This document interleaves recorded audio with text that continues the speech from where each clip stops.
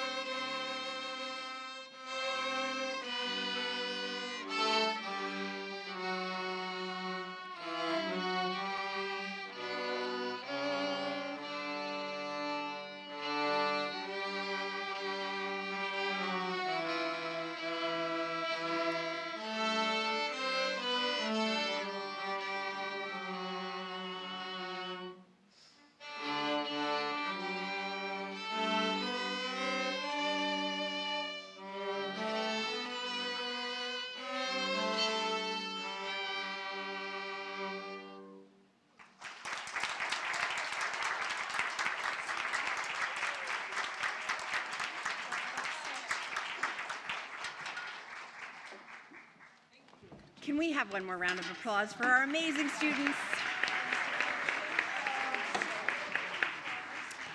Agenda item 4.02, announcements. If you would like a copy of the meeting agenda, please see the back of the auditorium. To obtain copies of any items or supporting materials being presented tonight, please reference the QR code on the agenda or visit www.fcps.edu/board docs.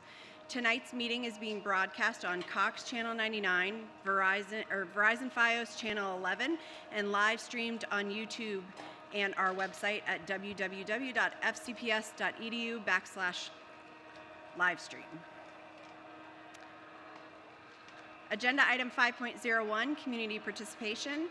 The next order of business is community participation. We welcome all community members who are here and those who have signed up to speak this evening. Additional information about signing up to provide comments at school board regular business meetings and public hearings can be found on the school board's website at www.fcps.edu/schoolboard. During the sign-up process, community members acknowledged that they were informed of the school board's expectations for the proper decorum when providing comments. These expectations are also available online and with the printed agenda and meeting materials in the back of the room. We ask audience members to be respectful of one another. Shouting and outbursts will not be tolerated. Please hold your applause until the conclusion of a speaker's remarks. Audience members may not join speakers at the podium and should remain in their seats, including when recording or taking photos. We are grateful to all those who have come to speak to us today. Thank you for your cooperation. School board members will be listening but not responding. Madam Clerk, please call the first speaker. Jeffrey Litz.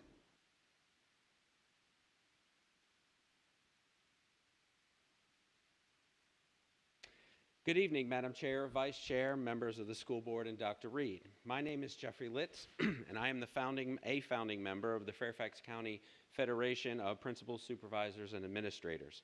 And as acting president for the past 4 years, I represent nearly 1,400 educational leaders who serve our schools, staff, and most importantly, our students.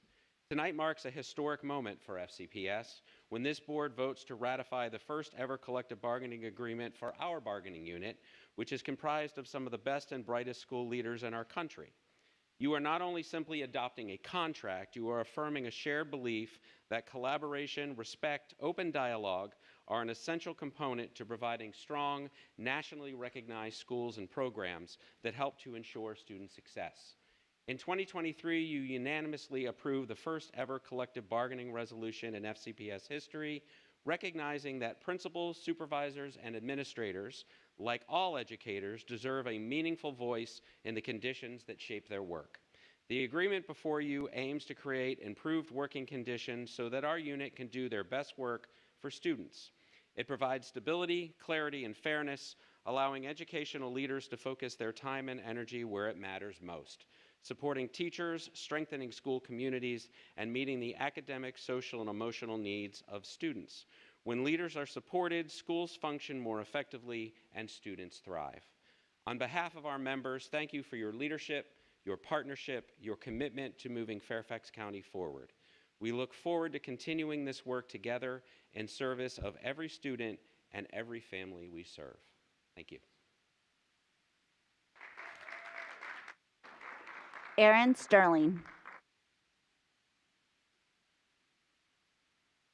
Good evening, school board members. My name is Aaron Sterling, and I serve as the interim vice president of the Fairfax County Federations of Principals, Supervisors, and Administrators, FCPS. I'm here to speak on the historic agreement before you, the approval of our first ever collective bargaining agreement. As you consider this landmark agreement, I urge you to consider the breadth of professionals who make up our bargaining unit. While we proudly include our senior managers, directors, and building principals, we are more diverse than our title suggests. Our bargaining unit has over 400 distinct job titles across the entire school division. When you think of who is a member, think of educational specialists and assistant principals who represent our largest member groups, our Title IX investigators, our FERPA officer, our DSSs and DSAs. We have specialists for MTSS and behavior intervention, software and database engineers, senior security center operational analysts, and managers for grounds maintenance. The depth and complexity of our roles and the collective experience within our bargaining group are critical to our service and our school division's excellence. They are the frontline and behind-the-scenes professionals who work tirelessly every day to support our students, staff, family, and our schools. As you consider your vote, please consider our diversity and the vital services our members provide to our school system.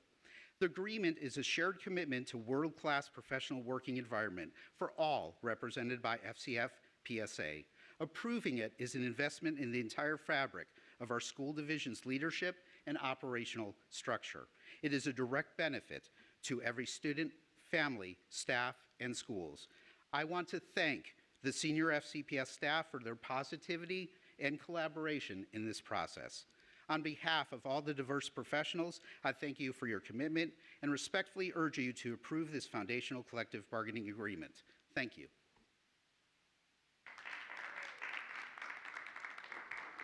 Katrina Cheney.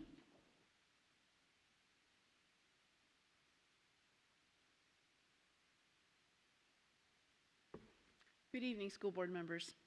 My name is Katrina DeVillis Cheney, and I currently serve as the interim treasurer for the Fairfax County Federation of Principals, Supervisors, and Administrators.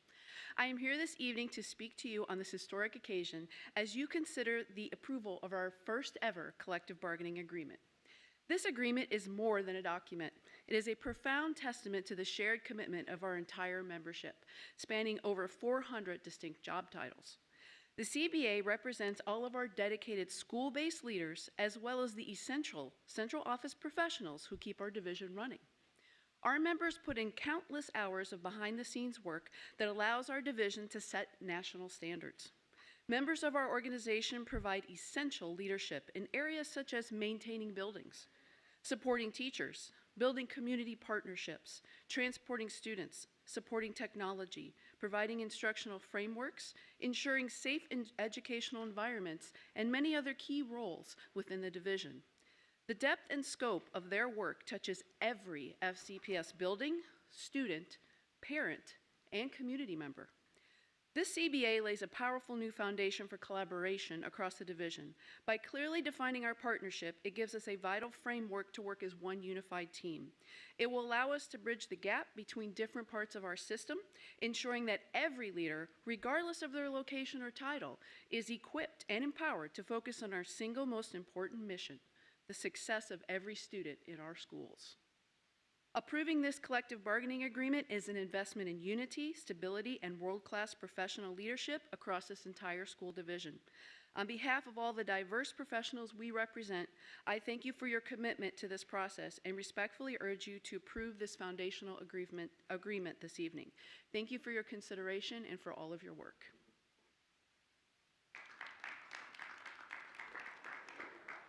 Bacal. Jackie Buckingham. Keena McAvoy.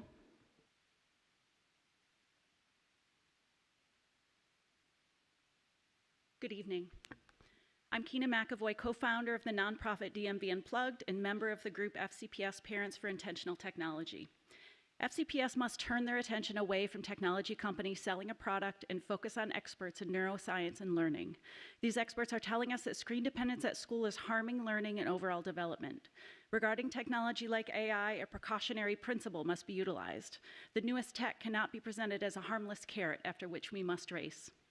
Last week, the Brookings Institution published a pre-mortem on AI in education.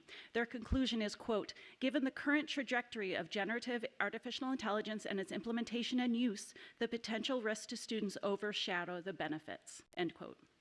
Also last week, 4 experts testified before the US Senate, including the following from Jared Cooney-Horvath, cognitive neuroscientist, quote, when tech enters education, learning goes down, and it is all biological. It's not that tech isn't being used well enough. We have evolved biologically to learn from other humans, not from screens, and screens circumvent that process, end quote. Another expert stated, quote, asking students to drill down on their schoolwork amid an array of digital distractions isn't just bad for test scores, it is inimical to learning, end quote. Regarding FCPS's rush into AI in partnership with OpenAI, it's easy to understand why technology executives send their kids to schools that do not do this. From the Brookings AI report, quote, rhetoric arguing that technology adoption in and of itself represents innovation and progress is not only false, but undermines society's ability to discern how to effectively harness AI to advance children's education, end quote. We do not know these answers, if they even exist, and our teachers, children, and families should not continue to be AI guinea pigs. We are not preparing our children for the future by harnessing them to addictive products built for corporate profit. Thank you. Paula Prosper.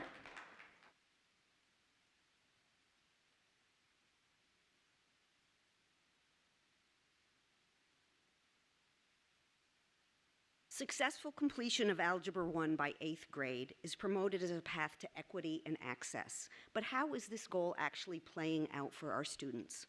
Some FCPS schools appear to achieve successful completion, but they're reducing rigor, removing topics, and relying heavily on the Desmos calculator that allows students to complete SOL problems without really understanding what they're doing. These schools then recommend that their students repeat algebra in 9th grade to gain the full depth and breadth of algebra skills. This is not exactly successful completion in 8th grade, even though they may spin it that way. Those of us keeping to the full curriculum are pouring our heart and soul into providing supports for students who are working incredibly hard. Even with outsized efforts, some students are unable to find success, becoming frustrated and demoralized. These students also will repeat algebra in 9th grade, but with a crushed spirit and a dislike of math. We can't wish every 8th grader into being developmentally ready for a high school level math course. We've always offered a foundational year of pre-algebra in 8th grade, yet FCPS plans to remove it. In the name of equity, we're forcing all our students into a single option and removing student-centered flexibility and choice. Instead of refining our tools to enhance civil rights, we're cramming all students into a course that may not be serving their needs. Is this equitable? I've not met a teacher or curriculum specialist who feels that pushing every single student into 8th grade algebra is a good idea. Not one single person except Dr. Reed.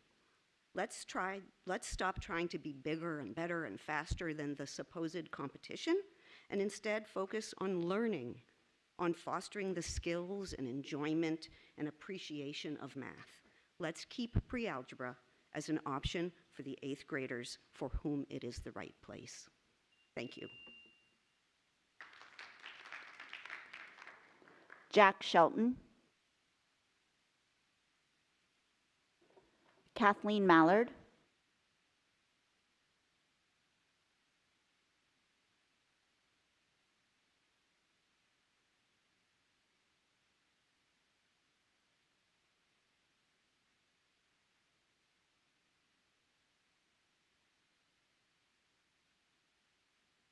Good evening, Superintendent Reed and FCPS School Board. I'm going to talk once again about student safety. As we begin 2026 with a new Democrat governor, lieutenant governor, and attorney general who fantasized about killing the children of his opponent, you're probably relieved that you no longer have to contend with that former governor and administration which desperately tried to keep citizens, especially our young people, safe from gang members, MS-13 for example, human traffickers, which occurs in every high school in FCPS per your admission, child porn, violent criminals, etc. The new governor is moving ahead at breakneck speed to overturn common sense safety precautions. And state Democrats are flooding the state legislature with bill proposals as soon as Governor Spanberger was sworn in. Some of their suggestions include reducing the severity of some robbery offenses, increasing parole eligibility, removing mandatory minimum sentences for rape, and the production and distribution of child porn, and recommending that local and state police not cooperate with ICE. Okay, allowing public school districts, Fairfax also included, to ignore Title IX, girls' sports protection and privacy in locker rooms. Some members of the FCPS school board embraced socialist teachings. A former member of Sizemore took her oath of office on a people's history that talks about the Constitution, the two-party tradition, patriotism, even populist reforms are tools to keep the masses in their place. Anyway, FCPS School Board as a whole has consistently pushed that far-left ideology.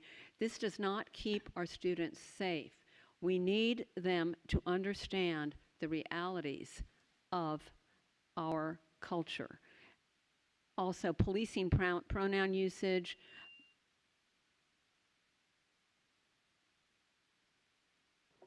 George Becerra.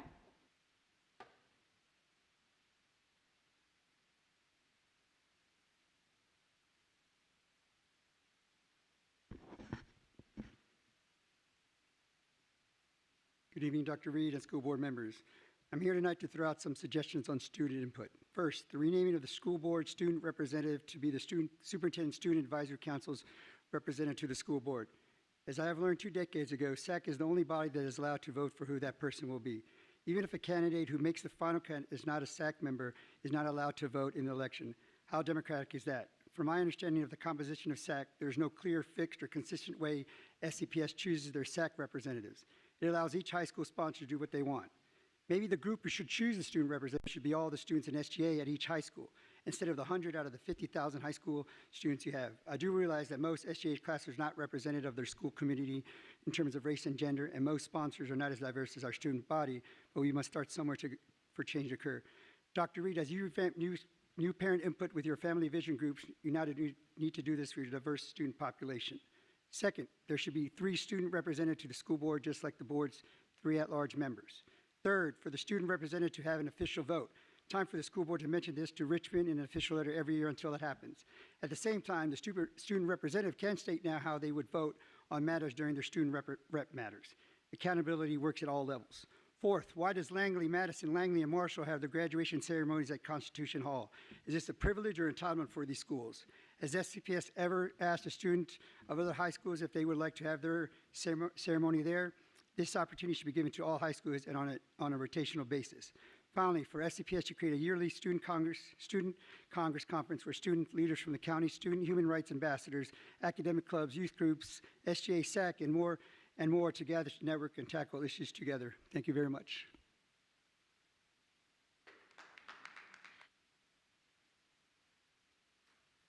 Please play the video testimony submitted by Panos Hadiatsinis.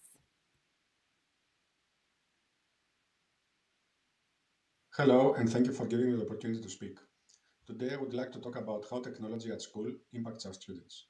Of course, technology can be useful in education, but when it is not deployed carefully and without proper safeguards, it can do more harm than good. And when that happens, it should not be used by default simply because it exists. Right now, classroom technology in FCPS is creating significant collateral damage to learning. Students are routinely distracted, and many are able to bypass existing internet filters with ease. Tools like Lightspeed have been proven ineffective, and students quickly discover workarounds that spread faster than IT can respond. This is a known and ongoing issue. As a result, this creates a growing burden on teachers. Teachers are being forced into the role of technology police, constantly monitoring screens, enforcing rules, and dealing with misuse, instead of doing what they are trained to do, teach. This is not fair to educators, and this is not an effective way to support learning. This is not a classroom management problem. It's a system-level technology and policy problem. Last year, I raised these concerns directly with the Superintendent Dr. Reed, who referred us to the Chief Information Technology Officer. We followed that guidance and had multiple discussions. We were given assurances that improvements were coming. One specific promise was the creation of a parent-facing technology portal, separate from the IT ticketing system, where parents could report technology misuse and emerging issues. That portal has still not been implemented, and no follow-up has occurred. AI is part of the conversation, but it's not a core problem. AI simply exposes existing gaps in safeguards. When students misuse powerful tools during learning, that reflects a failure of guardrails, not student intent. Parents are not asking FCPS to eliminate technology. We are asking for thoughtful deployment, stronger protections, and meaningful parent involvement. Other districts include parents through technology advisory committees and use more proactive approaches, such as whitelisting approved educational sites rather than relying on reactive blacklists. Technology should support learning, not compete with it. Right now, the balance is off and parents are asking for action. Thank you.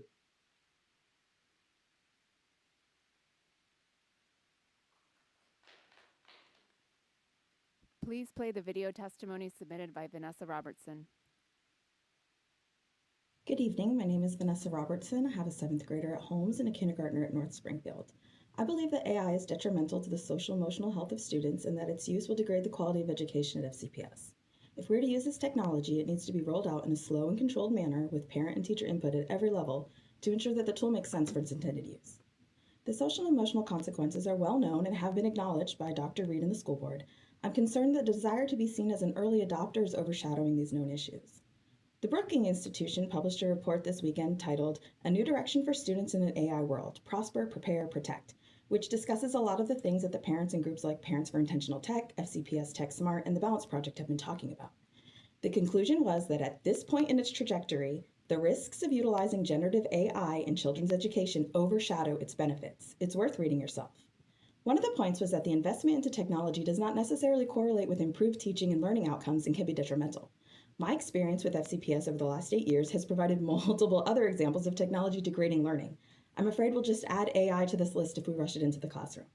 Some examples of technology degrading learning in FCPS are no longer teaching spelling because of autocorrect and spell check, instructing algebra students on the use of an online graphing calculator that's allowed on the SOL rather than focusing on the material, teaching division on the computer even though there's no division symbol on the keyboard, no longer teaching cursive, but also not teaching typing, acknowledging that cell phones are distracting and addictive, but giving every kindergartner an iPad for up to an hour a day. The inventors of this ed tech don't allow their own children to use it, and they send their kids to schools that are low tech. They're profiting off of us, not helping us educate our children. Also, I'd like to note that the cost for the enterprise licenses for OpenAI's ChatGPT is $25 per month on the low end per license. We have over 16,000 teachers and 180,000 students. It's only free until June 2027.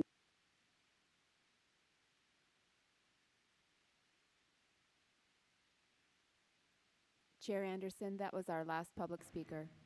Thank you. Agenda item 6.01, Student Representative Matters. I call on Ms. McConan. Good evening. I'm glad to be back with you all.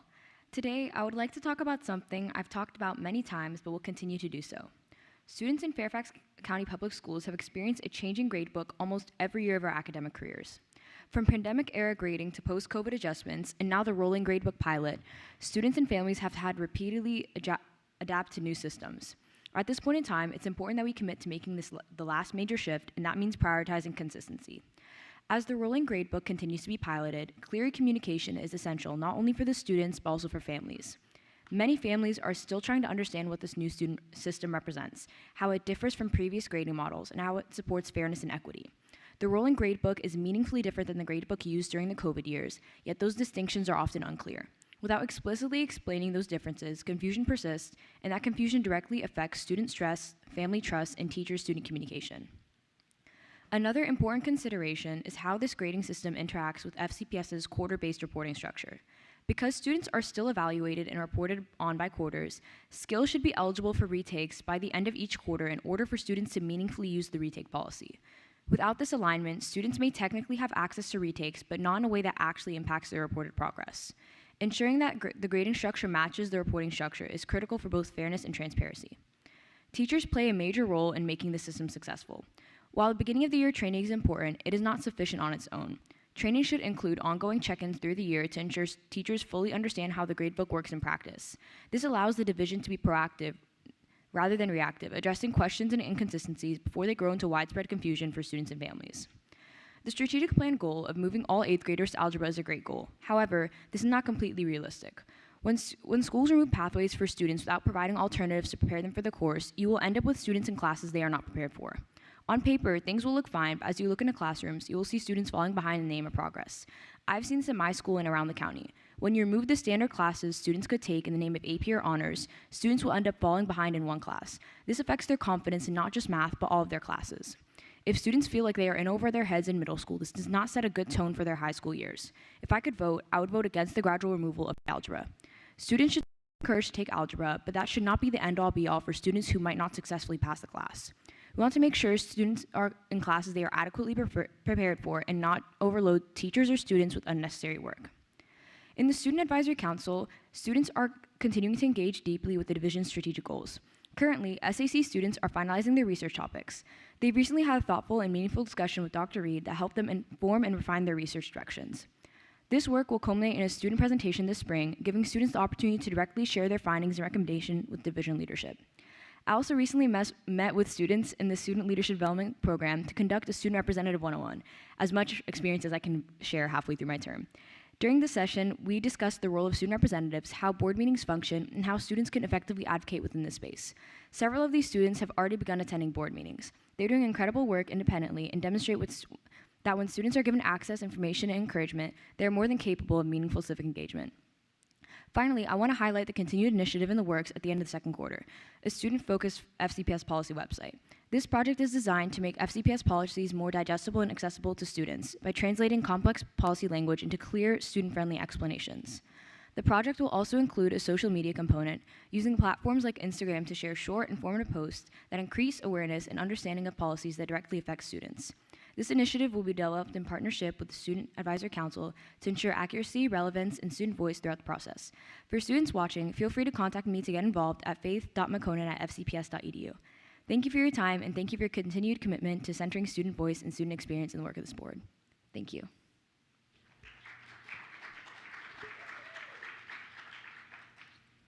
Thank you. Agenda item 7.01, certification of closed meeting compliance. In order to comply with section 2.2-3712D of the Code of Virginia, it is necessary for the board to certify that since the Fairfax County School Board convened a closed meeting on January 22nd, 2026, to the best of each member's knowledge, only public business matters were lawfully exempted from open meeting requirements, and only such public business matters as were identified in the motion convening the closed meeting were heard, discussed, or considered by the board during the closed meeting. Do I have a motion? Mr. McElveen. Do I have a second? Mr. Moon. All those in favor? Mr. Frisch, Mr. McDaniel, Ms. Marin, Mr. McElveen, Ms. St. John Cunning, Ms. Lady, Ms. Dixit, Mr. Moon, Mr. Dunn, Dr. Anderson, and myself. That is unanimous for all board members. Agenda item 7.02, confirmation of action taken in closed. I call on Ms. St. John Cunning for a motion. I move to expel the student who committed a serious offense in violation of school board policy by participating in a group assault, using a knife to assault a student, and participating in gang behavior. Is there a second? Second. Mr. McDaniel. All those in favor? Mr. Frisch, Mr. McDaniel, Ms. Marin, Mr. McElveen, Ms. St. John Cunning, Ms. Lady, Ms. Dixit, Mr. Dunn, Mr. Moon, Dr. Anderson, and myself. That is unanimous. I call on Mr. McDaniel for a motion. Move to expel the student who committed a serious offense in violation of school board policy by engaging in behavior in the community that is detrimental to the school environment in violation of the Commonwealth's laws. Is there a second? Second. Thank you, Mr. Frisch. All those in favor? Mr. Frisch, Mr. McDaniel, Ms. Marin, Mr. McElveen, Ms. St. John Cunning, Ms. Lady, Ms. Dixit, Mr. Dunn, Mr. Moon, Dr. Anderson, and myself. That is unanimous. I call on Ms. St. John Cunning for a motion. I move to expel the student who committed a serious offense in violation of school board policy by participating in a group assault, using a knife to assault a student, and participating in gang behavior in violation of the Commonwealth's laws. Is there a second? Second. Mr. McDaniel. All those in favor? Mr. Frisch, Mr. McDaniel, Ms. Marin, Mr. McElveen, Ms. St. John Cunning, Ms. Lady, Ms. Dixit, Mr. Moon, Mr. Dunn, Dr. Anderson, and myself. That is unanimous. I call on Mr. Moon for a motion. Thank you, Madam Chair. I move to expel the students who committed a serious offense in violation of school board policy by participating in a group assault using a knife to assault a student and participating in gang behavior in violation of the Commonwealth's laws. Is there a second? I second. Thank you, Ms. Marin. All those in favor?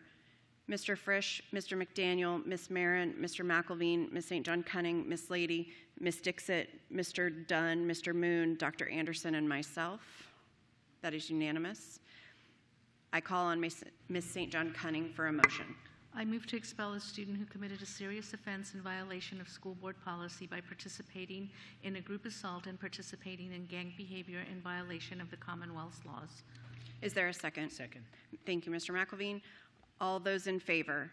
Mr. Frisch, Mr. McDaniel, Ms. Marin, Mr. McElveen, Ms. St. John Cunning, Ms. Lady, Ms. Dixit, Mr. Dunn, Mr. Moon, Dr. Anderson, and myself. That is unanimous for all board members. Action item 7.03, comprehensive boundary review. At this time, I call on Dr. Reed for brief remarks. Thank you, Madam Chair. This evening really is the culmination of 18 months of work that we've gone through several cycles of community feedback, several scenario iterations. We've literally heard from thousands of our community members. We've had a significant amount of review by our volunteer advisory committee, which I thank. I also thank all of the community that has come out and provided feedback, and the countless numbers of staff who've supported this work. I believe that at this point, this is a great beginning for our boundary work.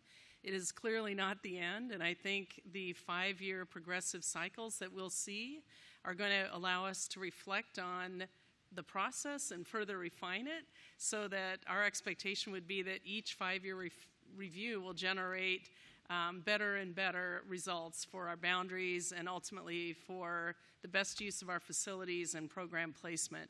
So I know that there's no process that's perfect, particularly first time out, and we can't let perfect become the enemy of progress. I believe this is a great start.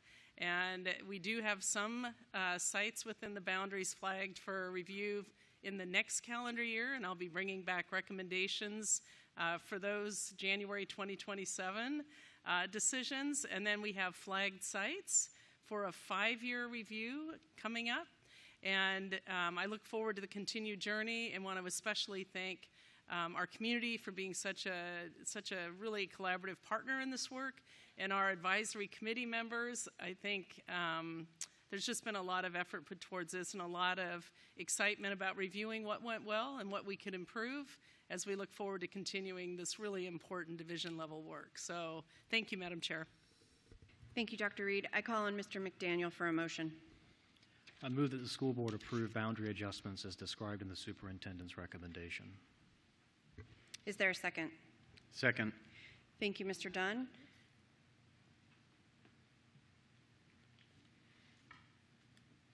Mr. McDaniel, would you like to speak to your motion? I would. I'm happy to move forward the approval of the superintendent's recommendation. I think in teeing off of the comments that the superintendent made, these adjustments represent a step forward in the overall process to slowly and methodically align boundaries across the division to equalize enrollment, to deliver equitable access to programming, and to efficiently operate the 8th largest school system in the country. This is the first time, as we've said, in over 4 decades that this process has been undertaken, and I want to thank the community for their participation and their patience, which saw record numbers of input in public meetings, tens of thousands of pieces of public input, dozens of meetings. I also want to thank the Boundary Review Advisory Committee members for all of their work over the recent months and all the effort that they put into helping staff and the superintendent come up with these final recommendations. When we set on this journey in July of 2024, it was my hope that politics would stay out of boundaries, which typically had not been the case, and that instead we would make data-driven decisions coupled with community feedback. And I'm confident tonight saying that occurred. So I'm happy to move forward, and I'll be voting for approval. Thank you. Thank you, Mr. McDaniel. Mr. Dunn, would you like to speak to your second? Yes, I would. This was a big challenge, undertaking the first countywide boundary review in 40 years. And the last countywide boundary review that was undertaken involved the closing of a high school, Fort Hunt High School, in the Mount Vernon district, and the merger with Groveton High School to create West Potomac High School. It was fairly traumatic for my community at that time, and so I made every effort to ensure that I reached out to every PTA, PTO, PTSA, HOA, Civic Association to offer to present to them on what was happening, make sure that they had a firm understanding of how they could get involved, how they could have their voice heard. And I presented over 30 times, and I published 15 newsletters on school boundaries. And I think the result was that there were no surprises in the Mount Vernon district, and I think that's positive. But what it reflects is that we had excellent members on the Boundary Review Advisory Committee, Kathy Hosick, Cynthia Peverall, Marie McCain. We also had the firm commitment of the superintendent, FCPS leadership, to really educate and reach out. We had more community meetings on this than we've perhaps ever had on any subject in the entire history of FCPS. It was certainly an imperfect process. There are many things to critique, many lessons learned. But when I look just at the Mount Vernon district in particular, I see attendance islands at Fort Hunt and Groveton Elementary eliminated so that children are closer to their schools, more walkable, bikeable, increased opportunities for family engagements to participate in parent-teacher conferences and school events. I see that we reduced overcrowding at Riverside and Groveton Elementary, that we eliminated a split feeder at Riverside, that we brought more students to some of the under-enrolled schools, including Saratoga, and we also reduced some overcrowding at Stratford Landing. We really brought more students to those schools that were yearning for more students, because with more students comes more programming, more teachers, more funding, more opportunity. In addition, we decreased bus rides and improved walkability and bikeability for a limited number of schools. And I'm proud of the changes that have been made, again, focused on the Mount Vernon district. And I know that there are some conversations that will continue in the coming year. I look forward to those. I look forward to robust community engagement before any decisions are made or any options developed. But I do believe this process, while flawed, ultimately resulted in positive change for a limited number of communities. And it also highlighted things that have been out there for a long time and were not receiving sufficient attention. For example, the under-enrollment at Mount Vernon and Lewis High Schools. These were issues that the communities had been concerned about for a long time, but now they're on the radar of FCPS leadership. They're on the brain of Dr. Reed, our superintendent. And so you have her commitment, you have the school board's commitment, you have FCPS leadership's commitment to address them. And that's something we didn't have before. So I think that's something we can all be grateful for, that although the process wasn't perfect, good came of it. Thank you, Mr. Dunn.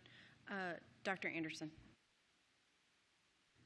Thank you. And I know since we're here last, there were a few changes that are made here. Dr. Reed, could you just quickly highlight those, please, for tonight's vote from when we had presented this a couple of weeks ago? Tonight is the same as the prior Thursday in terms of the revisions. We haven't made further revisions from the revised recommendations. But let me check with staff to confirm that. Mr. Schuster, we made further revisions since the revised amendments. No.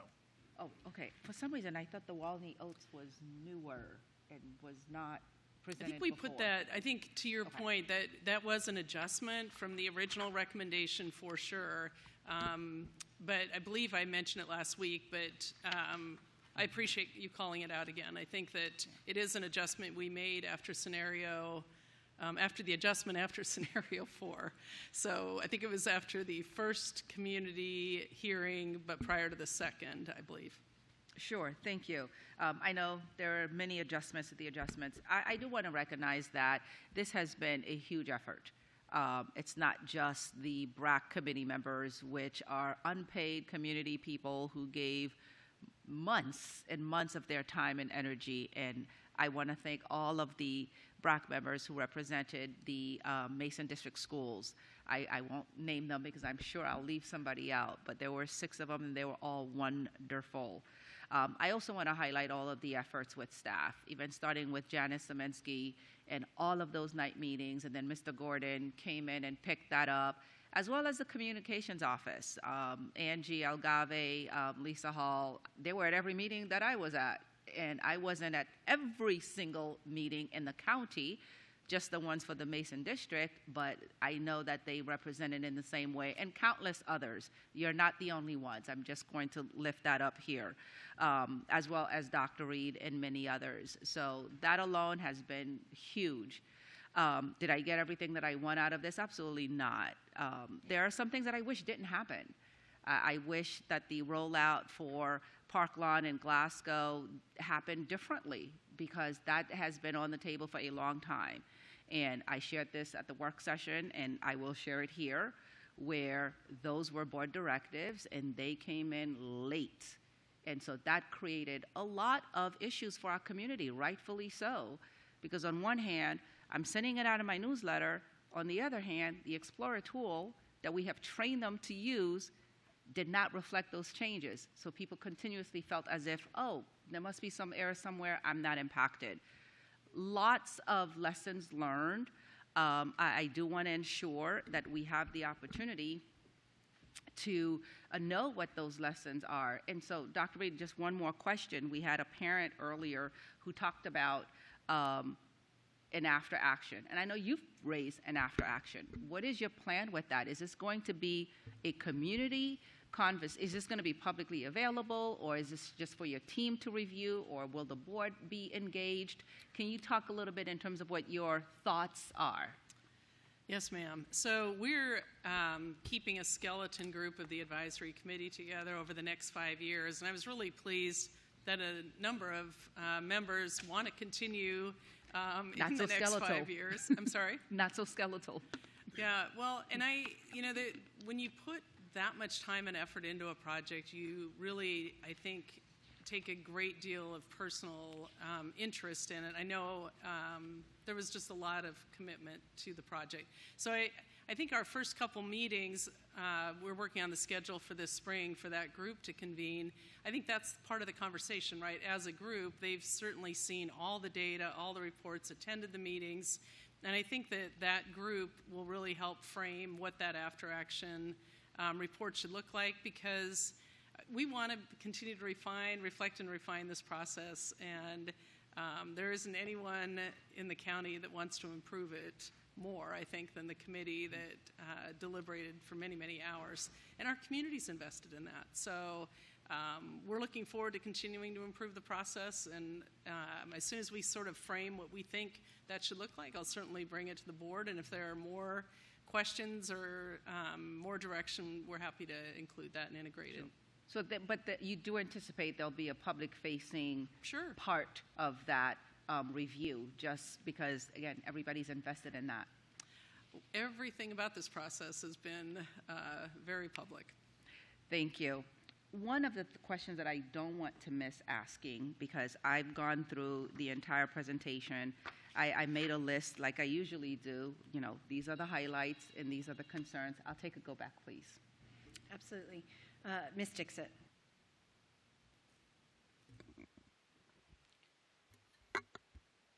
I want to begin by thanking FCPS staff and Dr. Reed for their tremendous work on this effort. A comprehensive division-wide boundary review of the scale has not been undertaken for more than 40 years, and it represents a significant and complex effort. I would like to thank my fellow board members for their leadership throughout the process, the volunteers who served on the Superintendent's Boundary Review Advisory Committee, and many parents, students, and community members who took the time to show up, engage, and show their perspective. While this work is difficult and deeply personal for families, I appreciate the transparency and community engagement that informed the final recommendation. I support moving forward with this action, and I cannot thank everyone enough who has ever showed up for these meetings or gone to the boundary committee community meetings, and all the effort the community has done. I think we could not have done this without you, so I'm really grateful to our community members as well. Thank you. Ms. Marin. Yes, I had planned to start with something differently, but I'm just confused why we're not seeing the final recommendations presented. There's 6 changes from what was publicly presented on January 8th, and there's 2 more changes on slides about year 1 recommendations. So these recommendations actually have never been publicly presented. January 8th, the superintendent delivered the recommendations. We had a public hearing January 10th from which the superintendent was responsive to, and what's posted now has not been presented. So, you know, I guess we are not clear on when we get presentations or not, but I think it's important that we know exactly what we're voting on. I don't want to hold it up, but at the same time, I had to say something. So I will reserve the rest of my time to talk about the actual process in case anybody else wants to weigh in on whether we should be having these at least 8 slides shown publicly for the first time ever. Thank you. Mr. Frisch. Thank you. As I vote for this motion tonight, I do so with gratitude for Superintendent Reed, FCPS staff, and our BRAC volunteers for the work that they've put into this over the last 18 months. I wrote years in my remarks. I think at times, we've all felt like that's how long it's been. And to the many, many Providence District families who have actively engaged in this process alongside them. I'm also grateful that Dr. Reed has expressed a willingness to listen and to adjust and to commit to future work, including by placing the Greenway Downs, Jefferson Village, and Kingsley Commons communities on the list of flagged school communities for continued boundary work to culminate in January 2027 with a proposal that unites these neighborhoods at Graham Road Elementary School. I'm also grateful that Dr. Reed has included Briarwood Trace and Briarwood Farms on the list of flagged school communities to address over the next 2 years as her team works to determine potential future capacity options at Oakton High School. Superintendent has committed to sharing a detailed plan to address the various aspects of, that we'll be tackling in these flagged communities, including the 2 that I've identified tonight. And I look forward to continued robust communication in the impacted communities so that they are actively engaged throughout the process, whether they are on the group that will be addressed in the year ahead or in the longer term solutions as well. I will be casting my vote in favor, and I appreciate all the work that my colleagues have put into this as well, including Supervisor Sizemore-Heiser, who is no longer on our board but was engaged at the beginning on our governance committee, and to the many staff members in our schools who have shared their perspectives as well. Miss Lady. Thank you. So, not to date myself, but I was a senior in high school the last time I think boundaries were touched in this county. So as a proud graduate of Madison High School, I'm pleased that we are getting to the finish line with this work. I too want to thank the BRAC committee, especially Christina Williams, who kept in touch with me often throughout the process, and Dr. Reed and staff. Again, I think that this is an exercise in listening. I think this has been a good exercise in understanding that there are lots of pathways and access points, if you will, within neighborhoods that we may not have been aware of when we embarked on the work. And so the dialogue with communities has been really important. I really want to emphasize the fact that I didn't get a single email or phone call or anyone come up to me at any BRAC meeting and say, please move me from my school. And I think that's a beautiful thing. I think we absolutely need to celebrate that we have close to 200 schools in Fairfax County, and people love where they go to school. And I used to work at Marshall High School, which we called Small School Big Heart at the time. And, you know, as a Madison graduate, that's the last place you'd go work. I literally had people calling me being like, what are you doing? Like, are you lost your mind? I step inside that building, and within a week, I'm like, wow, the magic in this place transformed me. And I share that just because in this position on the board, I go into all the schools that are within my district. And there is unique, special wonder and learning and creativity and innovation and community in all of our schools. So I think that's important for us to make sure we stay, as Dr. Reed always says, in the light around what's so positive about being a resident of Fairfax County Public Schools. One other thing often people said to us during this work was that we're in neighborhoods who were split. They said, look, we don't care which school you send us to, just put us together. Just keep us together as a community, because we're not right now. And I think we addressed a lot of that. So again, thank you, staff. Thank you, Dr. Reed. We will continue to engage in this work. I think that when we passed the policy and said we were going to do it every 5 years, I do hope that in the future that we will get more to programming. I'm a believer in bringing programs to schools instead of putting children on buses to send them to programs. And I hope we'll get closer to doing that work with Fidelity in the next round. And I'm honored and excited to vote in support of this tonight. Thank you. Ms. St. John Cunning.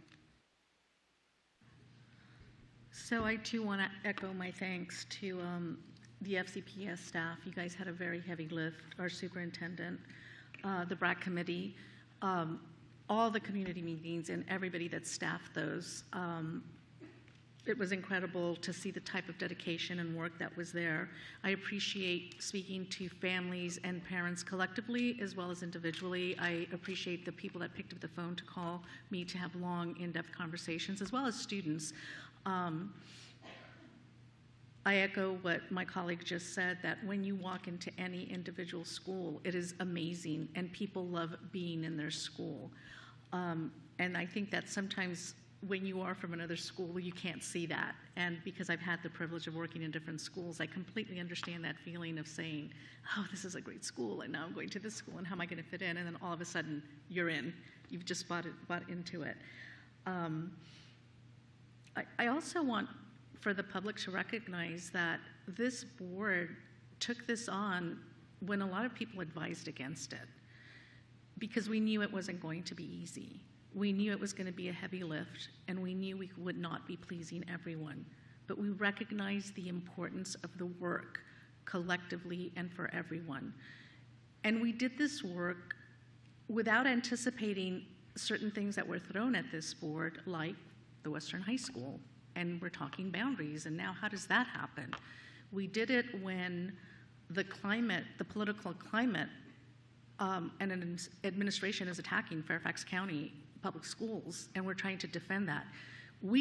I, as a school board member, did not anticipate coming into this, doing boundary work, and then having to do all of this other work.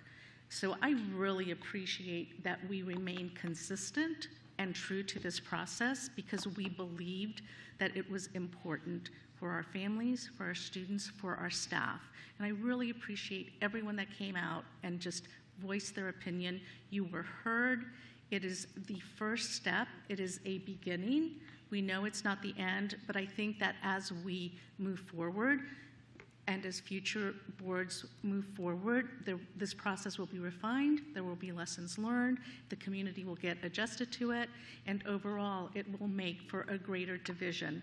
And at the end of the day, that's why we are all here, to have a greater impact on our students and our community, because we know strong communities and strong schools are what this county is known for. I'm very proud of the work that everyone has done from the top all the way down to the bottom, and every piece has been critical in getting to this point. So thank you to everyone. Mr. McElvey. So I want to begin by speaking from personal experience tonight. When I was a student at Marshall High School, when Miss Lady was there, not as a student, my closest friends came from outside my elementary school attendance boundary. I grew up in Westbriar, but my best friends, the ones who stood at my wedding, the ones I still speak to every day, they came from Wolf Trap. They were part of the very community now being reassigned from Marshall to Madison High School. I share this not to oppose any specific boundary change. I share it to remind us of what hangs in the balance tonight, to amplify the fact that what we are doing tonight will have life-changing consequences for children and ripple through their lives in ways we cannot fully anticipate. We are reshaping communities, determining friendships that may last a lifetime, connections that will sustain them through joy and hardships alike. This is a profound responsibility. If these changes we are voting on tonight had been in effect then, when I was a student, the course of my life would have been very different. I want to express deep gratitude to those who have worked so hard on this effort. Dr. Reed, your leadership throughout this process has been nothing short of extraordinary. I cannot imagine anyone who's worked harder, engaged more deeply with our community, or demonstrated greater command of these complex issues. Your team, and I won't name anyone or everyone, they have been exemplary as well. The community engagement you've led, while more extensive, and yes, I've complained at times, perhaps too extensive, than any of us anticipated, has been unprecedented in its scope and sincerity.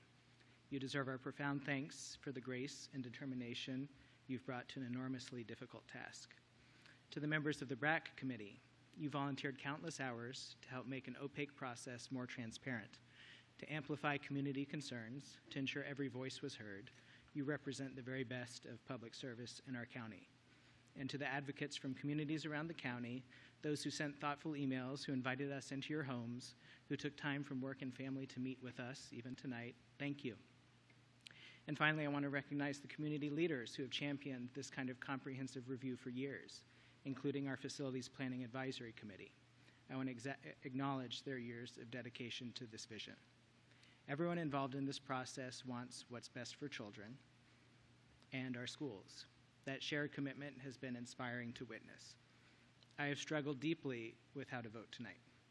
Everyone involved has tried admirably to make the best of a difficult situation, to make lemonade out of lemons. But despite the tremendous effort invested, I believe this process has not yielded results commensurate with its cost. The juice has not been worth the squeeze. Throughout this journey, we've spoken of doing big things for our school system, yet the outcome before us tells a different story. 1,700 students out of 180,000 will be affected, and I'll continue later. Thanks. Mr. Moon. Thank you, Madam Chair. I want to start with a statement saying that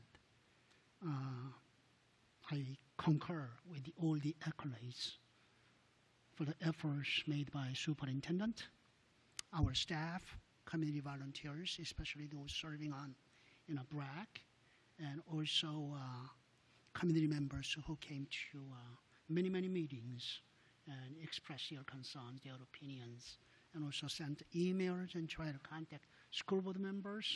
I have not been able to return all the, answer all the emails, but I have tried to do as much as I can.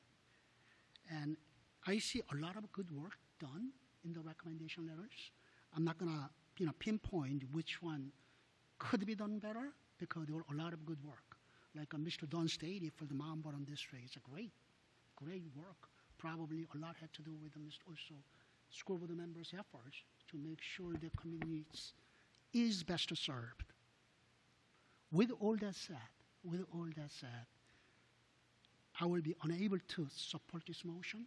It sounds as if this motion is going to pass no matter how I vote, but I need to make an important point. As someone who has been serving on the board on and off over 30 decades, have gone through many boundary changes. I was not there when Fort Hunt was closed 40 years ago, so I didn't know what happened back then. But when South County Secondary School opened, Westfield, when we did major changes in western part of the county involving South Lakes and Oakton High Schools, and in 2011 with Annandale High School and Woodson High School, in 2013 in the cluster 3, 6, and 7, 21 and 23 I was not there, but all those boundary changes with the phase-in implementation, we have never failed to provide transportation for the students who decide to stay at their schools with a phase-in implementation. It sounds as if this is the first time, as long as I can remember, we do not have a transportation plan. We do not have a transportation plan. Next agenda item is collective bargaining agreement, and I'll be seconding the motion, and I'll support the motion. We are putting in close to $18 million for 1,400 employees, but we have no plan for 1,700 students because it may cost. For 2,200, it was going to cost as much as $10 million, but with the 1,700, most likely much less than that, but we have no plan. Thank you, Mr. Moon. I'm going to go ahead and take a quick turn. We've said for a while now that this has been going on for 18 months, but it's actually been going on for almost 2 years. As of February 13th, 2024, which is when we had our forum hearing to actually address the boundary policy. That was significantly out of date and we brought up. And I will say that every part of this process has brought its own challenges, but that particular, based on the audience that we have here, it tells me that we're getting closer to right. And I have jokingly said all along that boundaries is if you give a mouse a cookie, it's the cookie. It's the first thing. And when I thought today about who all I needed to thank, this has literally touched everybody in our division and everyone in our community. So it told me that I was right. This is the cookie. And we didn't get it perfect. It's okay. It took us a really long time to get to the point where we have to make all these iterative changes, and it's going to take us some time to get there moving through. So what I do appreciate overwhelmingly is the flexibility of the superintendent and how hard that she has worked to try to make sure that all of the communities and my colleagues bringing forward different issues related to the entire county and what was going on in each of our individual magisterial districts, just so that we understood where we are. And I appreciate the flexibility with the community that's understood where we knew we didn't get it right in this first recommendation and giving us a little bit more time to make that happen. So I really appreciate all the support and energy that this has gone into, and I am fully in support of the motion to move forward here. So we have a few people that have go-backs. We'll start with Dr. Anderson. Thank you. I'll just pick up where I left off regarding, I do my pros and cons list in terms of the highlights and the areas of concern. And I noted about 18 areas of significant highlights in schools throughout the division. One of them is in Mason District, which is Mason Crest, and eliminating that attendance island there, and that split feeder, rather. The concerns, I had about 7 that are school-related specifically, and 2 of them continue to be my schools, Glasgow and Park Lawn, the 2 most detrimental areas. Then I also have concerns regarding the process, which I've already articulated, so I want to make sure that that's noted. Then I have concerns about the transportation, and I won't repeat what Mr. Moon has just shared, but I do want to take this opportunity to ask the question of what are we doing here with transportation? Because we did not approve what you had last time. It's my understanding it's still coming back to the board for a vote, and staff are continuing to work to try to see if there's a way. Our prior experience, the data showed about 70% of students who had the option chose the option to be transported. So they ran new budget numbers, which still seem too high. And so we've talked about, are there other ways to use hubs differently? So staff are working, actually we're working all day today on this project, and hopefully by next week, perhaps we can have something in the Friday letter. We're trying to drive the costs down as much as humanly possible because we're also in a tight budget time. Because of course we agree that if all things were equal, we absolutely want to provide transportation, but we're also in a budget constrained time. So staff are continuing to try to carve all the, the best possible paths forward. We also need to make sure that we're clear about which boundaries are being changed, right? That's why tonight's so important. I think we're also, once we know that, we would plan to likely survey families, right, that are affected. If the number is actually lower than 70%, perhaps it's only 30 or 40%, then that would dramatically change the possible cost. So we need to make sure we identify the boundaries and then move forward with the ability to connect with families who will be impacted to make sure that we have a projection that's as close to real as possible. Thank you for that. And so I appreciate that you'll give us some information in the Friday letter, but this really has to be public facing. People want to know what we're going to do. So that would be the subsequent action. Yes, ma'am. The Friday letter would be likely an interim draft, right, like as the last working document. And as is often the case, if there's feedback from the board on the Friday letter topic, we can engage, and then I can go back to staff, and we want to make sure that when we're ready to put it out publicly, it's ready for prime time. And I do hope that we have a really hard look at whatever that estimate will be, because last time I felt that it was disingenuous to add all electric buses when we've never purchased those without a grant. So I'm hoping we can be a little bit more, just a little bit better about whatever that estimate is. Yes, ma'am. In fact, we've calculated both, right? Diesel buses and electric buses on our new estimates. Just a few quick questions because those have been coming up. Some of the schools in the new amendments are, and some were there before, have increased. And I know, not to take anybody's fire away, but I mean, not to be into anybody else's space, but I know this has been a huge conversation. Can you speak to Chantilly going from 110 to 112 without modular? Are we expecting for that to be entirely taken care of with the new Western High School? Yes, ma'am, that's correct. The three most impacted pyramids for the Western High School enrollment are Centerville, Westfield, and Chantilly. So we know that as Chantilly's enrollment will skew towards the new high school in the western part of the county, that those students, and it's a very small number that we've moved to Chantilly, will not be impacted, and they're not in neighborhoods that would be close to neighborhoods likely to be moved to the high school in the western part of the county. So we anticipate that when we come back to the board in June with the recommendations for the western high school boundaries, that Chantilly will not be over-enrolled at that time. Okay. And just two more quick, I just wanted to ask about the SPA areas. We can follow up with that after in another venue in terms of sending an email, and then maybe we'll bring the question back. But at this point, we have other folks that we need to move forward with. Ms. Marin. So I'm very glad that this school board has authorized this comprehensive boundary review. People continue to remind me, especially other elected officials, that this is the hardest thing a school board can do. However, I think being on the school board during the COVID pandemic was more difficult, but this was still challenging. When the scenarios began being published, I committed 4 things to Fairfax residents, and I stated these. I will understand each change being proposed. I even drove around to figure it out. I will communicate as clearly and as often as I can to inform the public about my decision making. I was aiming to reduce upheaval in our school communities, particularly over short periods of time with lots of moves of students. And I aim to advocate for families to have the option for siblings to remain in the same pyramid in the secondary years.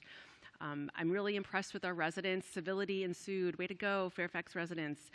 I've had taxpayers asking about the cost and value for the work, and I think it was valuable to have it done, know the experience, but now I would like to know if we really need a consultant or if we learned enough that we could indeed do this. I'm eager to know what the next steps are. What are the interim year works? Is it major projects like right-sizing capacity for Herndon High and Lewis, or are there smaller tweaks? I thought we were going to be presented that this evening, so that's unfortunate. I also think that in the future, school board members must have a clear role in providing input about the communities we represent at designated times during the process, because never was I consulted from the start or throughout for my thoughts about the community I represent, and I think that was a detriment. But to build on the efforts of a constituent or the words of a constituent tonight, things that happen, good things, balancing capacity, keeping communities together, access to programs. But I do have to highlight a few places that remain in not a great place in the community's opinion. Tyson's Green and the Westbriar split. While that was reduced, there's now even fewer students who are in this split feeder. And while priority transfer has been given to them, if transportation is not included, it's not fair. So we shouldn't have created a worse split feeder. I'll quickly say also the Flint Hill and Oakton Elementary split, that remains unresolved. Lots of questions about Western and the transfer process, but ultimately we need to provide transportation to the kids who are covered by phasing as stated in the policy. Thank you, Ms. Marin. Mr. Dunn. Thank you. While there are good results that have come out of this boundary review that I mentioned previously, I'll be unable to support the motion tonight because I don't quite know what I'm voting on. Throughout the past month, it's been a moving target in terms of what the recommendations are, and although I'm very diligent in reading every new publication that comes out, every amendment, it creates a lot of confusion. And many of the people who have come to speak tonight, other public hearings that we have held, they've spoken about last-minute decisions that were not reflected in the published maps, Scenario 3, Scenario 4. The transportation question, the cost, what's involved, who will receive transportation beyond the phasing policy that we adopted last summer at Dr. Anderson's urging, there's just too much uncertainty. So without having that knowledge, without having those answers, I can't support it in these circumstances. Moreover, if you look at the data, we entered this boundary review with 22 attendance islands. We're leaving it with 22 attendance islands. We entered with 42 split feeders. We're leaving with 35. We entered with 800 rooms in 800 classrooms and modulars and trailers, and it's maybe 1 or 2 reduced from that. That's not great success metrics. Now, again, that data doesn't necessarily reflect some of the positive work because we did eliminate 3 attendance islands. We also added 3. So I think one of the things that came out is maybe attendance islands are not always the terrible thing that we thought going in and that we reflected in the policy. So maybe we need to adjust the policy. In some cases, the people in those attendance islands value them and like them. And so we need to make sure that when we go forward, we're very thoughtful about the objectives we established, because although we had 4 priority factors in the policy, we didn't really say which of those should be the priority for this boundary review. So going forward, we really need to be very specific so that then all the efforts can go to accomplishing that particular objective. Thank you, Mr. Dunn. Mr. McElveen. So 1,700 students out of 180,000 will be affected. We've created new attendance islands and split feeders. We've exacerbated capacity challenges at several schools. We've failed to address school communities that were desperate for increased enrollment, and we've been unclear about when transportation will be provided and at what cost. Whatever we intended, the results fall far short of transformation. It is incremental change at extraordinary cost. I don't think anyone can disagree with the fact that this has been lowest common denominator work. Here is the truth we must face. Similar outcomes could have been achieved through targeted boundary studies without subjecting our entire community to 2 years of uncertainty and anxiety. And now, having established this process, we've committed ourselves to repeating it every 5 years, in perpetuity. We've doomed future school boards to spend the majority of their terms consumed by this work, just as we have been. And we've been very clear that this is not just a 2-year process. It is ongoing. We have many communities that will remain under the microscope for another year. Many of you know I was the only person on the board to oppose this boundary study from the beginning, not because I object to comprehensive boundary studies in principle. In theory, in a controlled environment with unlimited time and resources, such a process could be valuable. I opposed it because I knew even then that we lacked the capacity to execute it in a meaningful and economical way. I knew it would consume our political capital and our community's goodwill, and I was right. This process has prevented us from acting on middle school start times, delaying improvements to student health and well-being. It has complicated decisions about the Western High School, forcing families to make life-altering choices without complete information.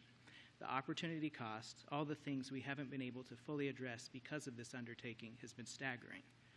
I recognize that reasonable people can disagree on this vote. I respect that some of my colleagues see this differently, and ultimately it will pass. I will go back again. Thank you, Mr. McElveen. So as is our practice, we only have one go back for each board member. So seeing no others, we're going to go ahead and call for a vote. May I be recognized, Madam Chair? For what reason, ma'am? I'd like to call for a suspension of the rules, if that's even actually a rule, to allow for additional go-backs. Okay, that would require a vote, a 2/3 majority in order to pass. All those in favor of going to further go-backs, please raise your hands. Mr. Frisch, Mr. McDaniel, Ms. Marin, Mr. McElveen, Ms. St. John Cunning, Ms. Lady, Mr. Dunn, Mr. Moon, Dr. Anderson. All those opposed? Ms. Dixit. All those abstaining? That's myself. Okay, so everybody please turn your lights off.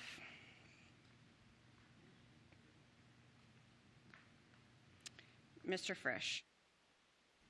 Just want to clarify that it is Robert's rules that you speak twice to a question at most. So that is in Robert's rules, but we suspended Robert's rules. So here we go. Mr. McElveen. I appreciate my colleagues allowing me to finish. I've never been in a situation of this enormity where board members haven't been able to speak their thoughts. I cannot in good conscience support a plan that commits us to this cycle of disruption every 5 years, that produces such modest results at such great cost. This reflects not our aspirations for this system, but the limitations we've discovered along the way. Our community deserves better, our students deserve better, and the dedicated professionals that have poured themselves into this work deserves a process that matches their commitment with meaningful results. For these reasons, and with enormous thanks to our staff for this effort, I cannot support this proposal tonight. Mr. Dunn. Thank you. I wanted to ask Dr. Reed, the very first community meeting was held at Glasgow Middle School, and the overwhelming verbatim words that I heard at that meeting, which I attended, was end the experiment. End the experiment of some middle schools, Glasgow, Poe, and Holmes, being 6 through 8, and the rest of the county being 7 through 8, or secondary schools. I bring this up because it creates enormous complexity when there are boundary shifts from one elementary school moving from one pyramid to another. And it creates just difficulty when there is rebalancing that needs to happen among the elementary schools and across pyramids. So I wanted to understand, what is your plan to address that key demand that we heard at the very first community meeting? So, I think that having 6th, 7th, and 8th grade as a middle school is actually a preferred model, and it's the predominant middle school model across the country. So I don't know when one of the factors we looked at very early on was would it be possible to move sixth grade into middle school in other parts of the county? And we were not able to make that happen because of the space available in many of our 7th and 8th grade schools. So I think that to address the issue of moving students within pyramids where you have K-6 elementaries and K-5 elementaries, it would require, and I think we've had this conversation, it would require a year out planning because you'd actually have to increase a particular school to 6th grade, an elementary school, to move to a 7-8 middle school pyramid. So it's not impossible, it just requires us to be patient and a bit more disciplined in our approach if we're moving students in between 6, 7, 8 and 7, 8 pyramids. I'd just like to suggest the experiment can be ended in one of two ways. It's shifting all the 7, 8 to 6 through 8, or it can be shifting the 6 through 8 back to 7, 8. I would just ask that consideration and some planning and thought go into not just allowing that to linger as an experiment that started 20 years ago, 30 years ago, and then was left to fester for 30 years, leaving those pyramids kind of on their own with the problems that is entailed by being different from the rest of the county. Yes, sir. There are a number of topics that have lingered for 20, 30, 40 years that we're working on, so I appreciate you calling that out. Thank you. Dr. Anderson. Thank you. I am just going to pick up where I left off. We were talking earlier regarding the SPA areas. There were a lot of questions from my community in terms of how they are the way that they are, which often doesn't seem to make sense. Can you speak a little bit to what will be happening with that part of the planning? Yes, ma'am. I think one of the things we had a very short run-up to this particular first EPIC boundary study. I think we had a month about. And one of the things we noted, and it's our team that noted it when we began the process, and several of our community members also pointed it out, is that our, what we call SPAs, student planning areas, were not accurate. And I'm not entirely sure the origin of why they weren't accurate, but I think they hadn't been necessarily kept up, and I believe those are on the county side. But over the next 5 years, it's one of the things I noted in the white paper that is posted, is that we're going to spend time to make sure that when the next 5-year cycle occurs, that those SPAs are accurate from the beginning, because it saves a lot of time, and it also prevents a lot of errors when you GIS map SPAs. They really should be accurate. So we were mapping inaccurate SPAs and then having to go back and correct. And I don't know, Brian, if you could speak to that. Mr. Schuster worked actually fairly closely with the SPAs. If you could comment, Brian. Of course. Brian Schuster, Senior Manager in Facilities Planning. That's correct. Our SPAs hadn't been updated for a while. For various reasons, and that's one of the things that we do want to look forward to with next studies, is just making sure that they're as up-to-date as possible. Thank you. The other question that I had was regarding the number of schools now, some of it being of some of these shifts, that have fallen really significantly below 80%. Is there going to be a plan for those sites to maybe have more programming that we can take out of places that are more overcrowded, like Wayne Oak Elementary and others? What's the thinking with those sites? Yes, ma'am. I think that once the boundaries are set, then the teams that look at programming, and we have a number of unique programs that are placed on a space available basis, I think that all those different puzzle pieces need to be in place. So once the boundaries are set, the program sites are determined, and the transportation then routing can be planned based on the students in the programs where they're placed. So there are many programs that are located in schools likely that are more crowded that we can now redistribute within reason to make sure that we are most efficiently using space. We also have professional and technical programs that we'd like to cite, particularly in secondary schools.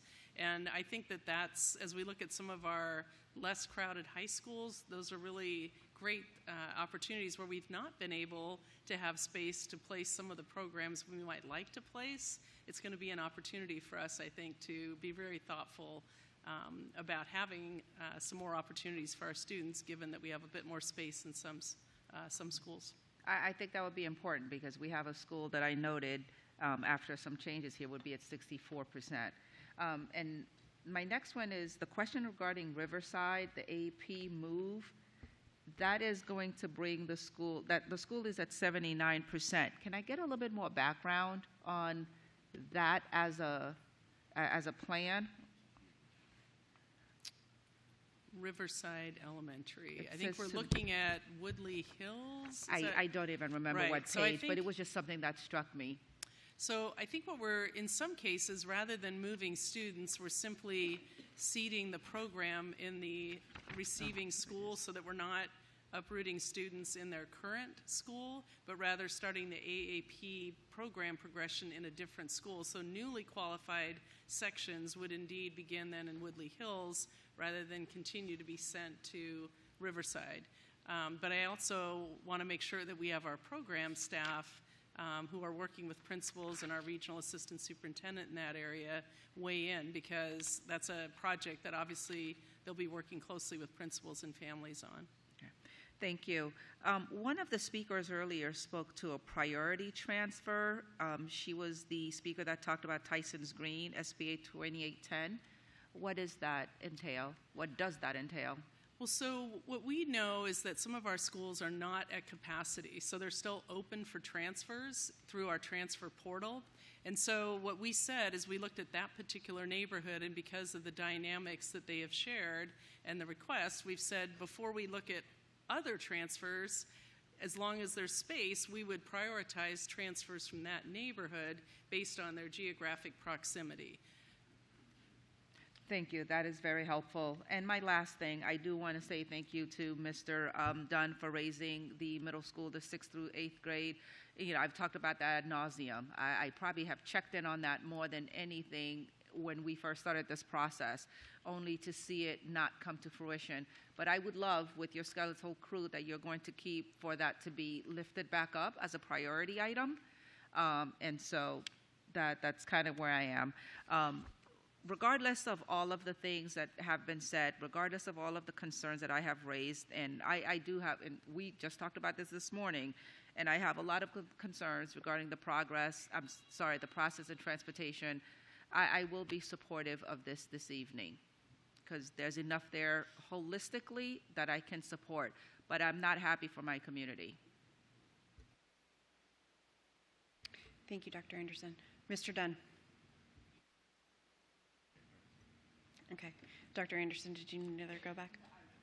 Okay. Seeing no others, we'll go ahead and call for a vote for the motion that will be on the screen shortly.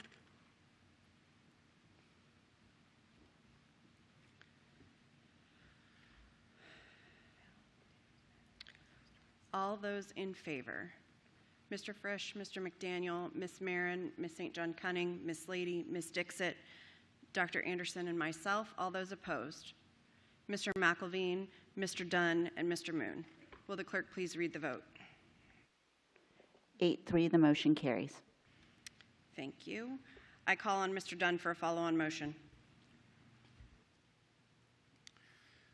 I move the school board to direct the superintendent to prepare a comprehensive project plan and timeline for all work included under the headings Sites for 1-year review with recommendations by January 2027, and identifying flag sites for the next review cycle in the white paper entitled Comprehensive Boundary Review Executive Summary as amended. Is there a second? Second. Thank you, Mr. McElveen. Mr. Dunn, would you like to speak to your motion? Yes, I would. It has been remarked tonight that we passed the policy, the revised policy 8130, governing school boundaries, in July 2024. Then we launched the school boundary review almost immediately in August and September of 2024. Going forward, I think it's incumbent in the spirit of good government and effective processes to ensure that we have a clear project plan and timeline that identifies who's in charge of what, when will things happen, when will meetings be held, and where, so that the public sees evidence of good planning, which for this boundary process was lacking. And one of my constituents rightly said that this boundary process has been mentally exhausting. And I think that's true for everyone concerned. Staff, our public, school board members, everyone involved who has tried to follow either passively or actively, who has come out to speak. I'm grateful for all their efforts to make sure that their voices were heard, but it can be frustrating because we launched into this so quickly. So much of this boundary process has had a characteristic of flying by the seat of your pants.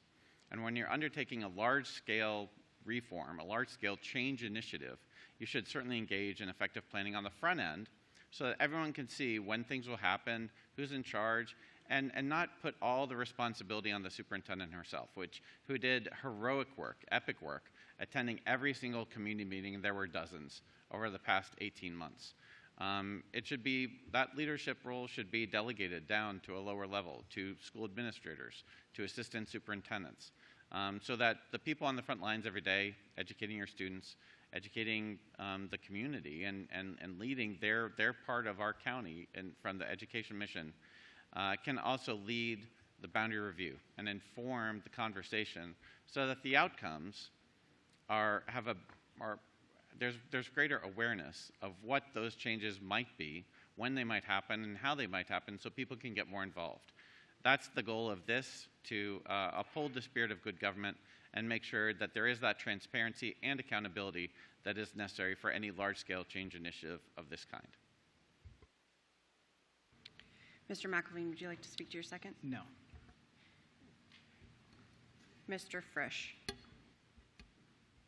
Thank you. I want to thank the motion maker for reaching out as per our recommended guidelines with the motions in advance so that we could consider them. As I indicated in my response, these are things that have been discussed at work sessions, regular meetings, et cetera, and Superintendent Reed has committed to them. Dr. Reed, your intention is to give us a project management plan with a timeline, correct? Yes, sir. And so we have a mechanism for holding these public comments to account in our EL work. I think the second or third bullet is on trust for the board. And I have 2 school communities that are in this group, and I have every belief that Dr. Reed is a person of her word, and we have a process as board members for dealing with things that might be lacking. So I will use those if necessary, but I don't think it will be necessary. I do appreciate the sentiment, and I've raised those questions at work sessions because I think those things are important. So we're going to get there. I don't think we need to direct work that's already being done. Thank you. Ms. Marin. I appreciate the motion and thank my colleague for bringing it. I think the motion is needed because there is so much uncertainty right now. And we don't have answers to the questions that we've asked. And while I, respect our superintendent, we need to be sure that that's our role. This is an opportunity to make it clear that the board is directing the superintendent.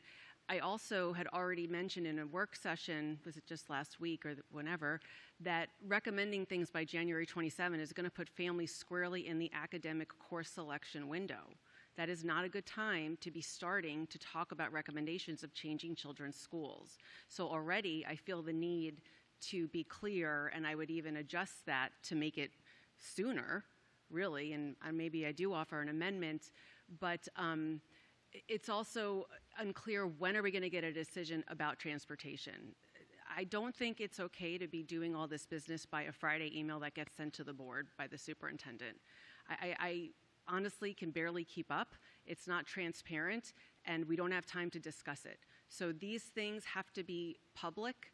I would like a plan for the community to know when can they expect recommendations to come out? When can the BRAC know to meet? I'd be happy to wait another month or longer for a more specific plan. That said, I would like to just take a moment to say, we did it. We passed boundary changes. And can we just take a moment to celebrate that we did something that hasn't happened before we dive into the next thing, okay? So it wasn't perfect, we learned, but we did something really challenging that the other boards haven't done in a really long time. So thank you to our chair for leading us through and all the staff who worked so amazingly hard. It's good to celebrate a little bit. Okay, so I will be supporting the motion, thank you. Dr. Anderson. I was waiting for her to celebrate. She does like to do that. Dr. Reed, you said you were going to do this anyway. Yes, ma'am. Thank you. Is there any harm for us directing you to do something you were going to do anyway? I am not going to comment on what the board may or may not choose to do. Oh, at I this was point. asking you, like, do you see any harm in it? I'm not going to comment Oh, okay, on that. good enough. One of the things that I see, if this is something you're going to do anyway, there's no harm in putting a stake in the ground. While I appreciate what the EL accountability can provide, I don't want to wait until after the fact to really get clarity on what we're expecting to get. And the timing of the ELs and the timing of this work are not exactly in full alignment. So I would like to make sure that in the next month or so, we have a plan that is clear, because I have several schools in this boat, and my people want to know what is the next step.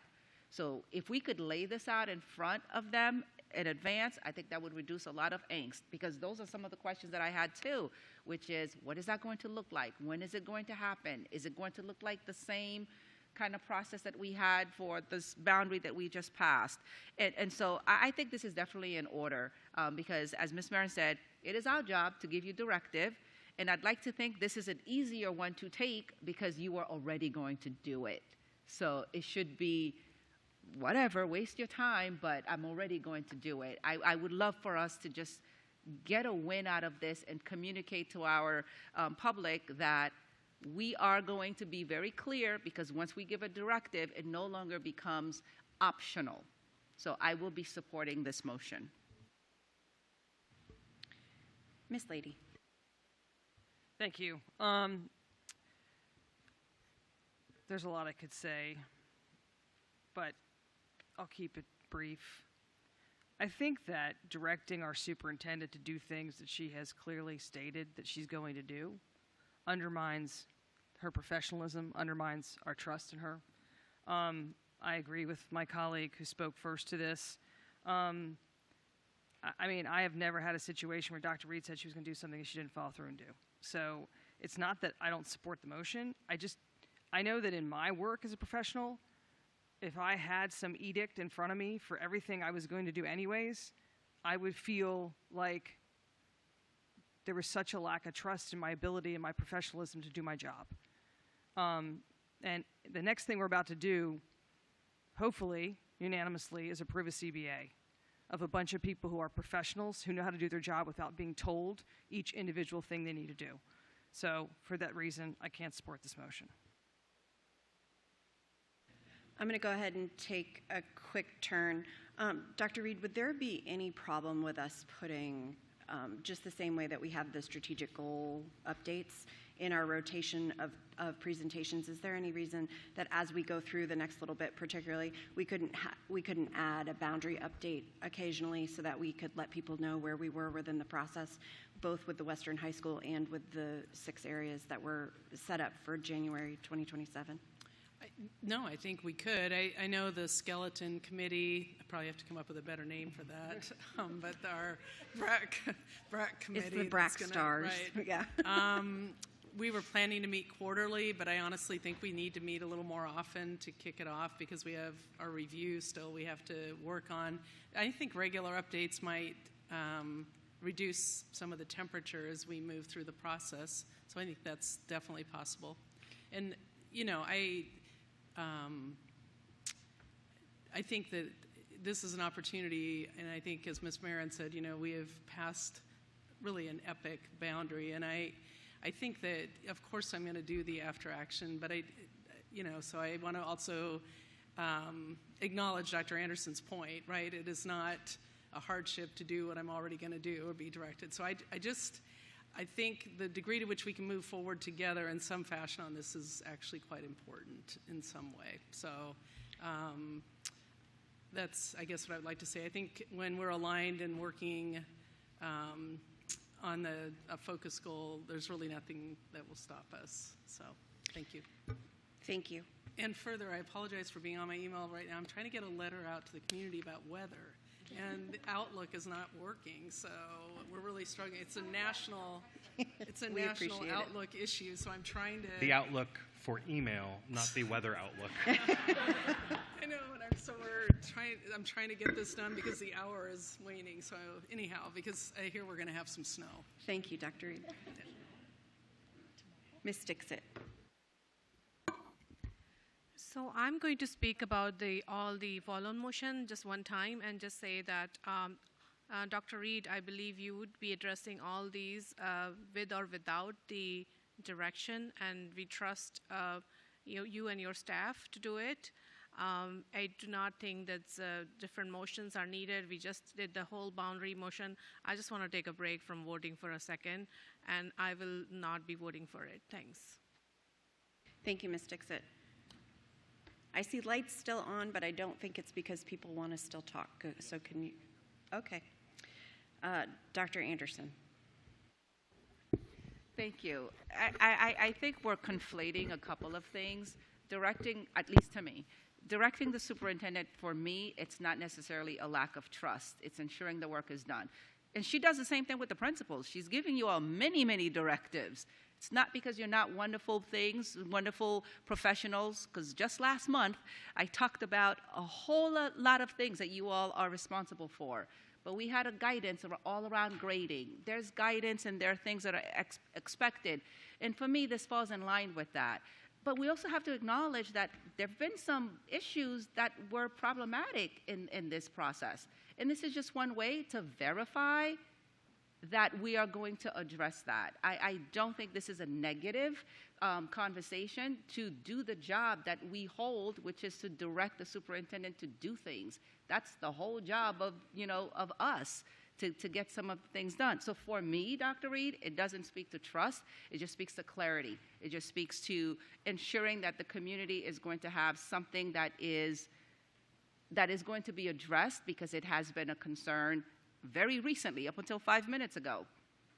So that is my take on it. So happy to support this motion, and I'm hoping people can just kind of see that it doesn't have to be a negative connotation. Mr. Dunn. Thank you. I wanted to just address a couple of comments. I have no criticisms of Dr. Reed for the conduct of the boundary process. I think there's a lot of causes, but I wouldn't say any failures necessarily on Dr. Reed's part, because she put in superhuman efforts really to guide this process throughout.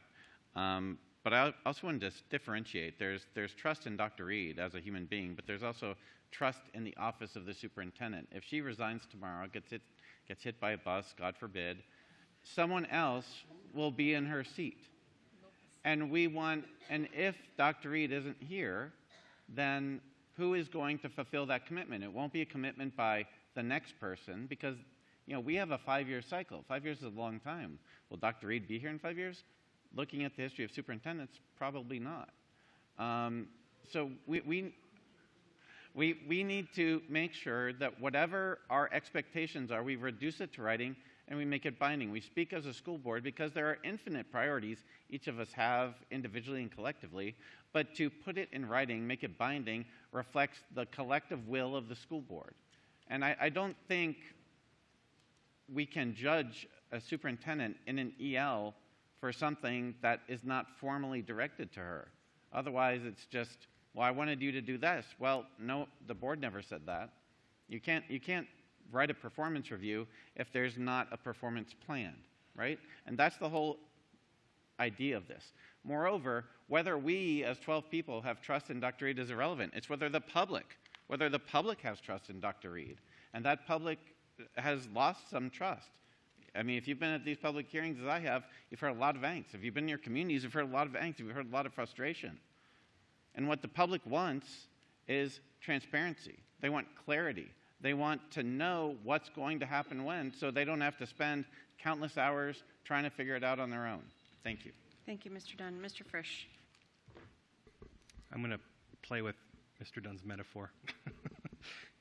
If there were a bus and there were an accident, and we were worried about the things we've not directed the superintendent to do, we would have to have a marathon meeting where we consider thousands of things that are in motion that this board has not directed, although we think they are important. I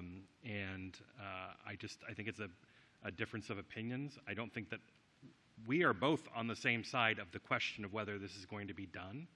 I've managed a lot of people. I know many people on this board have managed a lot of people. When somebody tells you they're going to do it, and then you tell them, okay, I'm taking an official action to ensure that you do it.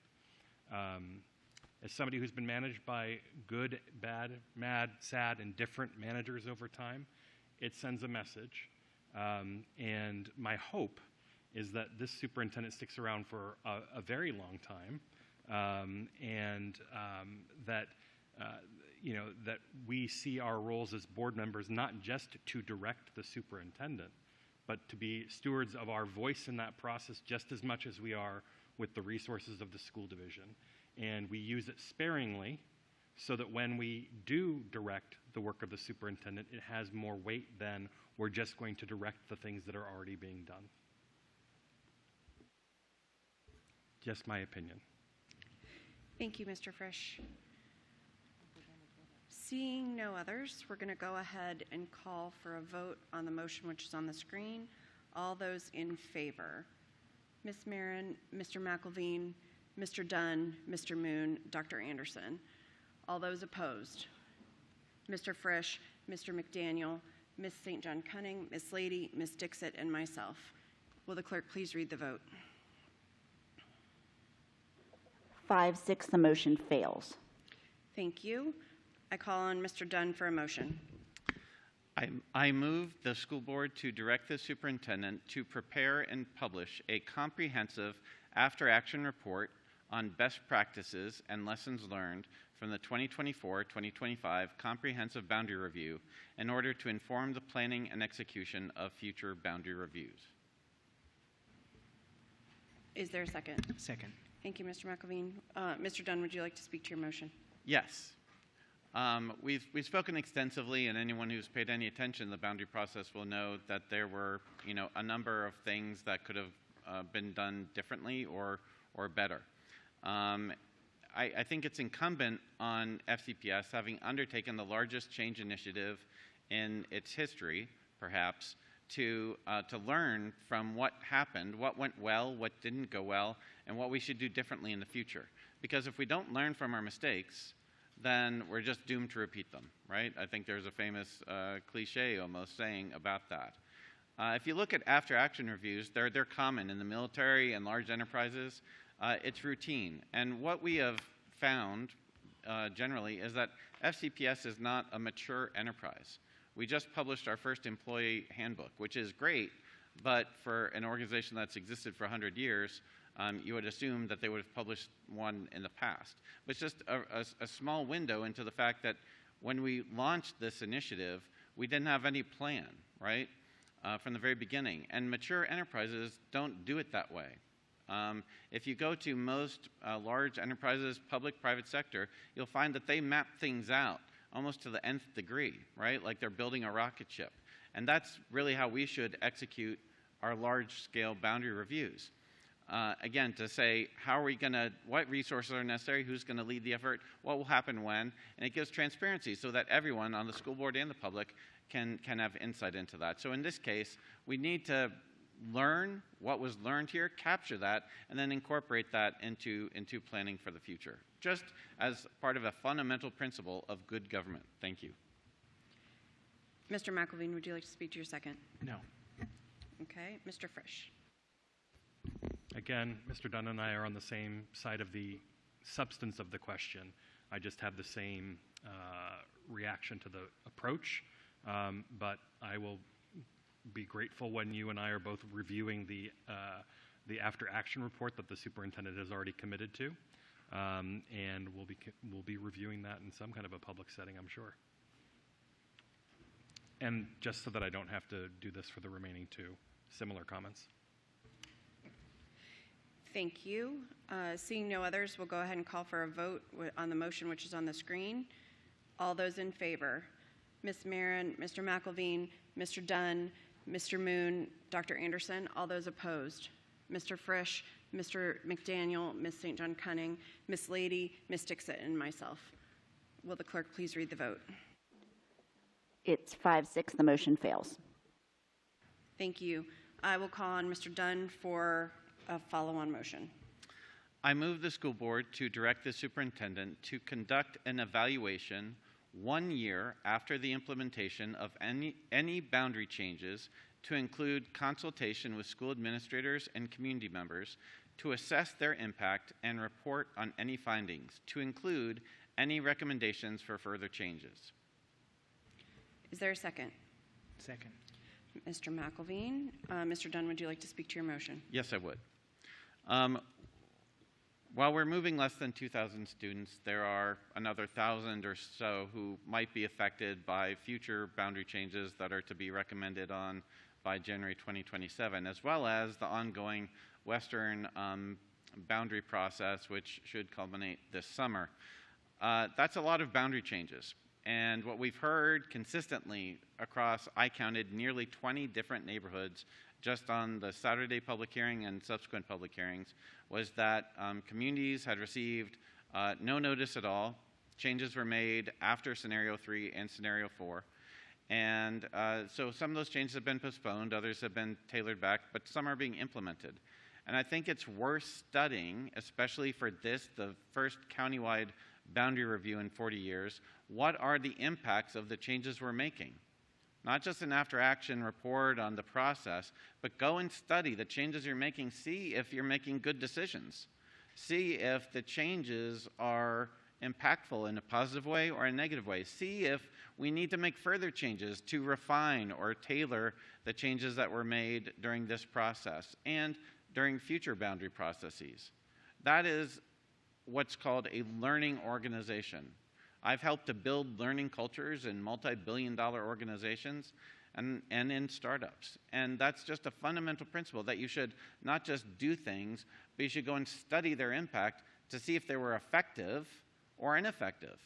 And that doesn't mean you necessarily reverse, you might just revise. But in some cases, you know, we need to understand for future boundary reviews, what are we doing? And is that a good idea? Should we eliminate all attendance islands, or should we just keep them intact? That's one question that will come out of this. Should we keep split feeders or undo them? We'll have a little control group and then a group that's being changed. So we have an opportunity to learn. And although I think Dr. Reed is the bee's knees, she's probably the best superintendent FCPS has ever had, we still need to establish the requirements. Otherwise, they won't be met. Thank you. Mr. McElveen, would you like to speak to your second? No, thanks. Thank you. Seeing no lights, I'm going to take a quick turn on this one.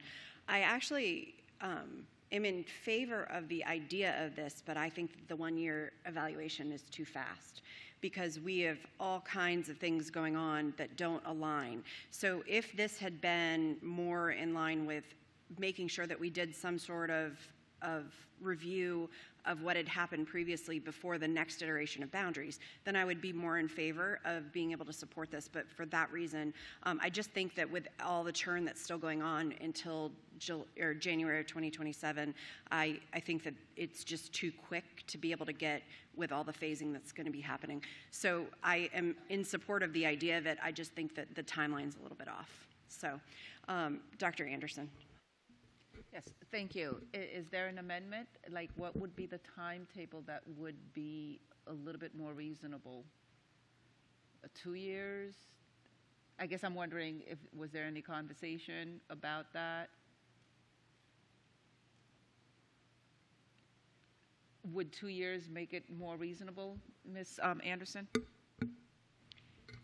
At this point, no, because I don't think that we'll have the information because of all the phasing that's going on. So like I said, if we did it so that it was before the next start of the iteration of the next boundary review, I'd be more in line with that. But because the board hasn't decided when the 5-year clock is going to start, I can't support this at that time. Okay, seeing no others, we're going to go ahead and call for a vote on the motion which is on the screen. All those in favor? Mr. McElveen, Mr. Dunn, Mr. Moon, Dr. Anderson. All those opposed? Mr. Frisch, Mr. McDaniel, Ms. St. John Cunning, Ms. Lady, Ms. Dixit, and myself with Ms. Marin away from the table. Can you please read the vote, Madam Clerk? 4601, the motion fails. Thank you. I call on Mr. Dunn for a follow-on motion. I move the school board to direct the superintendent to utilize the next cyclical boundary review to reduce the number of trailers and modulars to the greatest extent practicable in order to enhance school safety and security for students and staff. Is there a second? Second. Thank you, Mr. McElveen. Mr. Dunn, would you like to speak to your motion? Yes, I would.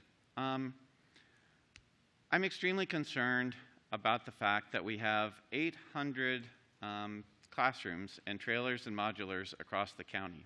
And I only derived that figure through going through the CIP, the Capital Improvement Plan, which is a 300-page document on the website. Specifically, we have 584 classrooms and trailers and modulars in elementary school, 53 in middle schools, and 176 in high schools. Historically, in other school divisions across the country, those are used temporarily for a few years during a construction project. But at FCPS, they're in place for decades. First of all, trailers and modulars are not meant to be used for decades. These are, if you remember Hurricane Katrina, trailers are not meant to be used on a long-term basis. They're really not. They're not built to the same specifications as a standard school building. But secondly, from a school security perspective, when you have an incident of random gun violence, which is becoming all too common in our modern society, you have some students who are able to lock down inside the school building, protected by brick and concrete, and then you have others outside with walls made of tin or aluminum. If you've read the story of the Three Little Pigs, you know which house you want to be in when the wolf comes calling. And I just don't think it's fair or equitable to consign so many students, especially disproportionately low-income students, to a fate of being left in these trailers indefinitely. I think it's imperative that we identify what is the highest priority for the school board, or one of the highest priorities for the next 5-year boundary review, so planning can go into it over the next 5 years to assess where these trailers and modulars are located and where there are opportunities, especially as the number of students declines, to actually remove those trailers, remove some of those modulars, bring more students inside the building, so every single student, regardless of what school they attend, where they live, what language they speak at home, can learn in modern, updated classrooms and schools with updated facilities. Thank you. Thank you, Mr. Dunn. Mr. McElveen, would you like to speak to your second? No. Thank you. Mr. Frisch. Thank you. So this one's a little different because it's not a issue of superintendent commitment or not, nor do I think anybody voting either way on this thinks that we shouldn't be moving forward for safety and security for our students. But I don't want to put my thumb on the scale of a process 5 years out with no engagement yet at hand. Additionally, one area that I think, and we can communicate after about potentially partnering, a previous CIP had analysis of trailer utilization over time. And I think it would be beneficial for the board and the public, generally speaking, to have that data as part of the staple reports that are part of the CIP so that people can see over time what is the trajectory of usage, how is it impacted by facility construction, what is the trajectory of usage by region, by pyramid. Are there schools where they have a large number of trailers, but they aren't necessarily being used by the school for classroom space? So I'd be interested in getting more data on that to help inform future considerations. When I had looked initially in about 2023 at Providence District's use of trailers, over the 4 previous years, trailers had gone down by about 25% in Providence District. I think the number was somewhere in the 18 to 20% range for the county in the same period. It's an elastic number, though, depending on where you are, because there's a certain number of trailers that move around the county depending on where the construction projects are. So not in favor of this, but I am in favor of getting more information to help inform future discussions. Ms. Lady. Thank you. And again, this is different than the others because obviously, and I've stated this before during the boundary work, that the number of trailers are of concern to me. And I did share with the maker of the motion my thoughts on this, that first of all, modulars are permanent structures with plumbing and bathrooms, and so I don't want to clump them with trailers or learning cottages, as I like to call them. I also know that a lot of times the trailers are not used as classrooms. They're actually used by parent liaisons. They're used by partnering initiatives like EduFuturo.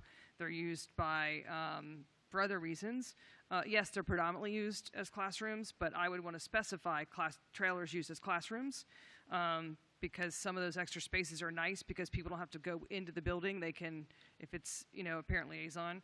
I also want to just say that, in my experience of where I worked in Fairfax County and where I represent in Drainsville, I don't agree that these modulars and trailers are disproportionately in low-income areas. They're all over our county. And it doesn't matter. We'd all like to eliminate all trailers. But like my colleague, I think we need to do a little bit of gain more information about utilization over time. Look at how the boundary we just voted on impacts trailers, how many might be removed as a result of these changes. And also, I think it's a bit of a challenge to vote on something that's 5 years down the road when the makeup of this board might be very different. I think that board can ask for those things. I also know in the after report, I believe the after action report, and we've talked about this, already, I think this is a priority for facilities moving forward, is to look at classroom trailers and do our best to remove as many as we are. So again, I agree with the sentiment, but I think we need, I don't like the wording of it as it is, and I don't want to vote for something that a new board would have to undertake. Thank you. Mr. Moon. Thank you, Madam Chair. With all due respect to my colleague from Mount Vernon District, I am not going to be able to support this motion at this time. I have always advocated for reducing the number of trailers being used for instructional purposes, but it doesn't necessarily have to do by going through a boundary review. I mean, CIP has to address these issues in the first place, but more importantly, one of the big challenges we experienced over the last 18-month period of time during the comprehensive review is that even though when the board changed the policy, boundary policy, and included 4 major priorities or criteria, namely access to programming, proximity, enrollment/capacity, and transportation, we did not look at all those priorities, addressing individual boundary changes situation. So how we'll be advocating instead is this to be part of next time we look at boundary policy to see whether we should maintain those priorities or we should tweak them, we should strengthen them. I think that's the better time to look at this one. So let's wait until we get a report from a superintendent, which she is going to be doing, and then have this go through a governance committee, and then brought to the school for discussion. So, Mr. Don, I fully agree that we have way too many trailers being used for instruction. We need to reduce them. We need to eliminate them. But I'm not going to support the motion this evening. Dr. Anderson. Thank you. No surprise that that I will be supporting this motion, because in my time on the board, I have watched the trailers explode in the schools in which I represent. Park Lawn, Mason Crest, Wayne Oak. I could go on and on. My list of schools without trailers in the past 5 years in the Mason district is probably shorter than the schools with trailers. So I'm very much interested in this.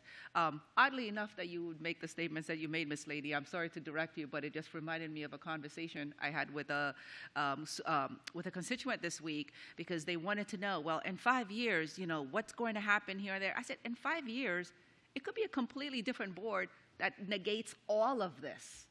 So none of these things are permanent. None of these things are in stone forever, because all of this work is at the will of the board. So this could be in writing now, and the next board comes in and removes it. Just like the next board can come in and say, you know what, we're done with boundaries. We're no longer going to do that work. All of these things are happening. We are always putting ourselves on the hook for things and hoping that it stands the test of time, but none of it is guaranteed. And in the spaces where we could at least begin to effectuate the work for the planning piece, I'd like to be able to have a hand in that. So I will be supportive of this, but that just reminded me of that conversation. Ms. Marin. Yeah, I gotta say, I'm intrigued by the meta-analysis of how our board does the work and the decisions that we make, and will they stay or will they go? And I mean, that's the stuff I love to talk about, and I love to write down and make agreements about. So I think that we should do that more and then make decisions in that way. But it's hard for me to go on a whim. But what I will do is support this motion, because I appreciate the urgency that it brings. I think there's too much comfort among policymakers and decision makers in Fairfax County about the things that we don't find acceptable. So the CIP work is we're not even thinking about how to fix problems, true problems, with our facilities in Fairfax County. So I support that at least this lobs this into the atmosphere as a priority, because we've got to do something about our students learning in places that are not safe and not comfortable. It's unacceptable. Let's do something about it. Thank you, Ms. Marin. I'm going to take a quick turn. I had 2 emails just this week from teachers that teach in trailers that actually have asked me explicitly to make sure that we're more careful about the way we talk about them. Because there are lots of teachers that actually like teaching in trailers, and there are lots of kids that actually do better because it's a quieter space that can be managed. Usually the heating and cooling is specific to that space. When my own kiddo was in trailers when his school was being renovated, I know that that was the case for their class as well. And so I fully support the idea that we should get as many kids in our buildings as possible. We have a lot of work to make that happen, and the boundaries is a step towards that. So I feel comfortable with the fact that that is in the policy, and I'm hopeful that the policy will survive long enough that it can be used again, but we will see what happens in the future. But at this point, I think that the only thing I want to say is that I just want us to be careful about, we have lots of kids that are learning in trailers, so I want to be careful about how we're talking about them in terms of their safety as well. So we're doing everything possible to keep our kids safe and protected, and I want to make sure that parents understand that as well. So, Ms. St. John Cunning. I appreciate my colleague's last comments. I actually worked in a trailer for a lot of years, and I really appreciated the space and how I could work with students. And actually a lot of teachers asked me, can we borrow your space so I can take kids there because it's quieter? So I appreciate those comments from my colleague, and just letting you know that when I worked in my trailer, I loved it. Thank you. Mr. Dunford, go back. Yes, I do look forward to the opportunity to partner with my colleagues on gathering data, working with the superintendent. I think that's very important, and certainly if there are programs, especially third-party programs that are using trailers, I certainly have no objection to that. I'm more focused on kids spending the entire day in a trailer that might not be intended for that or intended for use for decades on end. Peter Drucker, famous investment guru, says what gets measured gets managed. And that's just a cardinal principle that you find in the military and other large enterprises, that if you don't set it out in writing as a requirement, it's probably not going to happen, because at the end of the day, you're going to manage to whatever the requirement is. And that's why every single school in this county has a school improvement plan. It's not that we don't trust the principals, it's that we want to have measurable metrics, measurable improvement, and we set that out. We want a 10% reduction in chronic absenteeism. We want reading scores for this demographic group to go up by 10 points, right? We put those in writing because then that's the expectation, that's the requirement, and then the school administrators, the principals, the assistant principals, the entire school organizes to achieve those objectives. So it's not a lack of trust because we have great principals, including in the audience today. It's because we want to make sure that we are clear both from the supervisor and the subordinate, and that goes all the way down the food chain, on what the expectation is, what the requirement is, and then you organize to meet that. If you go into a battle, you don't say, hey, let's win. You say, take that hill, and you advance in that direction. That's how you win a battle, with clear direction so people can organize their resources accordingly. I think we need to remember that we're going to be having a standing boundary review advisory committee for the next 5 years. What are they going to talk about? Well, let's set the agenda. One of the agenda items should be reducing the number of trailers and modulars. Some people might like them, so other people don't. Let's have that conversation with the experts. Thank you. Thank you, Mr. Dunn. Seeing no others, I'm going to go ahead and call for a vote on the motion that's on the screen. All those in favor? Ms. Marin, Mr. McElveen, Mr. Dunn, Dr. Anderson. All those opposed? Mr. Frisch, Mr. McDaniel, Ms. St. John Cunning, Ms. Lady, Ms. Dixit, and myself. All those abstaining. Mr. Moon. Will the clerk please read the vote? 4-6-1, the motion fails. Thank you. Agenda item 7.04, ratification of tentative collective bargaining agreements between Fairfax County Public Schools and the Fairfax County Federation of Principals, Supervisors, and Administrators for the Principals, Supervisors, and Administrators Bargaining Unit. I call on Ms. Lady for a motion. Thank you, Madam Chair. It is with a profound sense of pride and a great deal of personal enthusiasm that I move the approval of the collective bargaining agreement between the Fairfax County Public Schools and the Fairfax County Federation of Principals, Supervisors, and Administrators. As many of you know, my roots in Fairfax County run deep. Point of order. You have to read the motion first, and then I'll call on you to speak. You stopped me. I'm with my enthusiasm. Sorry, I got too excited.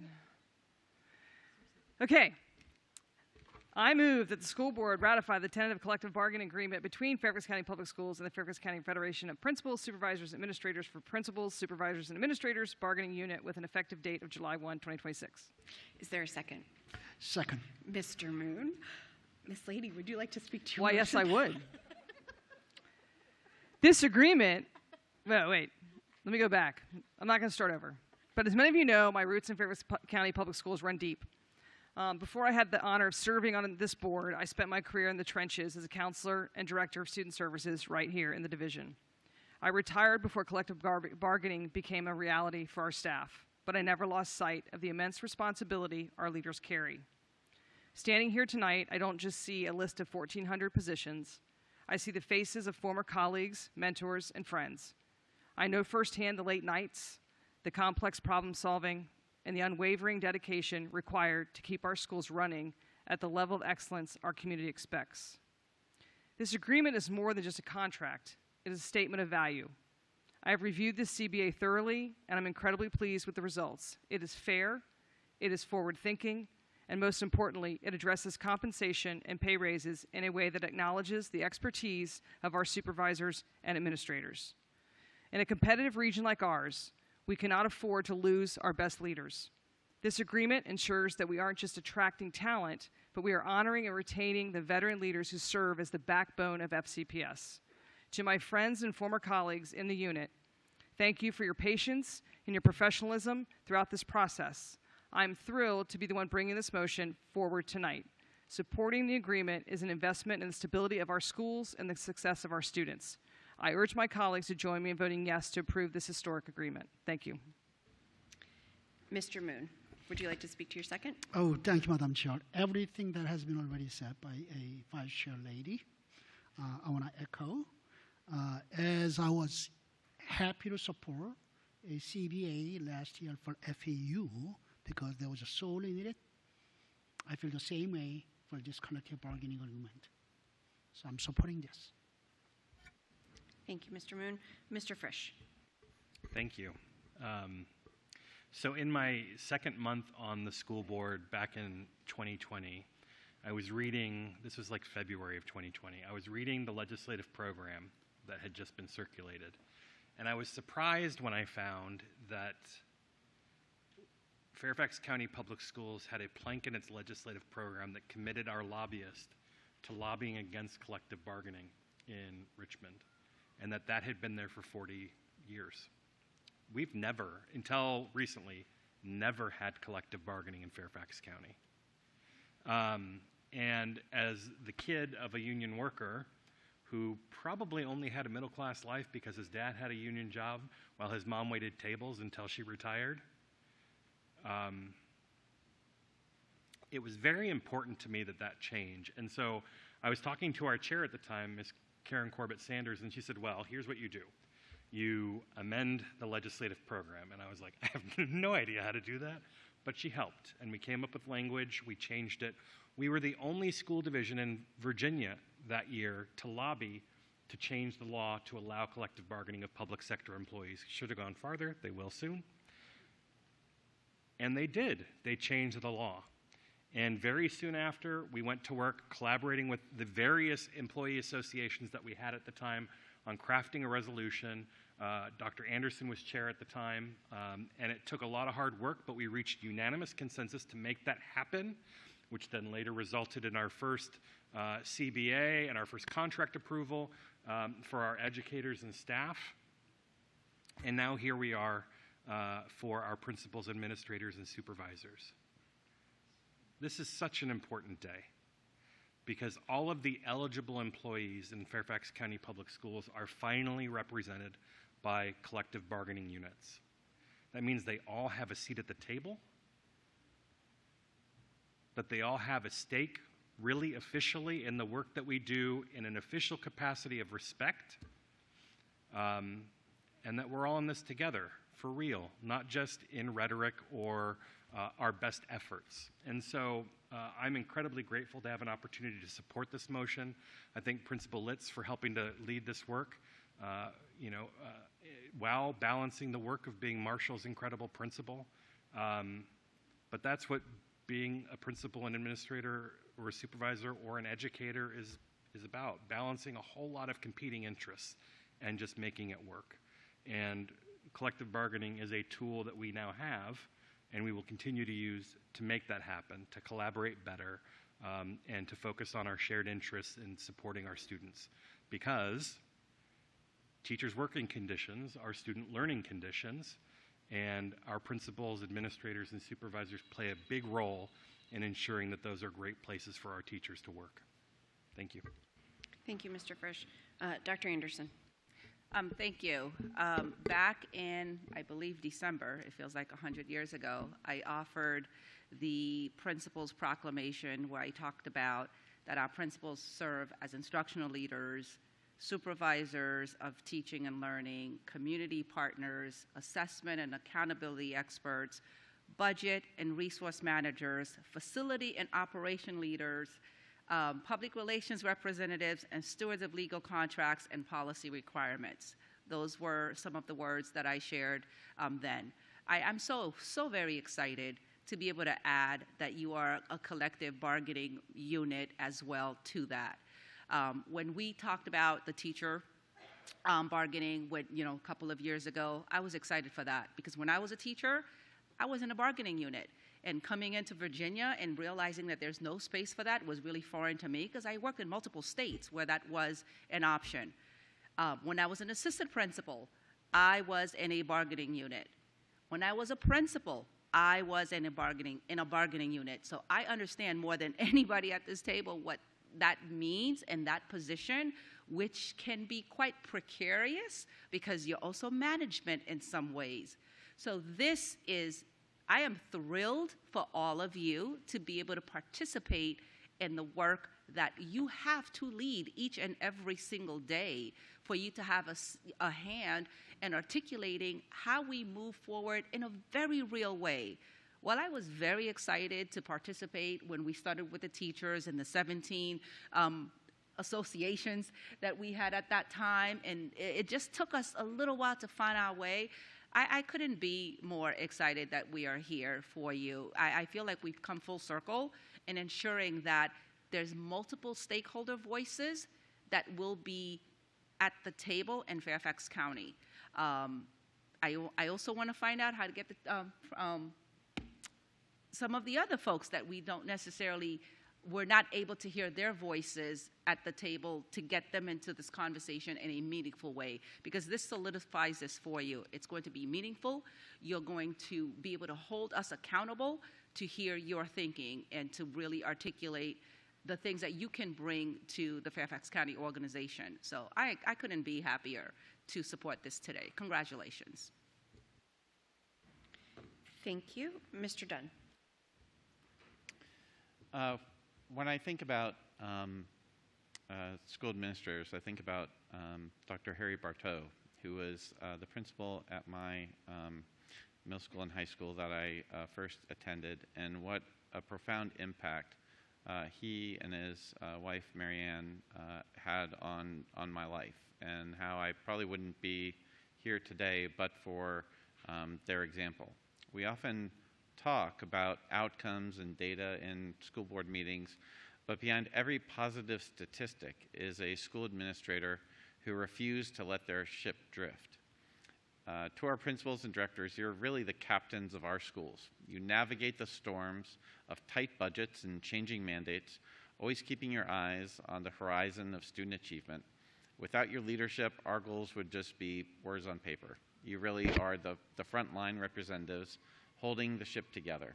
Thank you so much for your tireless work in making our school division, our district, a place where every student can reach the shore of their potential. Really realize not just their interests, but how they can be successful, not just in a school setting, but in the real world.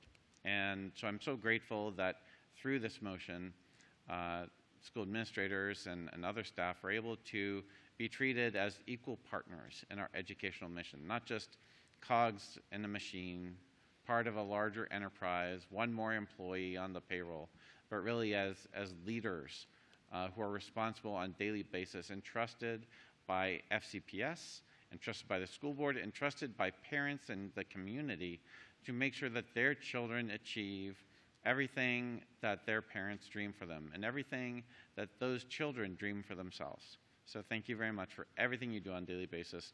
You are the reason, with all the teachers and staff, that our school division is the wonderful world-class school system that it is. Thank you, Mr. Dunn. Ms. Marin. Well, I won't miss an opportunity to go on and on about how amazing our principals, supervisors, and administrators are. I'm so glad that you feel fulfilled and you've been able to do this work. And it's, I think, such an example to see our leaders learning something new and doing something new. And I think that's humbling, and we could all model that it's always time to learn and do more. I also have to thank my colleague from Providence in reminding me of the journey that we took. And, you know, I have this challenge that it's hard for me to really be okay with how long things take. You may have noticed I kind of want to get a lot done, and it's hard. But when I hear it said like that, I'm like, wow, we did push things through, and now look what we've helped to do for the people that are so important in our school. So I just want to say we must honor this agreement, and that means fund it. And not just us, the FCPS school board, by allocating money to it, but the Board of Supervisors by funding our request. Elevating the roles of the leaders of our schools that are the centers of our community across this county 200 times over is a responsibility of the Fairfax County Board of Supervisors. So effective July 1 this year, we cannot, as one Fairfax County government, shirk from funding all of our collective bargaining agreements in FCPS. Ms. St. John Cunning. Wrong button there. I'm also really happy to support this, and I have to say that I have been very fortunate to work in schools where I have worked with some of the best supervisors, administrators, principals, and I think oftentimes the work that our leaders in our school do goes unseen.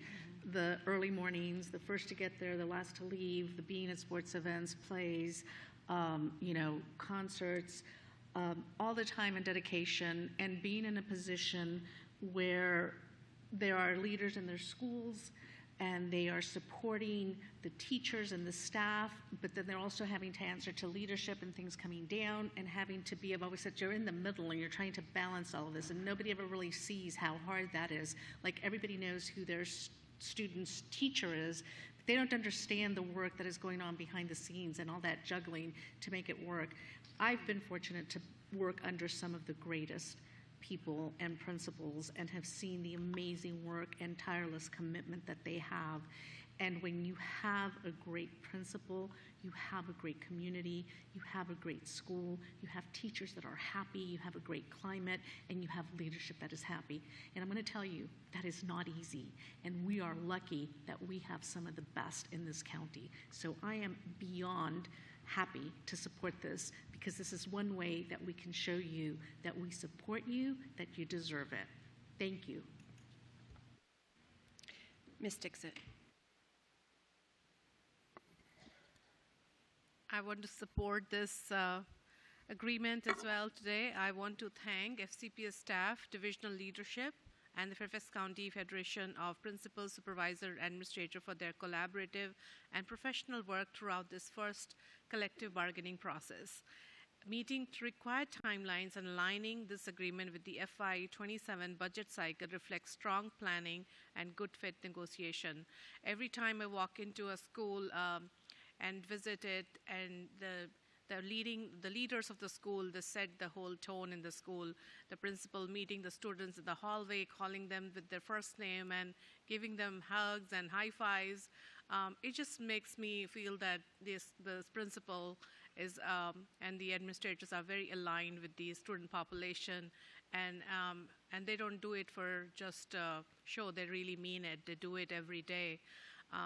My kids went to FCPS and they graduated in 2020 and 2024, had amazing principal in all their schools and director of student services, got great education. So I'm personally very thankful to all the leaders in all the schools, and would love to support this and keep this collaboration, continued collaboration. Thank you. Okay, seeing no others, we're going to go ahead and call for a vote on the motion, which is on the screen. All those in favor: Mr. Frisch, Mr. McDaniel, Ms. Marin, Mr. McElveen, Ms. St. John Cunning, Ms. Lady, Ms. Dixit, Mr. Dunn, Mr. Moon, Dr. Anderson, and myself. That is unanimous for all board members.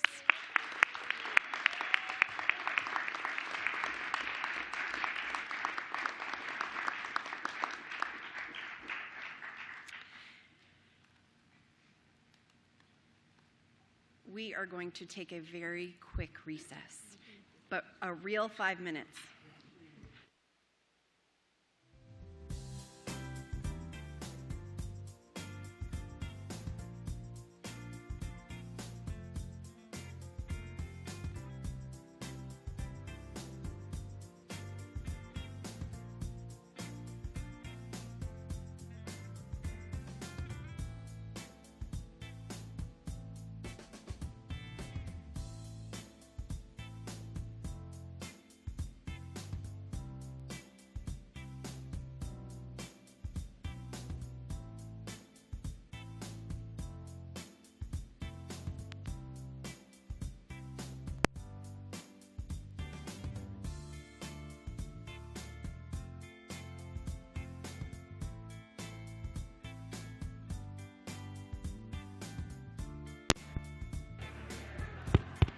This is much louder though, right? Okay, thank you.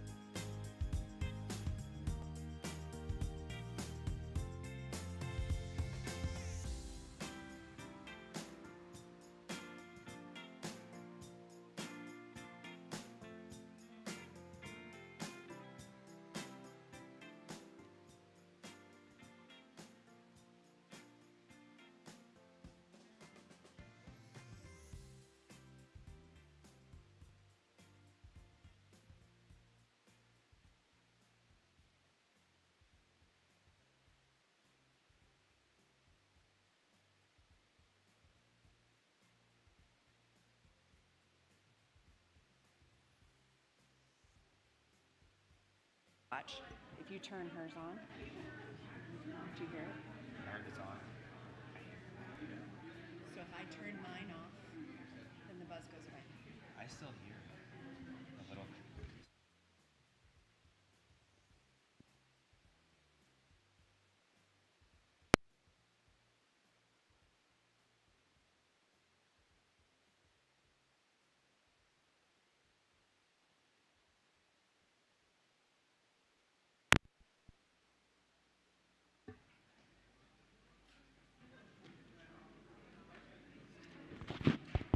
So when I turn mine. So turn yours on? Yeah. It's off, right? No, it's on. Really? Is that on? Why is the light so dim? Wow. I can see it. That's fine.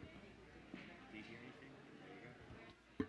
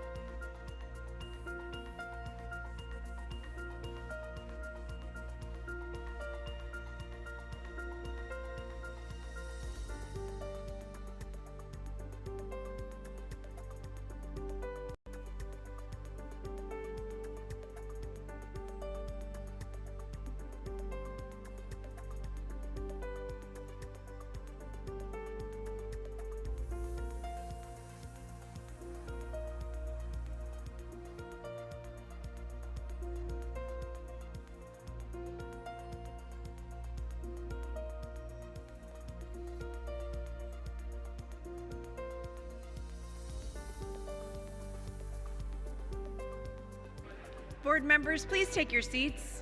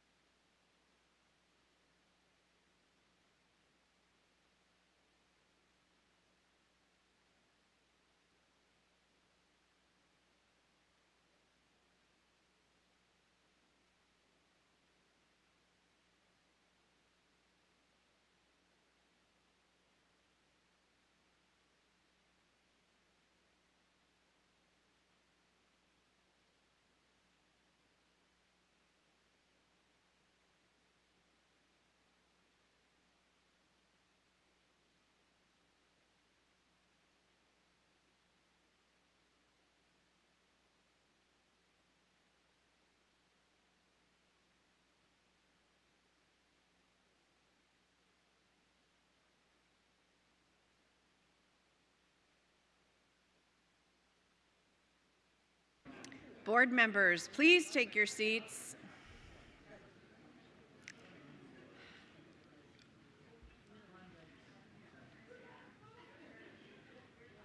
Okay, we're going to go ahead and get going. Agenda item 7.05, Policy 8542, Environmental Stewardship. This item was withdrawn from the agenda and has been referred to the February 10th, 2026 work session and will be considered at a regular meeting at a later date. Action item Policy 8410, Leasing for School Facilities. I call on Mr. Dunn for a motion. I move to refer agenda items 7.06, 7.07, and 7.08 to the Comprehensive Planning and Development Committee. Is there a second? I second. Ms. Marin. Mr. Dunn, would you like to speak to your motion? Only very briefly.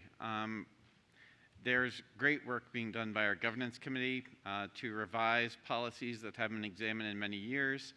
Some of these policies are related to facilities, and thus it's appropriate to refer them to the Comprehensive Planning Development Committee to obtain CPDC's input before they are formally adopted by the school board. Ms. Marin, would you like to speak to your second? I look forward to a further conversation about these and the other forthcoming policies. Perfect. Seeing no others, we're going to go ahead and take a vote for the motion that's on the screen. All those in favor? Mr. Frisch, Mr. McDaniel, Ms. Marin, Mr. McElveen, Ms. St. John Cunning, Ms. Dixit, Mr. Dunn, Mr. Moon, Dr. Anderson, and myself, with Ms. Lady away from the table. Agenda item 7.09, Fairfax County School Board Electronic Participation Resolution. I call on Ms. Dixit for a motion.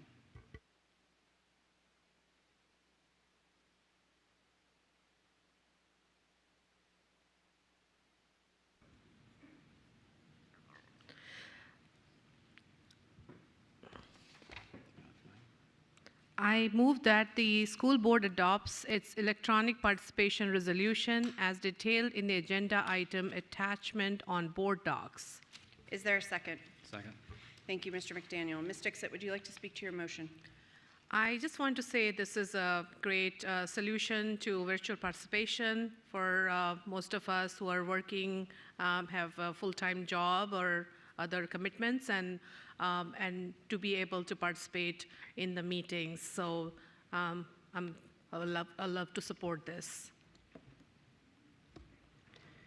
Thank you. Mr. McDaniel, would you like to speak to your motion or your second? What Ms. Dixit said. Okay. Dr. Anderson. Thank you. Unfortunately, I'm not going to be able to support this motion today because I don't believe I've had sufficient time for conversation and questions to be responded to. Thank you. Thank you, Dr. Anderson. Seeing no others, we're going to call for a vote on the motion that's on the screen. All those in favor? Mr. Frisch, Mr. McDaniel, Ms. Marin, Mr. McElveen, Ms. St. John Cunning, Ms. Lady, Ms. Dixit, Mr. Moon, and myself. All those opposed? Dr. Anderson, all those abstaining. Mr. Dunn, will the clerk please read the vote?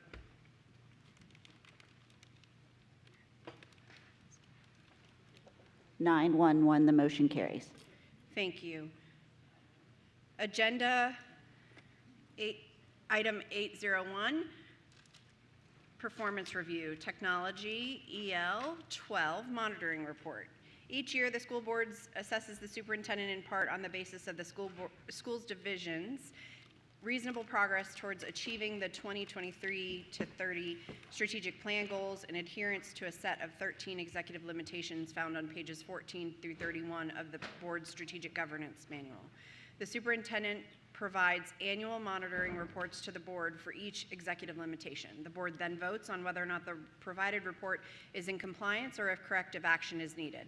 I call on Dr. Reed for a monitoring report on executive limitation 12, technology. Good evening, Madam Chair, members of the board, and the public listening. Tonight, as the chair just mentioned, I'll be presenting executive limitation number 12, which discusses technology in Fairfax County Public Schools.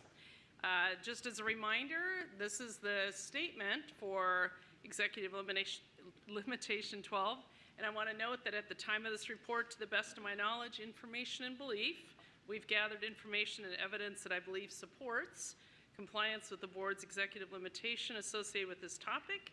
And this evening, I'd like to highlight some of the work that many of the IT team that's sitting right here has done in the past year, led by Gautam Sethi. So I appreciate you all being here. I also want to ironically share that this afternoon we had a bit of a national Microsoft Outlook challenge. So for those parents out there, my apologies that communication got out to you a little later than we planned, but our IT team has rallied, and the national work, I think, is in better order. So we're, maybe it was about the EL, but I don't think so. But anyhow, if you're watching from home, the entire monitoring report is attached online for you to follow along. I want to remind those watching that there are 8 areas of Executive Limitation 12. Items 1 through 4 are here, and items 5 through 8 are on the next slide. Thank you.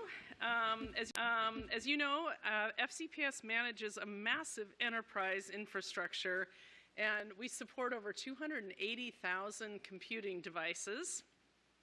Our technology work spans from foundational hardware repair to the operation of critical instructional systems like Schoology and the Student Information System. Tonight I'll be sharing updates that are new since our last EL12 report. One of our new or newly added bodies of work is our FCPS mobile app. This enhances community engagement, and this was a project that our instructional technology team worked very closely with our communications team. The app, in this case, enhances community engagement by consolidating essential district and school information into a single user-friendly platform. It provides 24/7 access to critical resources like Parent View, cafeteria menus, and emergency alerts. It also streamlines how families receive targeted updates for their specific schools and reduces the need to manage multiple websites and bookmarks. It supports automatic translation into over 100 languages, which ensures equitable access to communication. As of mid-January, and it's again kind of been a soft launch, the mobile app has been downloaded by over 7,000 users, and we're continuing communications through school newsletters. Actually, this week I saw it in the principal toolkits to increase momentum and use as we move through the winter and into spring. It's also, if you're watching, a great location to get weather information if you want to download the app, as we may have weather moving in. In October, parents and caregivers were enrolled into weekly Lightspeed parent reports. These reports provide parents and caregivers with consistent and transparent insight into their students' weekly digital activity. Families no longer have to manually enroll to receive these services. Furthermore, these reports serve as a direct portal for families to manage technology use at home as well, allowing them to pause internet access and restrict YouTube on school-issued devices during non-school hours. A sample report is on the slide, so you can see that this particular student report browsed 116 different hosts and visited an average of 287 pages a day. And this goes Sunday through Saturday, so families are able to see weekend and home use as well. As we continue to have concerns about how our young people spend their time, this is a great tool. We've also, this is another huge project, transitioned to the new online format for our SAT, PSAT, and AP exams. As you can see from the screen, we administered well over 60,000 of these exams online last year. And this was actually a huge undertaking and was done very smoothly without incident. This provided a faster, modern testing experience. Over the last year, several events have been organized to share our work around artificial intelligence. Our Meeting the Moment event brought over 400 staff, students, and community members. We've hosted training for our T-specs, SBITs, and principals, and continued to highlight and offer training for staff through our Department of Instructional Technology Hours of Learnings. Our Fairfax Student AI Innovation Challenge, called Seize the Moment, launched this October, and we have over 1,100 students from every high school in Fairfax County that are creating with AI. They're in a managed educational AI tool called PlayLab. Students will be presenting their final project on February 17th at the Fairfax AI Innovation Night at Herndon High School. The Hornets will be hosting this incredible competition. It'll be great to see our community there. I'm really excited. I can't wait. All the teams were encouraged to submit their projects to the Presidential AI Challenge. And as of January 20th, we have over 100 teams that submitted to the national competition. And we're also excited about our new arrangement agreement that allows us to be one of the few school divisions that are working with ChatGPT for teachers in a very controlled environment and a measured approach. This is a secure managed version, and it's only authorized for staff use. Finally, our leadership team is working on developing a comprehensive AI roadmap, and we do have an upcoming work session where our board is going to engage with staff in a continuing conversation about how we're going to shape this new technology.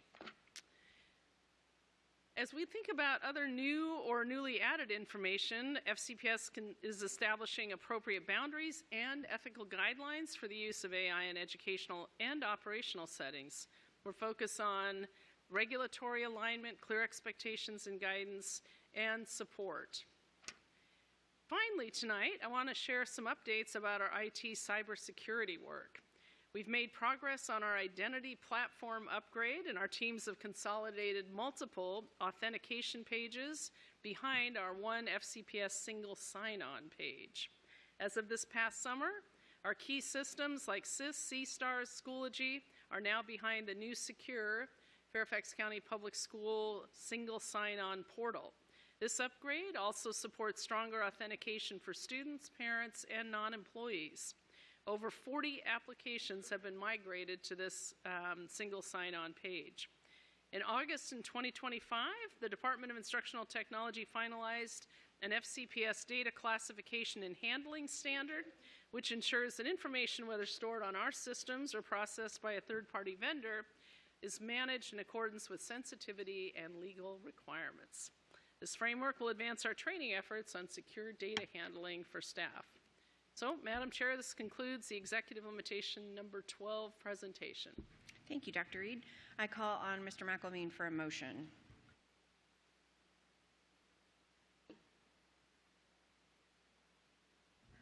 Okay, pulling it up with apologies. I move that the school board finds that the superintendent is in compliance with Executive Limitation Number 12, Technology. I further move that the school board approve the monitoring report based on the superintendent's reasonable interpretation of Executive Limitation 12, Technology as outlined in the Strategic Governance Manual. Is there a second? Mr. Frisch. Mr. McElveen, would you like to speak to your motion? This is certainly a topic of ripe discussion. Right. We've heard over the course of the past several months if we've rolled out our plans for extending AI to teachers, and just listening to the community feedback, it's as one board member, I found it very helpful and stimulating. I do think that as a board, we're going to have to get our hands around this very quickly. As I've advocated before, I think we do need a board retreat. I know Governance Committee is working on the basis for an AI policy, which I think is very necessary. But overall, I applaud the work that you are doing and the thought that you've put into this and Gautam has put into this, because we are leading the nation. We just need to make sure that when we lead it, we lead responsibly and take not only corporate and their perspectives, but also perspectives from other communities. So I'll leave it there. Thanks. Thank you. Mr. Frisch, would you like to speak to your second? Thank you. I'm pleased to second the motion and find the superintendent in compliance with Executive Limitation 12. I want to recognize meaningful, measurable progress since our last monitoring cycle and acknowledge that the division is moving in the right direction. First, we're seeing much stronger, as the report notes, alignment between technology investments and our equity, access, and communications goals. The launch of the FCPS mobile app, which everybody should download, with automatic translation into more than 100 languages, is a concrete step toward more accessible family-centered communication. Combined with tools like talking points, light-speed parent reporting, and expanded parent view functionality, families have clearer ways to engage than ever. Second, I appreciate the superintendent is working in partnership with governance, the governance committee, as we develop the AI policy. The superintendent has taken initial steps to put structures around the use of AI in both instructional and operational settings. At the same time, there is much work still ahead. The pace of change in this space is rapid, and keeping up will require ongoing vigilance, as Mr. McElveen said. As the school division works to take advantage of these opportunities for our educators, we must ensure that staff, students, their parents, or guardians have the knowledge and support they need to protect themselves, whether that relates to mental health, academic integrity, data privacy, or other potential unintended consequences of these emerging technologies. We also need to ensure that the community is actively engaged, not only in these AI discussions, but more broadly in the school division's technology strategy. And I'm confident that that is and will continue to happen, perhaps in a more formal manner. Third, the report shows real operational progress that often goes unnoticed but matters deeply and is a clear indication that our IT staff has been extremely hard at work this year. They have improved identity management and single sign-on, reductions in network outages and fiber disruptions, stronger cybersecurity practices, and clearer data classification standards. These are foundational systems that likely go unnoticed by many people, but they are clearly stronger than they were last year. And I'd like to thank the many hardworking staff who have helped make that possible. So thank you very much. And for these and other reasons, I believe the evidence before us supports a finding of compliance.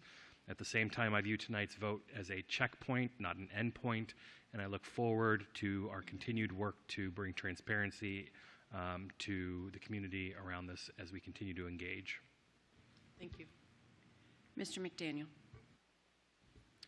I was at the meeting of the Moment AI symposium at West Springfield High School back later last year, and one of the data points that really stuck out to me, and I know some of the teachers in the audience are going to nod their heads up and down, was the amount of time that teachers spend on not teaching kids, on doing things that's not directly teaching a kid, administrative functions, grading, lesson planning, things like that. So what I'm really excited about this AI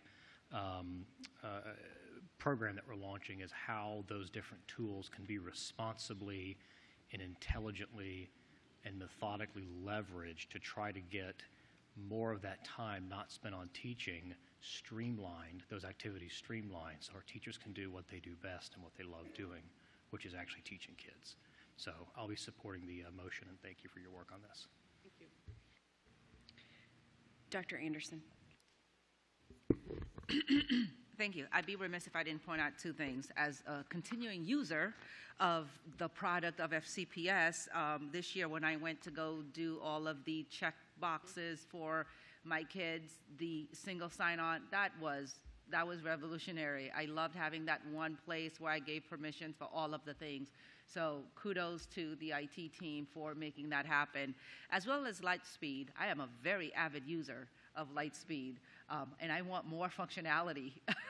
So just, keep expanding that, because I'd like to shut all of it off. And I see that chart all the time because it's one of the regular routines in our household. We open that up and we see where you've been all week.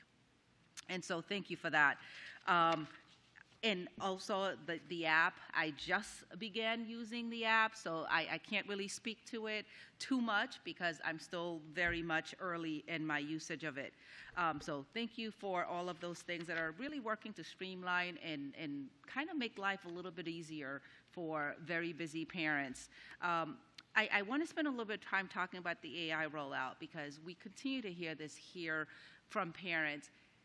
And I was hoping to hear a little bit more in your presentation in terms of addressing some of those issues. So can you speak to how we are going to address some of those things that have been raised, not just today, but in meetings in December?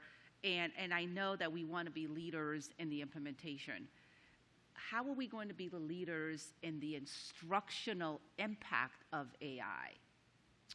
So I think one of the ways that happens is our educators need to be more familiar with the AI tools and capacity. And that's part of the impetus to be working to learn some of the tools as educators, which is the ChatGPT for Teachers is one of those pathways. It's at the staff level only. It is not being used at the student level, that particular partnership. So I think as our educators learn more about the tools, we're going to be better able to contemplate the best and highest use of those tools, right? Then we have an opportunity to better shape this educational experience than being shaped by it. And many of our educators did not have AI in their teacher prep programs or principal prep programs, right? It's very new.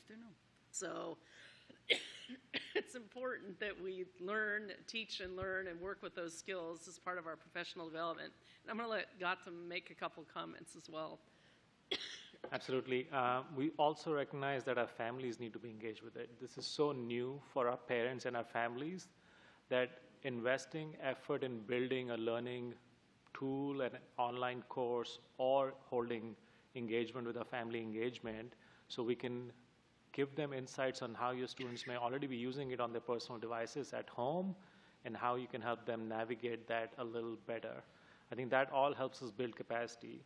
We heard today that this technology is moving fast, and we recognize that too. So this is truly a challenge with it is developing, designing as we are building for it.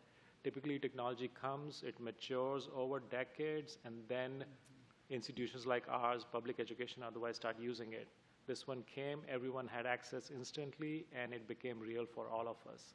So it's been only 3 years, but it's been 3 years. And trying to catch up and keep up, our goal is to get universal literacy for all staff. Our training today received very well by principals. We have done the same for our T-Specs and SPITs. We offer training on a regular basis for our staff, and we are looking forward to partnering up on the governance strategy of what are the constraints that we must keep. We have guiding principles, but we want to partner up on the governance strategy too. Thank you. So in the teacher exploration stage, is one of the uses to create lesson plans?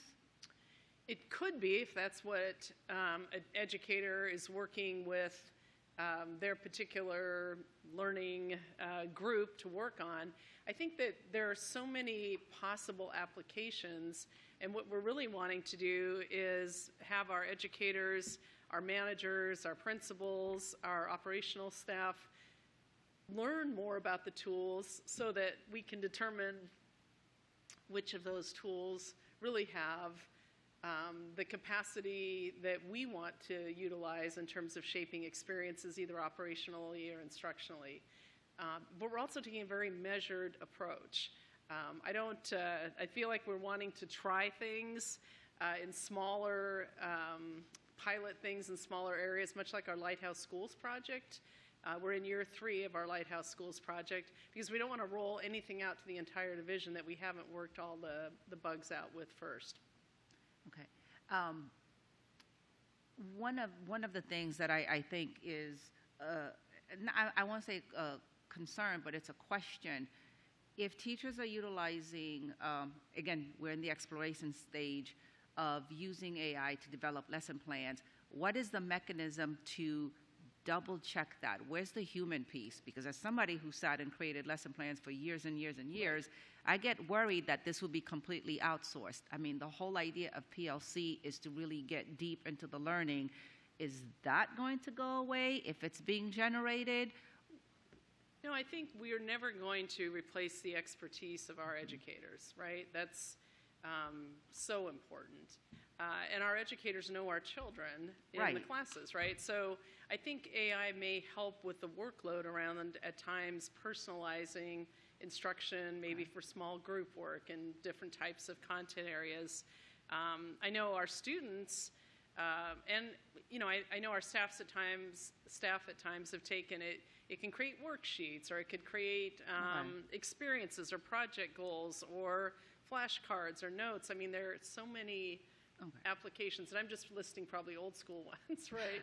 I think that staff have, who are working more closely with these tools, it's really incredible. The 2 and 3D dimensional images that they're able to create on real-time, projects that enable students who may be visual versus auditory learners to better understand a concept is incredible. And we haven't had a lot of that technology as easily available. The translatability. Today, with our principals, I was really surprised. And Dr. King is smiling because Dr. King, Dr. Presidio, and Mr. Sethi have been working very closely on this together. But today, I was really impressed. There was a reading passage that you could actually change the reading level but keep the same content. So I think if we're very quickly, thank you, Miss Lady, very quickly. And so when I think about teaching, for example, a biology course, and you have content and perhaps readers of different levels in the same course, there's some real practical tools that can help students access information. So it's not really changing what is being taught, but it's supporting multiple ways to engage on that content. And I could see a lot of applications to helping with differentiation. I mean, this sounds a lot more effective than Read 180, but what I would like to see, kind of two things, just to really address the larger concern that we are just rushing to implementation. I think we need to have a very simple to follow some sort of flow chart with some points in terms of what is it that we're doing now? This is just for teachers. This is what teachers are doing. They're exploring, and this is how we're going to evaluate the impact of that exploration. Is this still good for them? Is this still good for our kids? We have people who may be worried about losing their jobs because if this gets too efficient. I'll take a go back to finish explaining that. Yes, ma'am, and we did talk about an upcoming work session, and the team is working on what we call our AI roadmap. Often companies call it a journey map, like where did we begin, where are we headed? And so we're in the process of creating that. Further, one of the things I talked with principals about today was just the underlying leadership responsibility of change management. And we're looking at William Bridges' work, Managing Transitions, which I didn't bring a slide here, but we'll share at the work session, where we have to more clearly define what's ending, what's no longer perhaps a practice we want to keep, and then what is the new beginning going to look like. And right now we're in this neutral zone where we know we're never going to have a world without AI, right? It's out of the bag here. And we're not entirely sure all the ways in which we're going to shape and utilize it. So we're in this zone of very creative time, but also can be an anxious time. So we haven't defined by date yet, because really that's a much larger group that needs to help define that. But I think when we have our work session, we can talk a little bit about the technology, but also the change management that underlies that. Mr. Moon. Thank you, Madam Chair. Dr. Reed, thanks for the presentation. I am not necessarily a technology person, but when it gets to artificial intelligence, I get excited. You know that. I do know that, yes, sir. And at the last meeting, I think in your strategic plan is it academic matters, as part of academic matters, we talked about FCPS, artificial intelligence guiding principles, guardrails, 3 buckets basically. With that in mind, I was also looking at your report a little more closely on page 16. That has to do with artificial intelligence. And being a second language learner, I pay close attention to the verbs, tense of verbs we use. So it starts with FCPS is establishing. So something is going on right now. correct? Yes, sir. Work is going on. Yes, sir. And then, sub-bullet, clear policies and expectations. It's a present tense. Provide, resources provide, clear boundaries and expectations for students and staff AI use. So we already have a resources that provide clear boundaries. Is that what that means? I think one of the things, yes, sir, we do. Within a syllabus for course offerings, and I'm going to let Dr. Presidio speak to that, which is very different. So let me continue on. Okay. The next supplement, it says FCPS AI principles. Now we have sort of past perfect. Were drafted. FCPS AI guiding principles were drafted last 2 years ago, year and a half ago, to be exact. So there was a draft that actually being used. Is that fair assumption? I would have to ask Dr. Presidio to comment on that because we're talking different departments. I'm going to go one more. Supplement. FCPS staff AI handbook. This handbook provides comprehensive guidance for FCPS staff on the responsible and ethical use of AI tools. We have a handbook that does do that already. The instructional team has put together a handbook for lessons. I want to know whether that is being used. And one last one is FCPS Student AI Guide. It uses present tense. The guide outlines the key rules for responsible AI use, emphasizing that students must get permission, blah, blah, blah. So we already have that guideline and is being used? In the instructional services realm. Okay, could you elaborate Dr. a little? Presidio? Because, so we already have everything ready to go, being used for students and staff? I don't know that I would say everything ready to go, but these items are, and I think Dr. Presidio, if you could comment on your team that's been working on this. I'd be happy to weigh in. Thank you for the opportunity. And I think, Mr. Sethi kind of earlier in his remarks alluded to the fact that this is the most rapidly changing and evolving technology that any of us have ever been involved with professionally. So when ChatGPT was released to the world in November of 2022, people started using it immediately. And teachers were really struggling with, well, what are the instructional implications? Are students allowed to use the technology to support their learning or not? And we're here 3 years later, and we have not adopted student-facing tools for generative AI purposes like chatbots, like we have recently rolled out to teachers, right? We know that we've got to build teachers' capacity before we get to students. But when students have a device in their pocket, a phone, and they go home, they've got universal, ubiquitous access to artificial intelligence, and they're using it. Dr. Reed has shared some of the recent research about ways that students are using it, not for instructional purposes, not for learning, but for things that we might have legitimate concerns about, developing relationships with chatbots, for example. So we knew immediately, in response to teachers' concerns, that we needed to provide some guidelines. So we developed some guidelines around academic integrity, in that if a student was going to use AI as part of research or an assignment, they needed to understand the implications of that and how teachers could be provided with support to educate students about the ethical issues of using AI for academic integrity purposes, just for example. So we've continued to iterate that work. We've got a core set of guiding principles that we're working from right now. But we're going to continue to evolve that work, and we're really looking forward to partnering with the board to establish an overarching policy that will give us a framework to start to go much deeper and refine some of the guidelines, tools, and resources that we can provide to our teachers.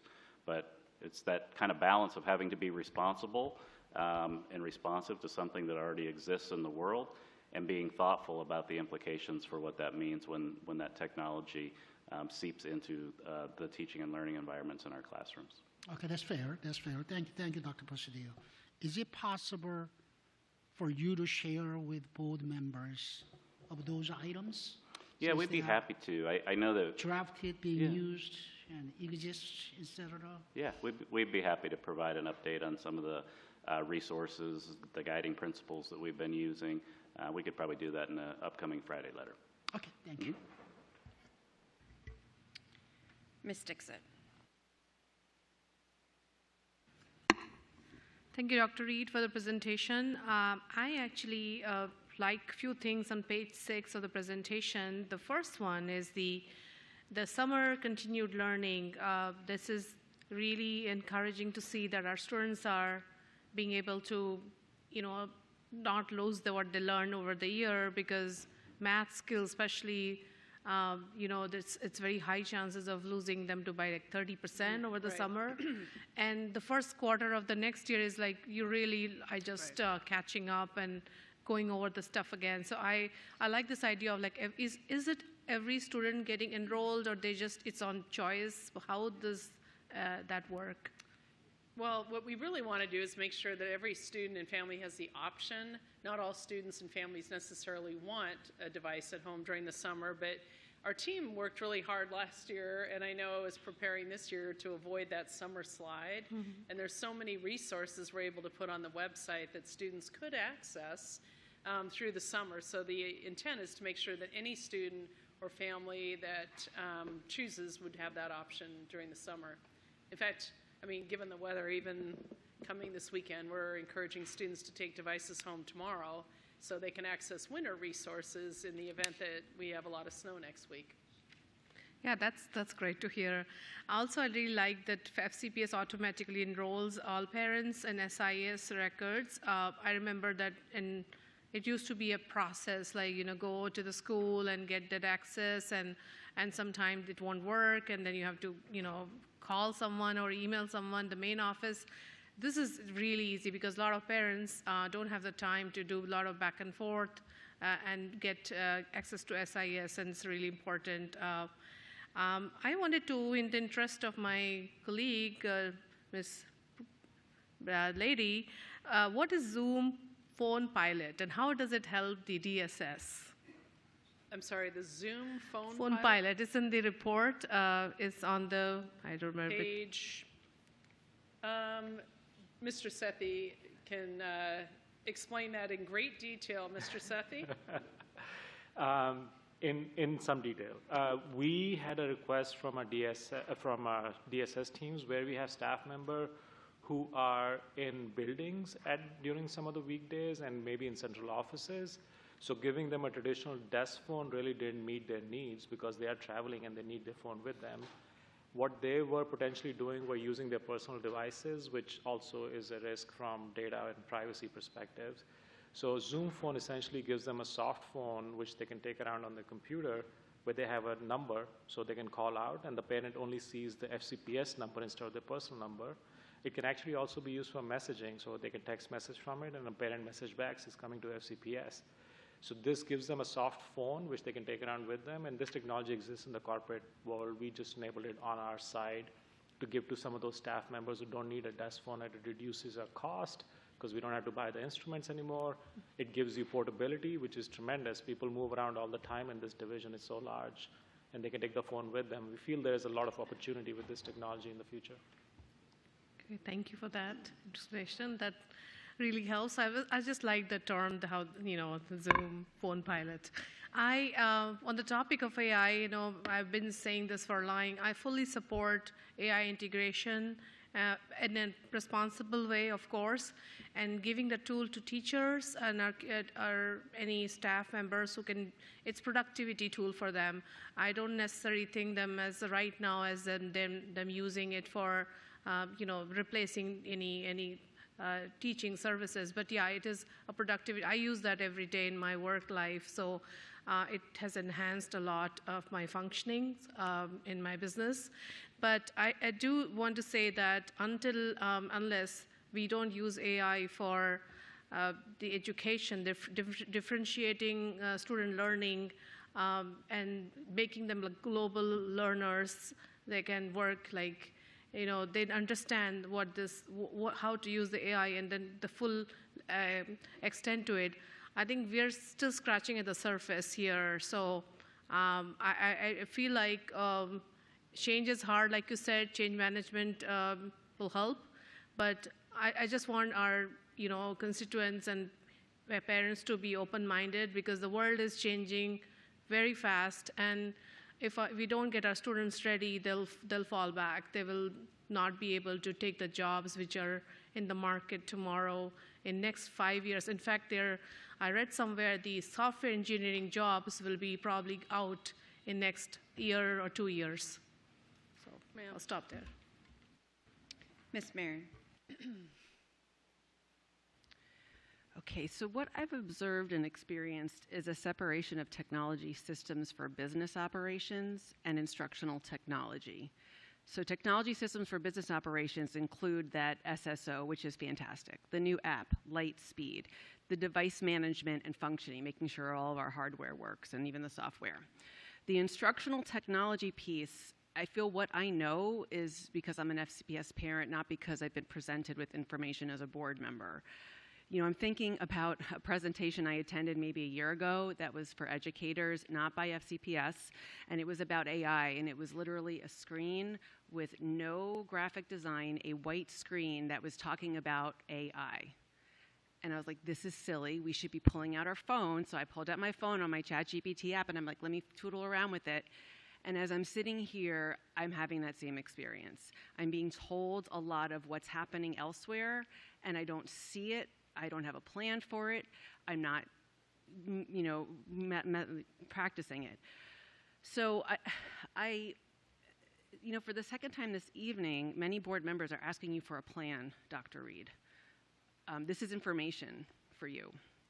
And I'm really uncomfortable with the frequency with which I'm needing to ask for a plan, for details, for what's being used when, the costs, and how myself and the board will be involved in this work in a meaningful way. I also, like Mr. Moon, want to understand what is where, and I've been poring over things you've sent in Friday emails, the presentation we had on October 7th. This is the one article you've sent us of any kind of background from Common Sense Media. But I had asked last time about a pilot happening at 18 high schools, and you did send more information in a Friday email. So I just want to confirm my understanding. It's called Foundation Building for Instructional Use of AI, and it has descriptions of work annually from 2023 to 24 of how staff and students may utilize AI tools. So this year, the focus is AI literacy framework development and K-12 lesson field testing. And there are early adopter teachers from 18 high schools. I ask again, what schools are these and how many teachers? How broadly is work being disseminated across the school? How many students are involved? And what it says here is the expectation is that these early adopter teachers will expand teacher and student AI literacy and to get feedback on specific tools, including PowerBuddy and Magic School. What is going on? Can you answer these questions? What are the 18 schools? How many teachers? How many students are involved? And what is happening with PowerBuddy and Magic School? So, Dr. Presidio, I know your department's overseeing that. I think you can provide some of those details. Yeah, and again, I think one of the things I've really appreciated about Mr. Sethi during his tenure here is we've really collaborated across departments to merge and I think sometimes blur the operational and the instructional silos that maybe existed in the past, and I think that's positioned us to be very successful. So one of the things that we've been trying to do that you mentioned in the report is field test some lessons to support students with understanding some of the ethical and academic integrity issues with AI. So that's what we mean when we talk about AI literacy, and it's obviously age dependent. So if you're a younger student versus a high school student, obviously there's a continuum of developmental appropriateness in terms of what we would talk about. But it's really important that our students understand what AI is, how it works, how the machine learning components work, to make sure that they're not sharing personal information if they're using AI outside of the school. And again, I want to reiterate right now, we have not adopted any student-facing generative AI tools in Fairfax yet. But before we do that, we have to make sure that our teachers understand how to use the technology and that our students understand how you could use it responsibly and what the risks are, because we know that they're using it in their personal lives right now. So it's really important that we develop AI literacy for our students, from everything from the ethical issues, the safety issues, academic integrity issues, before we adopt any tools. So we've got to have a curriculum to help students understand how to use it responsibly before we introduce tools into the classroom. Now, we have foreshadowed in the report, because we've been doing work to think about, well, what are the types of tools that we might want to be able to bring in to the learning environment when we have a policy and when we're ready to do that. Power Buddy and Magic School seem to be some of the tools right now that have really, I think, the most promise for us as a school division. Magic School offers free tools to educators right now, so educators around the country do have some experience and interest in using that tool. But they're able to provide supports to teachers to be able to provide lessons that are differentiated for students, to be able to introduce how students can use AI to support their research, their critical thinking, their analysis, and problem-solving skills. So there's a lot of potential benefits, but we've not introduced those tools yet. But we are trying to foreshadow. We're having a conversation here a little bit about a roadmap. That's kind of what we're trying to do, is paint in a executive limitation report, not a report just on AI, some of the ways that we've been exploring AI, and some of the ways that we think that we might be able to use it in the future. Okay, well, thank you. I still don't have answers to my questions, or what are the 18 high schools and how many early adopter teachers? Well, I'd be happy to get that. I don't know the 18 schools off the top Why of do my I have head, to but- ask over 2 meetings for that information? I will double check. I think we were asked for descriptions of the programs, but we will identify the 18 by tomorrow, because tomorrow's Friday. 18 schools and teachers within those schools. I'll have a return turn, Thanks. please. Thank you. Miss Lady. Thank you. And overall, thank you for this report. I'm not going to repeat a lot of what my colleagues have commented on that are very much positives within here. So I just want to share a couple examples. We kind of talk a lot about AI use, and I'm just going to share a couple that I've learned about in talking with different teachers. But I think one idea folks have used it for, teachers have, is almost as a thought partner for a team. A kindergarten team was trying to plan a project, and they wanted to generate more engaging, culminating activities for units of students. And so they also want to incorporate POG skills into the activities. So they suggested activities, the suggested activities by the curriculum, which they had in front of them, did not have that variance. And so they wanted something more engaging. And so they put it in AI, and it spit out all kinds of exciting ways to engage kids. And we know it's hard to keep kids' attention these days. And the way we always did things isn't working. So and I'll give you another example, I believe this was a 5th grade team doing an ecology type report. They were studying it, and so traditionally, like when we were in school, we probably would have done some kind of written paper and handed it in. But the same thing with generating different ways to examine how kids are performing. Kids had choice, right? And choice is empowering. So kids could do a poster, kids could do a traditional paper, kids could choose to do an oral report. Kids could choose to operate and do it as a podcast. Kids could choose to do it as a news show, where they're interviewing their peers within the questions of ecology, and they're different people in the industry. So, I think that this all excites me, because I think of myself with my ADD as a child, and having to sit still and do things certain ways. I didn't always fit in that box, and it wasn't always the way I could convey what I understood. I believe that a lot of what we talk about of late at this dais is operational. And I was warned when I got on this board that I came from operations, but the board does policy and not operations. So I'm very invested as a member of governance, and thank Ms. Marion for her leadership. We need an overarching tech policy. We obviously need to address AI in that. I'm looking forward to that work. But just like I don't go through and comb over the combating intolerance curriculum, nor have I combed over any curriculum, right? And teachers have always innovated, and they've done their work in their CTs of staying together. But I think this idea of a thought partner and allowing AI to generate ways in which kids can demonstrate their learning is fantastic. It also helps them differentiate. And I just believe that the inclusion, the Lighthouse Schools, UDL, it all intersects. And I think we're doing great things. And I'm not saying we don't need to pay attention. I'm looking forward to seeing the roadmap, but I also trust where you're moving. The last thing I'm going to say, and I won't need to go back, is that my wife's daughter just happened to say to me, I'm learning so much about AI. I'm in my third course. So I guess that we have courses within our catalog in Fairfax County for employees to think maybe a fourth-year teacher is in her third class in AI that we're producing is fantastic. Thank you.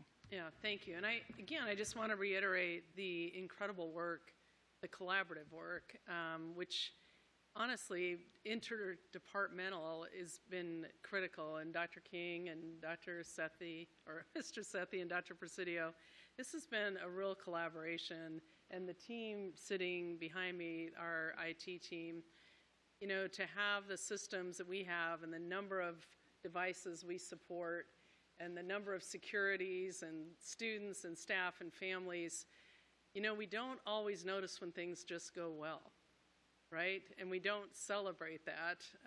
And I just want to say how grateful I am personally for the team that supports our technology and the innovation of our teachers. We've got educators that are world-class here, and when they see new ideas, they're going to pounce on them. And I know our leadership, we want to support, again, what makes Fairfax special. So thank you for giving me the opportunity to share this tonight. I'm going to take a quick turn, and then we have a few go-backs. So unlike my at-large colleague, I am a tech person. When I was in academia, technology and writing was my focus. And so I really wanted to understand how technology kind of changed the way we learned. And so unlike some of the things that we've heard tonight, I actually do believe that learning happens in technology. I think that YouTube itself shows that to be true when we have people doing all kinds of things by watching videos that explain how to do it. And the cool part about our schools is that technology is so integrated that we actually don't understand where it all is, because at some point, even the projectors in the classrooms and, every single layer of work that we're doing has technology integrated in some way. And so while I understand fully and completely that I do not believe that we're early adopters here, actually, I actually think that we're kind of middle to the end of the pack. And if I go back to thinking about that penguin on the ledge, like we're in a good spot, in my opinion. We're making smart decisions. And now we need to do the policy work, which is our job, to make sure that we can get in the right space. And I am going to advocate for creating a policy that does talk about AI or at least authorizes some other document to talk about AI. But I also want to make sure that we create a policy that supports innovation, because the issue is that the AI is just the next thing. I mean, when I was teaching, it was Wikipedia and everybody was losing their minds. And now it's just an integrated part, and what everyone was afraid of didn't actually happen. I am not suggesting anyone that's ever watched a movie about how the computers are going to take over the world and the machines are going to kill us all. Like, I get it. I understand why there's fear. But I am going to say that I think that we need to suspend our disbelief just a little bit and recognize that there is not a teacher in our schools that doesn't want safety for our kids first. And they are using this anyways. And we watched that happen with social media already.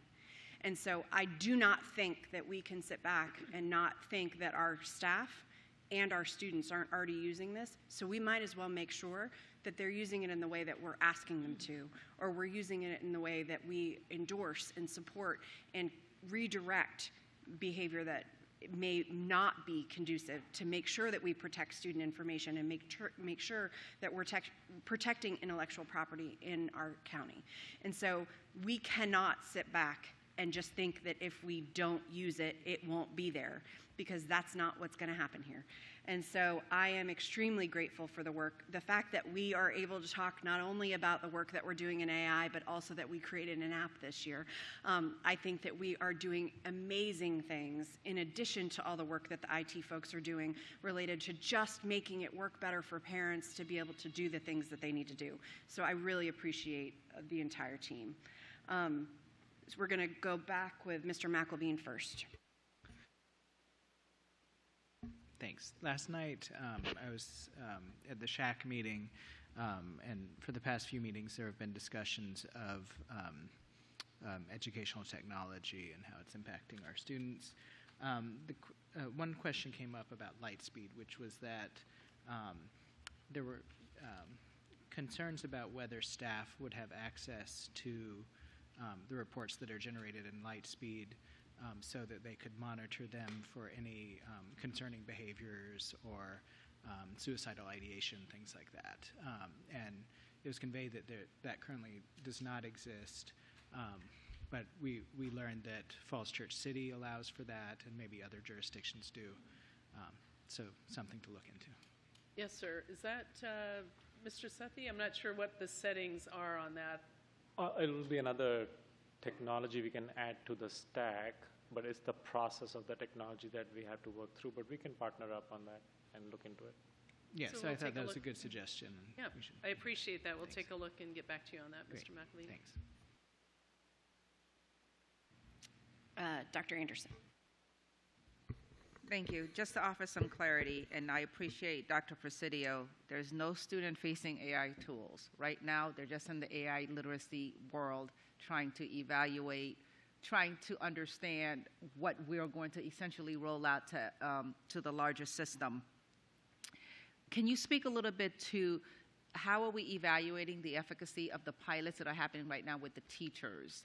Lightspeed, not Lightspeed. Lighthouse, thank you. Lots of light. Lots of lights. Lighthouse, we're in the 3rd year. What is that evaluation? What are we finding with that engagement?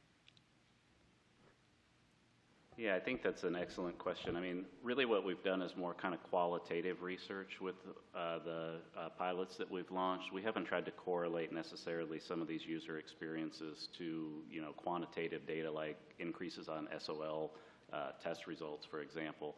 We're really looking with the AI work to try to determine what are some of those use cases. What are ways that those innovative teachers that we have in our classrooms that are asking, hey, how can I use AI? How can I use it to increase my productivity? How can I use it to increase my effectiveness in terms of really providing targeted, personalized, individualized resources that students' individualized learning needs? What are ways that I can use it to increase my understanding of the most effective practices, and how can I use it for research? How can I use it for data analysis? How can I use it to improve the feedback that I'm providing to students, right? So we've really been collecting more information about some of the use cases that we're identifying and ways that we can find those use cases that are going to have benefit, and how can we scale those types of experiences up more systematically in the future by providing more targeted, training and professional development around some of the things that we're seeing that are having more benefit.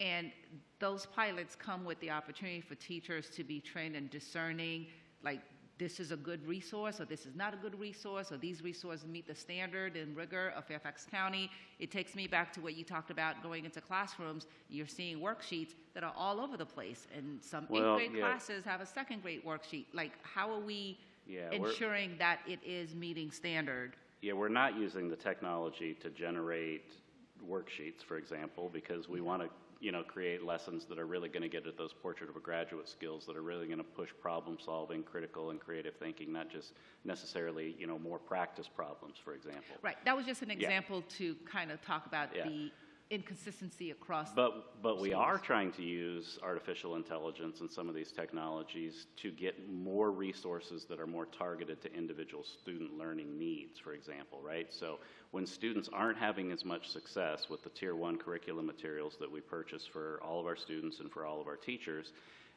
students maybe, multilingual learner students that, are struggling with, accessing the academic language, how can artificial intelligence take some of the existing resources that we have and create additional supplements and materials that are going to support the instruction, right? How can they support teachers in developing some of those, graphic organizers for students to help them really understand the main ideas, the key vocabulary that we want to teach in a lesson, for example. So it's really more about differentiating materials so that teachers don't have to do all of that work necessarily on their own. Like, that's one of the productivity use cases that we're talking about. I think I'm going to save the rest of my inquiries for that work session when we're talking about the roadmap, because I think absent that kind of perspective, we're all over the place. At least I know I am. I'm all over the place. And I said this before, I think two things can be true at the same time. I can be excited about the possibility here, but I also can be concerned about some of the things that have come out in very reputable publications regarding the harm that could be caused if this is done unchecked. Right. And I don't think we've fully articulated for our public, at least I don't have that full articulation in terms of how are we going to achieve those things. So I will wait until that journey is outlined. But I did have one last question regarding the SAT and ACT online administration. Now, I know one is no longer available on paper, and one is, I guess we're taking some steps. Which one is it? Is it the SATs that are no longer available? They're only available digitally? I believe That's correct. Last year's administration was last fall, I think it was October, was the deadline where they switched over to only electronic computerized So we had to kind of move on that, but the ACT, we are taking the steps to do that electronically. Again, I'd have to triple check on the ACT. I'm not sure that there's a paper pencil option for ACT right now or not. I'd have to check on that to be sure. Okay. We have a very small percentage of our students who take the ACT in comparison to the SAT, right? We offer SAT in-school day testing for all students free of charge. I just wanted to differentiate in my mind's eye which one is our innovation and which one is just, this is where we are. Well, and I would suggest that it certainly was not our innovation, but we had to spend a lot of time and effort to make sure that what we didn't want is to have a large group of students show up to take the SAT and not have the Wi-Fi supported and so it was a significant lift. And there were a number of schools around the country that actually had real glitches on their first few administrations, and when students pay to come in, arrange all their plans to be there, we want to make sure it works. So I was very proud of the team that we really didn't have some of the issues that other divisions had. Ms. Marin. So I want to return to the topic of instructional technology at large, because I do think after reading a lot and starting to work on the AI policy, I just don't think that the school board is meaningfully and appropriately engaged in the work regarding technology in our school division, particularly what's used for instruction. I want to understand what's being used and why, what's proven effective. The board being involved in curriculum development work is not operational. It's at the core of what we're here to do. To be ensured that what children are learning meets the values and expectation of the community as based on high standards and research. Staff and I have talked about developing curriculum.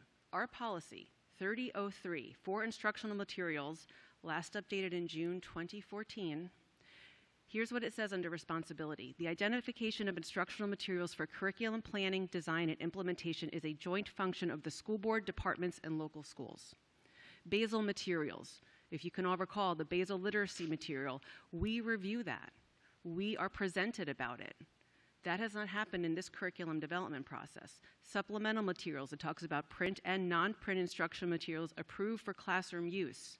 Scope and procedures, instructional materials that are used to implement curriculum programs include all audiovisual material, instructional technology, and texts. We have not been meeting this policy that is pretty much ancient, okay?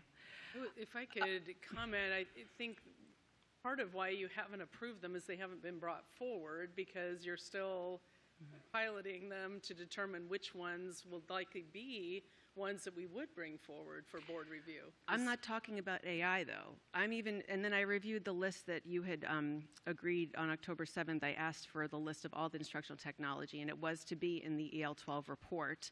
You did provide it, but it was in a Friday letter, which again is not transparent. Well, we were asked not to put it in a public-facing document because of the costs connected in the bid process for some of those tools. So we did not place it in a public-facing document. That's the first time I've heard that, and I was the one that asked for it.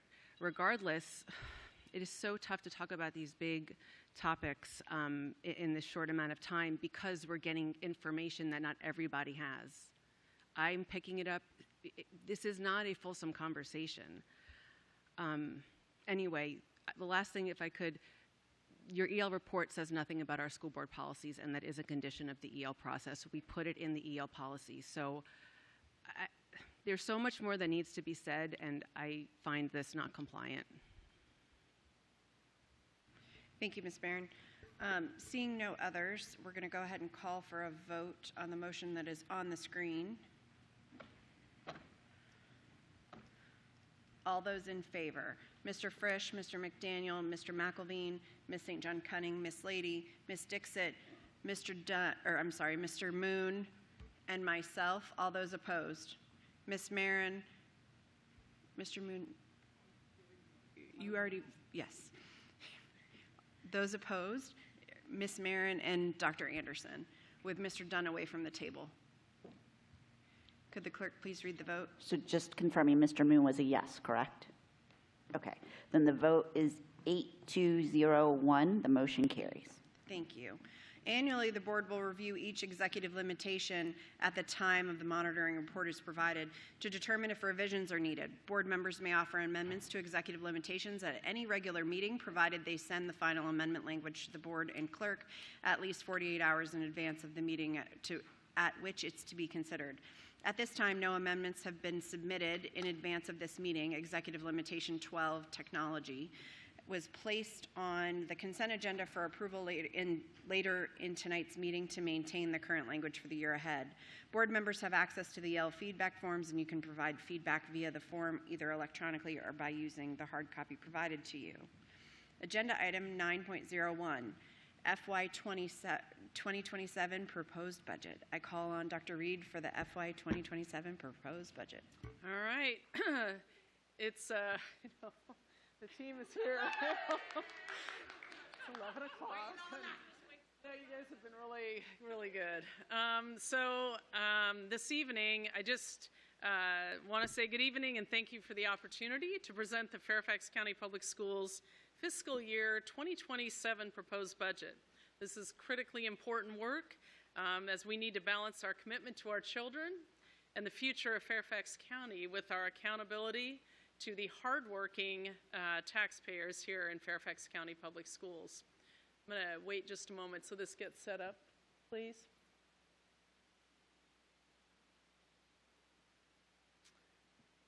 I think that's the first page. And thank you, tech team.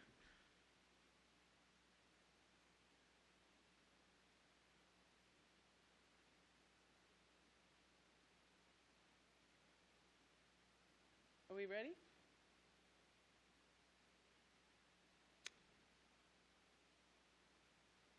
Are we ready? Okay.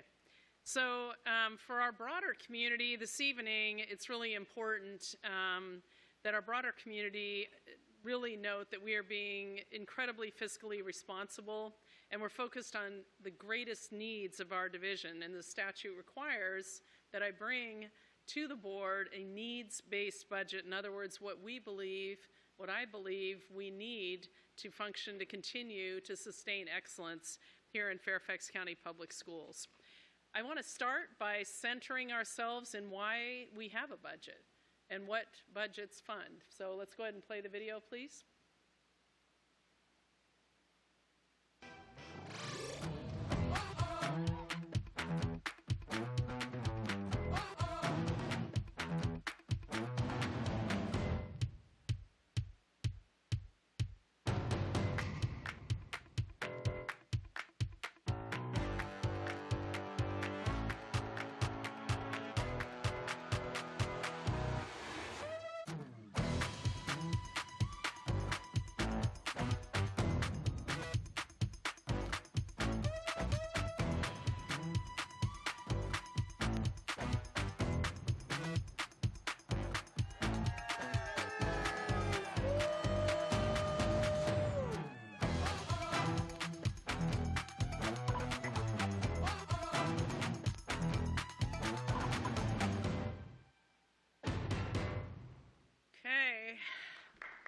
Right?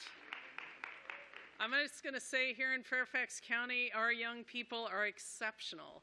And our young people are exceptional because of the strength of our staff, our educators, our support staff, our families, and our programs and services. Our strong partnerships with families and the support from our entire community maintain and the excellence that this community's come to expect. Our students continue to outperform their state and national peers on a number of measures, as well as our global peers on measures, including SAT scores, graduation, and most recently, our 37% increase in national merit semifinalists year over year.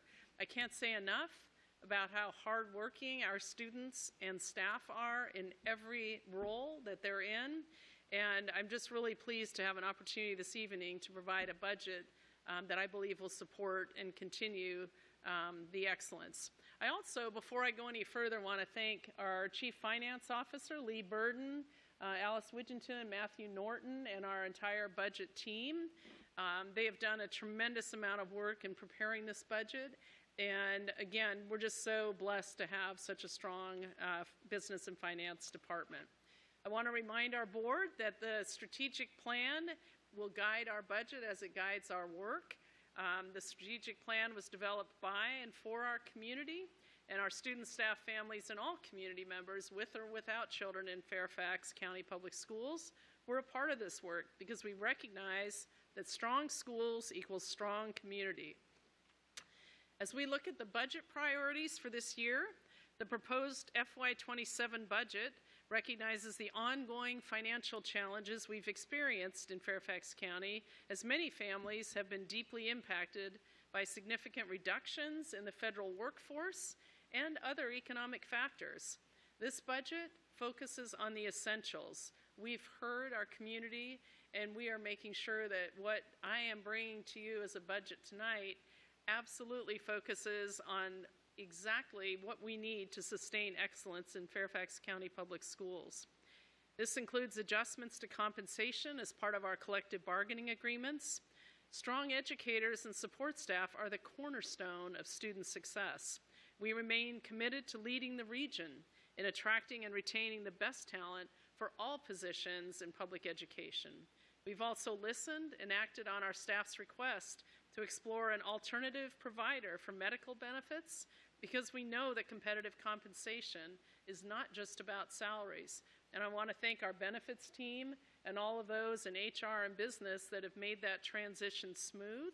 We were able to spend a significant amount of time to run an RFP for a different provider that has been able to keep our costs down in comparison to many other divisions around the country. We do continue to be future-focused, exploring 22nd century solutions that will shape our students' experience as they prepare for careers that don't yet exist. I also want our community to know that we have spent a great deal of time working on ways to be more efficient with the funds entrusted to us and be good stewards of the financial resources that we're provided to support education here in Fairfax County. The FY 2027 proposed budget reflects both new and ongoing funding challenges and the impact of federal funding on the state budget and the state underfunding evidenced by the Joint Legislative Audit and Review Commission, the JLARC study. Given the economic uncertainty that we have faced, there are no new resources that were considered. In other words, back several years ago, departments came forward with lists of new ideas and new resources required. We didn't do that this year because we know there aren't new resources. So any new ideas and programs and plans that departments are planning were instructed to reallocate existing funds. In other words, we need to stop doing things to start doing new things. So we want our community to know that that's the posture at this time and that we're being very thoughtful with the funds entrusted to us. Recall that we had significant reductions in our budget that were required to balance the FY 2026 approved budget, and these reductions totaled $121 million, or 3% of our total budget last year. We continue to look for additional opportunities to maximize our resources, increase our efficiencies, and invest in high-impact programs and services. So, the FY 27 budget will total $4.1 billion, which is an increase of $197 million, or 5% over the FY 26 approved budget. As mentioned, the proposed budget is needs-based and focuses only on the base requirements of the division, including competitive compensation and multi-year investments. The transfer that we will be requesting from Fairfax County is we will be requesting $138.4 million this year, and that's 5.1% over the FY26 transfer. It is important to note that this is 48% less than last year's requested increase. In other words, we're asking for 129.8 million less than we asked from the county last year. I believe that this is a very reasonable budget, it's appropriate, and it allows FCPS to sustain the excellence that residents have come to expect. Our county partners also prioritized K-12 funding during a recent legislative public hearing, and we are very excited to continue partnering with our county leadership and Board of Supervisors, as well as our county executive. I'm also pleased to say that one of the reasons we were able to ask for such a lower county transfer is that our state colleagues increased the funding from the state. We were able to realize a savings in our VRS retirement structure as well as the re-benchmarking of the Commonwealth. So we appreciate the support of our state delegation as well as the continued partnership and support of our Board of Supervisors. I will say that of the $138 million that we're asking, if we can go back one slide, at the fiscal forecast, recall that we were told, I think that our portion, if you will, of the current or of the revenue projection this fall was, I think, $116 million, which leaves a $22 million gap. However, as we discussed, the fiscal forecast did not include the meals tax anticipated revenue. And that anticipated revenue was, I believe, quoted as about $60 million for a half a year, which would be $120 million for a full year. So we believe that that gap of $22 million between the 116 and 138 that the superintendent budget is requesting would be less than a quarter of what is projected to be collected from the meals tax. So we feel that's a very reasonable gap-filling resource. So next page. We are, in this budget, honoring our collective bargaining agreements, which for FEU will be $163 million, and the recently ratified FCPS adjustments at $17.7 million. We've also been able to save $2.3 million in benefit rate changes as a result of the work on the new RFP. We continue our collective bargaining work, and we're committed to that as it's critical in our ability to retain high-quality educators and support staff. This year, we're just very pleased to see a number of factors that are able to contribute to a very reasonable county transfer ask. Overall, we expect a net decrease of the $2.3 million due to benefit rate changes, which include a decrease in the VRS employer contribution rate offset by the increase in healthcare premiums. The next slide, I think, as a board and as a school division and community, we can be very proud of this slide. The progress we've made in the Master's Lane beginning teacher salary, we've gone from in 2024 being 7 out of 8 to FY 2026 being 2nd out of 8. And one of the things that this has resulted in is that our retention rates have surpassed 90% over the past 2 years, which exceed pre-pandemic retention rates. So we're very proud of that, and I think when we have high expectations as a community and as an organization, high support has to be part of that. And we have world-class results, and I appreciate that the board has supported world-class salaries for our educators and staff. The baseline adjustments that are included in this budget is that we are going to, last year we added 1.0 to the class size. This budget pulls that back to 0.5. So we are mitigating half of the class size addition. This budget fully funds elementary special ed department chair positions, and contractual and recurring baseline adjustments, as well as fully funding the advanced academic resource teacher positions. And as a board, your commitment was clear on those positions. I also, when I met with principals in our association this afternoon, our elementaries had to be very creative and just worked extraordinarily hard this year. We allowed a more significant use of carryover, which is no longer available because we used it as one-time dollars. So this budget puts those positions back in the base, and we believe they're important and necessary for the work of our elementary educators. Next slide. We also made commitments, multi-year investment commitments.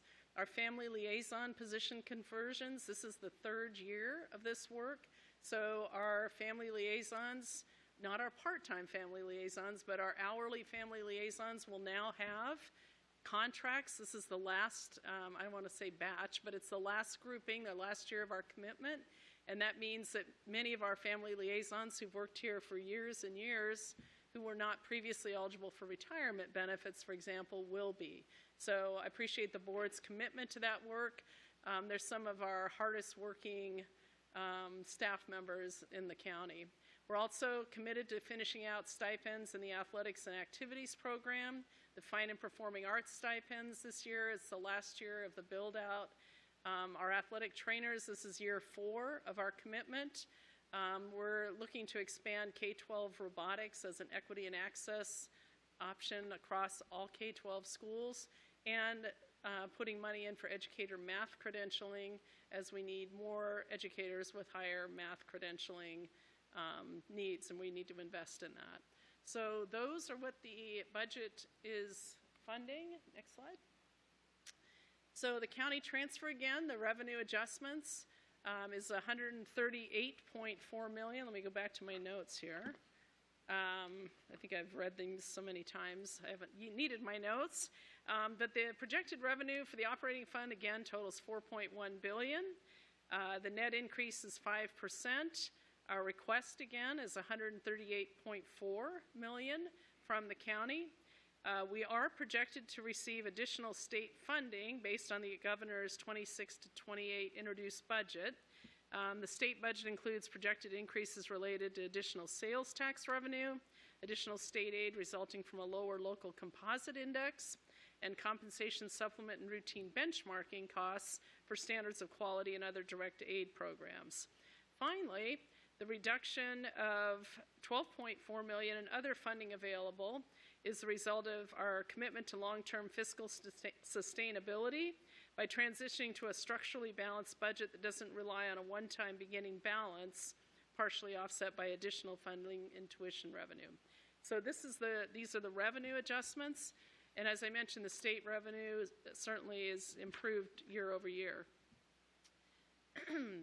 This year, one of the things that we felt was important to put in a budget presentation is that should we receive more budget funding, because the new General Assembly has not wrestled with the budget as yet, we're still working off of our former governor's budget. If we were to receive further funds, or if our county chose to overfund our transfer, then we would look at restoring the complete class size, not just half a student, but the full student. We would look at elementary STEM, our inclusive pre-K expansion, and oh my goodness, our major maintenance backlog. We have professional technical partnerships and apprenticeships, as well as looking at the possibility of world language expansion. So those are topics we would look to fund if indeed we receive more funds than we have planned for. Fully restoring our staffing model is, again, a significant priority. So here's how you can stay involved, whether you're a staff member, a student, or a community member. We have a variety of events occurring. Recalling that learning happens best in community, we invite the community to follow our budget process, the Fairfax County budget process, and the state budget process, all of which are happening right now and will continue in the coming weeks. There are a variety of ways you can share your feedback, which are all included here on this slide and will be posted online as part of this presentation. So these are the next steps. We're going to have a work session on February 10th where I'll actually be answering questions from the board rather than just making a presentation. And the board will be holding public hearings, of course, on the 2 dates in February, and then another work session. And then the advertised budget will be adopted on February 26th. So try to make this presentation as tight as possible and end with, again, why we have the budget we have and what we hope to continue as a result of this. So if we can play that, please. Some futures are written by circumstances, not ours. In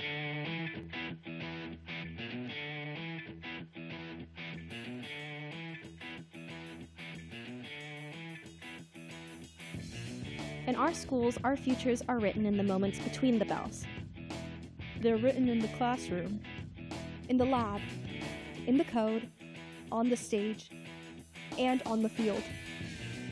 This is a story of excellence, of belonging. And it's the story of what's next. We don't just prepare for the future, We are building it. there will always be numbers, but they don't tell the whole story. We will. We are proud of our success. We celebrate our achievements, and we are ready for the future. We are Fairfax County Public Schools. And so, the young people of today are the architects of tomorrow. And FCPS is dedicated to equipping them to thrive in a world we cannot imagine today. Talked a little about it tonight. With the skills to not only adapt to a changing world, but to shape the world. We appreciate our County Board of Supervisors and our state legislators for their partnership and for working with us to deliver on the power and promise of public education. There's nothing more important. Their continued financial support enables Fairfax County to provide our young people and our entire community a strong future. For those watching tonight, whether you're a parent, staff member, resident, community member, partner, student, alum, I thank each of you for supporting FCPS and helping us continue to not just be the heartbeat of our community, but also the economic engine of Fairfax County. With that, I thank you as well, and I look forward to the feedback and our journey forward. Thank you. Thank you, Dr. Reed. We have a full work session planned for this for February 10th, so I am not suggesting that we need to exhaust everything, but we have a few lights on that for folks, and we're going to have our budget chair, Ms. Dixit, go ahead and kick things off. Thank you, Dr. Reed, for your presentation for the FY27 Superintendent's proposed budget. I would like to thank the FCPS budget team, Lee Burden and her staff, for this hard work to make sure the budget is delivered on time and it's accurate and understandable.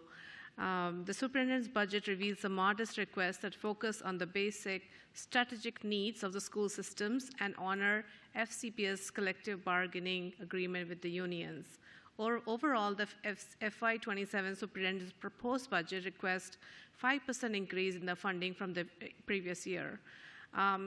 It should be noted that the county revenue projection for the FY27 fiscal forecasts were preliminary, and FCPS will not know if the county revenue projection have changed until the county executive introduced his budget on February 17th. And just want to remind everyone about the budget session, work session on Tuesday, February 10th, and then the public hearing on February 10th, 11th, and the 11th public hearing included in case the number of community members and staff who would like to comment on the budget are significant and cannot be handled in one evening. The final budget work session is scheduled for Thursday, February 19th. Adoption of the FY27 school board advertised budget is slated for February 26th. And I just want to also thank my colleague, who's now a supervisor, Rashna Saiz-Borheiser, for being the budget chair and done excellent work working with the team. And I'm very thankful. I learned a lot in this process. And I am really excited for this budget and hope we get fully funded this year. Thank you. Dr. Anderson. Thank you. I will save most of my questions for the work session, but I did have one thing in which I was confused. The partial class size restoration, is that referring to the staffing formula adjustments? Because that's what we had last year. Yes, ma'am. Why is it titled differently? Trying to be clearer. Okay, because Which I think that was obviously- one of the questions that I asked last year.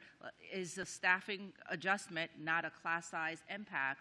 And we had a very long conversation about it not necessarily being the same because you were changing the formula, which would have some impact in some places, where a class size reduction would have impacts in all of the places. So I will make sure we have the correct semantics. We were trying to be clear, but it is the staffing formula. Okay, thank you. That's the only thing I wanted to get my mind around in preparation for this. And I guess a statement that I want to make is I was very optimistic that the passing of the meals and beverage tax would yield something for us, particularly since I think we lobbied for this how many years now, Ms. Burden? Multiple. And I'm not super encouraged based on the response we received at the fiscal forecast. So I just want to leave that there. Thank you, Dr. Anderson. I told our team we're going to stay in the light and believe that this is a reasonable ask. Mr. McElveen. Staying in the light, I want to thank you for the very succinct presentation. I think this is well received here, and I hope it was received throughout the division. Just a few clarification questions. So I see we are rolling out robotics, which I think is a positive step. K-12, can you give us a sense of what that looks like? We have written a 4-year plan to increase the robotics opportunities, not just within the classroom, but also competitive robotic opportunities with first, I believe it's first Lego or first Lego League, because right now we don't have as many schools participating as we could, and it's a really, we don't have access for students across the elementary, middle, and high schools for that competition. So we currently are looking at a 4-year plan, and it's something that is, again, a collaborative effort between Dr. Presidio's office, Dr. Ponce's office, and Dr. King's office as we look to make sure equitable access is part of the work. That's great, and I know we've enjoyed our visits with Joey at Hayfield, and I know in fact, he's going to be, Right. he's been part of drawing up the plan. So I know in past years we've worked to extend Science Olympiad, Math Olympiad to every school, right? So that remains. I did see kind of in your last slide about potential things we could do. It included the work on STEAM and FLES and world languages more broadly. And I know in past years we had talked about that being a priority to make sure that every elementary school has either FLES or STEAM. So I guess just a question in my mind is, it seems like robotics might have jumped the queue in that sense, or are we still, is it a Well, we're looking at that as honestly a part of elementary STEM as well, right? So it's kind of, I don't know if it's not exactly a STEM teacher, but it's a program to provide, at least on a much less budget. It's a very modest 0.3, it's $300,000. It's a very modest amount in a budget, so it's not paying for a lot of people. It's more paying for stipends and equipment. So it's getting us launched unless we actually do receive more funds, in which case then it would enable us to move towards more people. Okay, great. I just don't want us to lose sight of that bigger goal of Yes, making sir. sure we have STEAM and foreign language. And then the final question for tonight, and we'll do more later, is on student athletics and activities. Can you unpack what that 1.9 million is? I believe it continues stipends, and also we're expanding middle school sports again next year, as well as adding JV boys volleyball and building out. I think girls wrestling has a few more options next year. So it's making sure that we have activities at the middle and high school, as well as have competitive stipends for our athletics and activities. And at some point in this budget process, will you announce what the next middle school sport will be? Yes, sir. In fact, I don't even know. The teams have been working on it, Dr. Ponce and our middle school principals. But as soon as we know, you'll know. Great. Well, thank you again. Look forward to further discussion. This was a very pleasant surprise. Thank you. Mr. Moon. Thank you, Madam Chair. Thank you for the presentation. Just want to make one quick point for your consideration and also my colleagues' cogitation. You probably remember that one thing, I guess one of the most important things that I did request this budget cycle around is start preparing earlier rather than waiting until the last minute to make adjustments. I am hopeful there will be more funding from at least the state. Get more funding from the state, and I'm glad that you laid out some of the things that we might consider if we got more funding. But many of those might require preparation, start preparing earlier than waiting until after final adoption of the budget in May. So that's something I want you to start thinking about it, and we can perhaps have some conversation at the work session. Yes, sir. Thank you. Miss Lady. Thank you to the budget team. Great work. I'm very excited and optimistic about this budget. I do feel confident that the Board of Supervisors will give us the $22 million above what their fiscal forecast was, and that'll come from the meals tax. So I'm very optimistic about that. I just want to make 3 points. One is the salary catch-up. To get from seventh, to second in the master's lane is incredible, and we cannot ever get behind again. Sadly for me, I lived through a bunch of freezes. Apparently I should still have stayed working because I would be doing pretty darn well right now, but I'm excited for all my friends, colleagues, and the people I work with now who are in our great system to benefit from that closing that gap. And the retention of staff at 90+%, folks, that is unbelievable. Okay, that is not happening anywhere in this country. So kudos to the work. And again, very excited. The 0.5 class size in terms of the staffing formula, the ARTs and SPED, that allocation to be funded from Central. And then I'm excited that that you provided with us slide 13, which is if we get more. From whatever revenue source, because you create a needs-based budget. Well, we need the 1.0 put back in the staffing model, but you did a 0.5, and I appreciate that, but I just want to elevate the fact that we need the 1.0 back, and also we need STEAM in every elementary school and the other things that were listed on the slide, and for me, I ran on pre-K for all, so I just really appreciate the hard work in here. I hope we get to slide 13. I hope we're going to have get excited that we can actually do some of these things on slide 13. So I look forward to the work session, and thank you so much for this optimistic budget. Thanks. Mr. Frisch. Thank you. I've enjoyed hearing you roll out the budget, the proposed budget.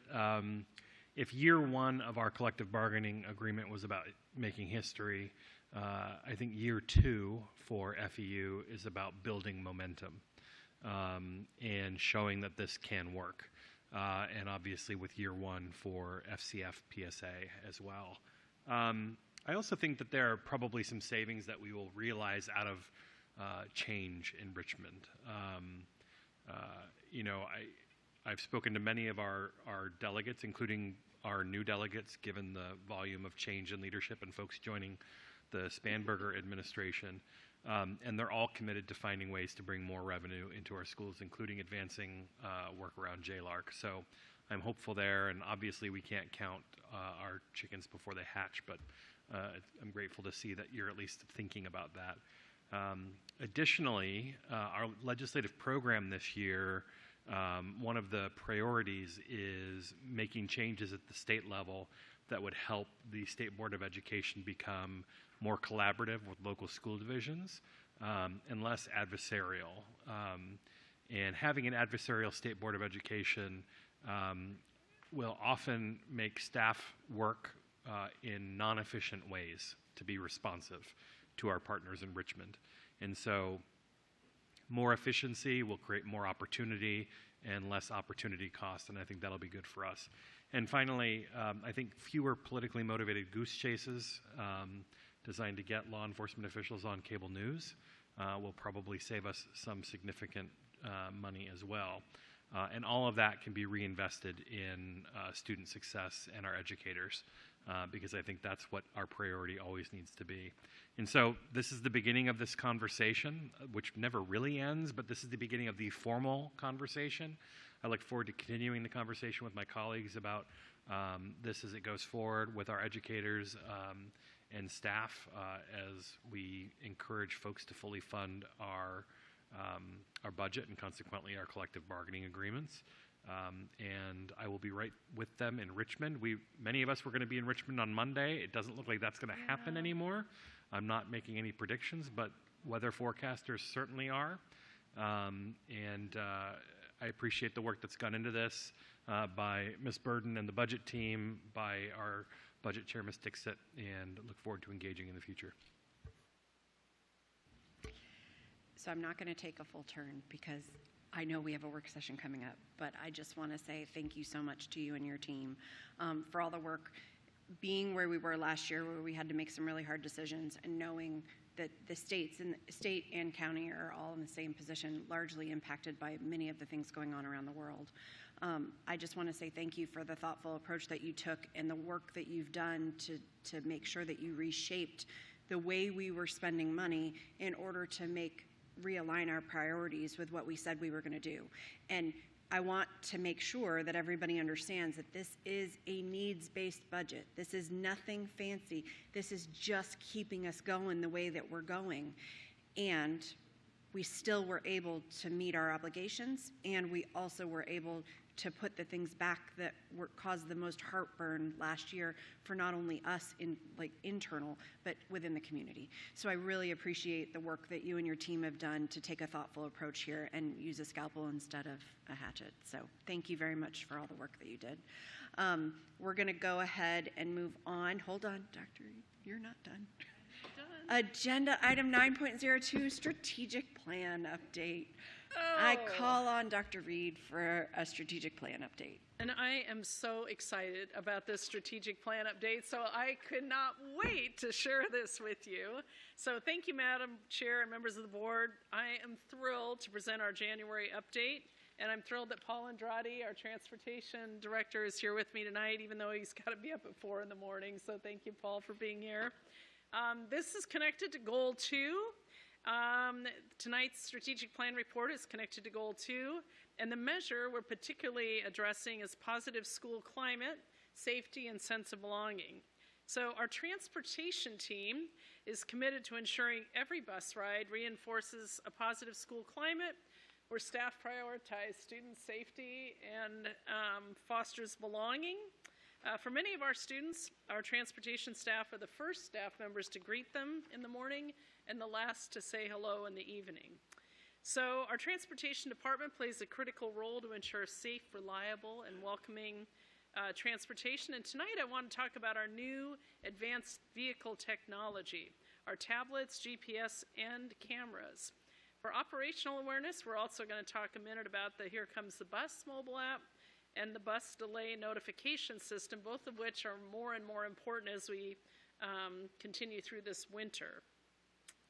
This winter, we begin deploying advanced vehicle technology, including radio frequency-enabled tablets for real-time navigation, instant route adjustments, and verification of student identity and location tracking with full implementation by the end of this school year. And these are really important safety features. Onboard camera systems remain fundamental, ensuring safety and accountability, and the technology is going to enable unprecedented transparency for our families. So the Here Come the Bus app and bus delay notifications should be providing real-time tracking and immediate alerts that respect family time and eliminate unnecessary waiting. Some of the technology that we've been using with our bus app has actually created some glitches recently, so I think these new tablets and the new software connections should minimize any of these glitches moving forward. Our drivers remain key partners in student well-being, and their training is focused on building positive, respectful relationships with students and ensuring that every driver helps to foster a secure and trusting environment. Transportation staff also empower our students to be peer leaders through safety patrol programs, and by focusing on both staff capability and student leadership, we're ensuring our transportation system is a seamless and supportive extension of our schools dedicated to student well-being. Just transportation by the numbers is unbelievable. The fleet transports, honestly, a staggering 131,931 students daily. That's the population of a major city moved safely and reliably twice a day. Currently, we're operating 1,398, almost 1,400 buses across a service area of over 391 square miles. And you can see the other data points on the screen. Quite frankly, the other data point I think that's not there is that we have 40,000 stops. And I want to say that actually 45,000 bus stops right now. And I am so proud of our transportation team, Mr. Muick and Mr. Andrade. Our Virginia Department of Transportation, our VDOT folks who do all of our inclement weather, sanding, and plowing, they have co-mapped all of our routes and bus stops to make those a priority, and also to not be, to the degree possible, moving snow onto bus stop sidewalks. And I just think that's incredible to map 45,000 stops. So props to our team. That took a lot of work, and they did it this summer so that we're ready. And when Mr. Lambert, Mr. Muick, and I were on the call this afternoon with the Virginia Department of Transportation, they are ready, and they're connected to our team, and we're looking forward to making sure things are safe. So to see this work in action, let's take a look at our transportation team in action. Madam Clerk, please play the video.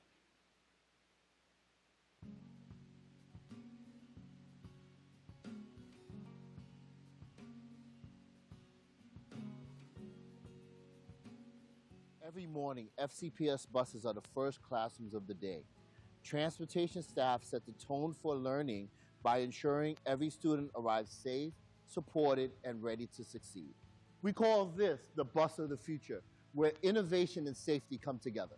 Tablets with new routing software give drivers real-time updates to keep routes accurate and efficient, and they also improve communication with schools and families. Our new camera system takes safety to the next level. Parents and students can feel confident that their ride is secure.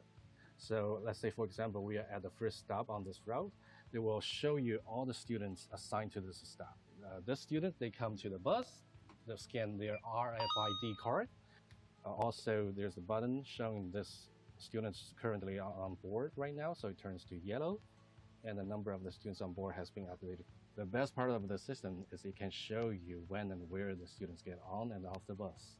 And eventually, the parents will also be able to track the kids through their app in mobile devices in real time. This isn't just technology for technology's sake. It's about equity and safety, making sure every student has the same reliable and supportive experience. The core of that experience will always be relationships. This is something technology cannot replace. Our student patrols play a key role in that experience. They guide their peers, build responsibility, and strengthen the sense of community on the bus. So the front patrol comes out and makes sure that everyone comes out safely. And the back patrols have to go out and tell the kids to sit and scoot and make sure they come out safely. This year, not just one, but two of our student patrols were honored by the American Automobile Association, AAA, as a Safety Patroller of the Year. We're so proud of our student leaders. But where the rubber meets the road is, and always has been, is with our amazing team of skilled drivers and attendants. Our drivers do more than transport. They are mentors, role models, and trusted adults. When a student feels seen and supported before they even enter the school building, it changes their whole day. Bus drivers, it might seem like a small thing that we do, taking them back and forth to the school, but I think that we're like some of the foundations of the school system. I would like to tell all the parents that I've had on my run that I honestly care about your children.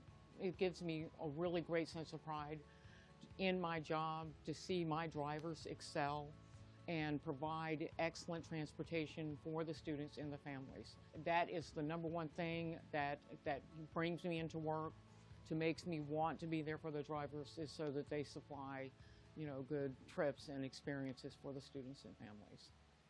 Excellence, equity, and opportunity. All right, Madam Chair, that concludes this month's strategic plan update, and a big thank you to all our drivers, mechanics, routers, supervisors. Our transportation team is amazing. I mean, 131,000 of our kids every day. Thank you, Dr. Reed. Mr. Frisch. Thank you. Anytime I mention buses, my partner reminds me that in elementary school, he was in student patrol. So he still kind of polices our transportation. First, I can't believe that Mr. Andrade is here at this hour when he's going to be up at 4 o'clock in the morning, which might be, no, it's not earlier than the superintendent, but it is very, very early. I have to say that Mr. Andrade is extremely responsive. Far more responsive than you would expect from somebody as busy as he is, and it's always insightful and always helpful. No question goes unanswered. So I very much appreciate the clarity that you help bring to our constituents, because sometimes the questions are complicated about why a bus stop is here instead of there, and it's always treated with the thoughtfulness that it deserves. So thank you very much for your hard work. In December, just after Thanksgiving, I had an opportunity I've been doing some shadowing of FCPS employees over the last several months, libraries, custodial work, and I had an opportunity to do a ride-along on one of our school buses, and got to see, up close and personal, how much care and attention our bus drivers have for our students, and the relationships they build, especially with the student patrol students. Mr. Spalding was the driver that I got to shadow, and he was charismatic.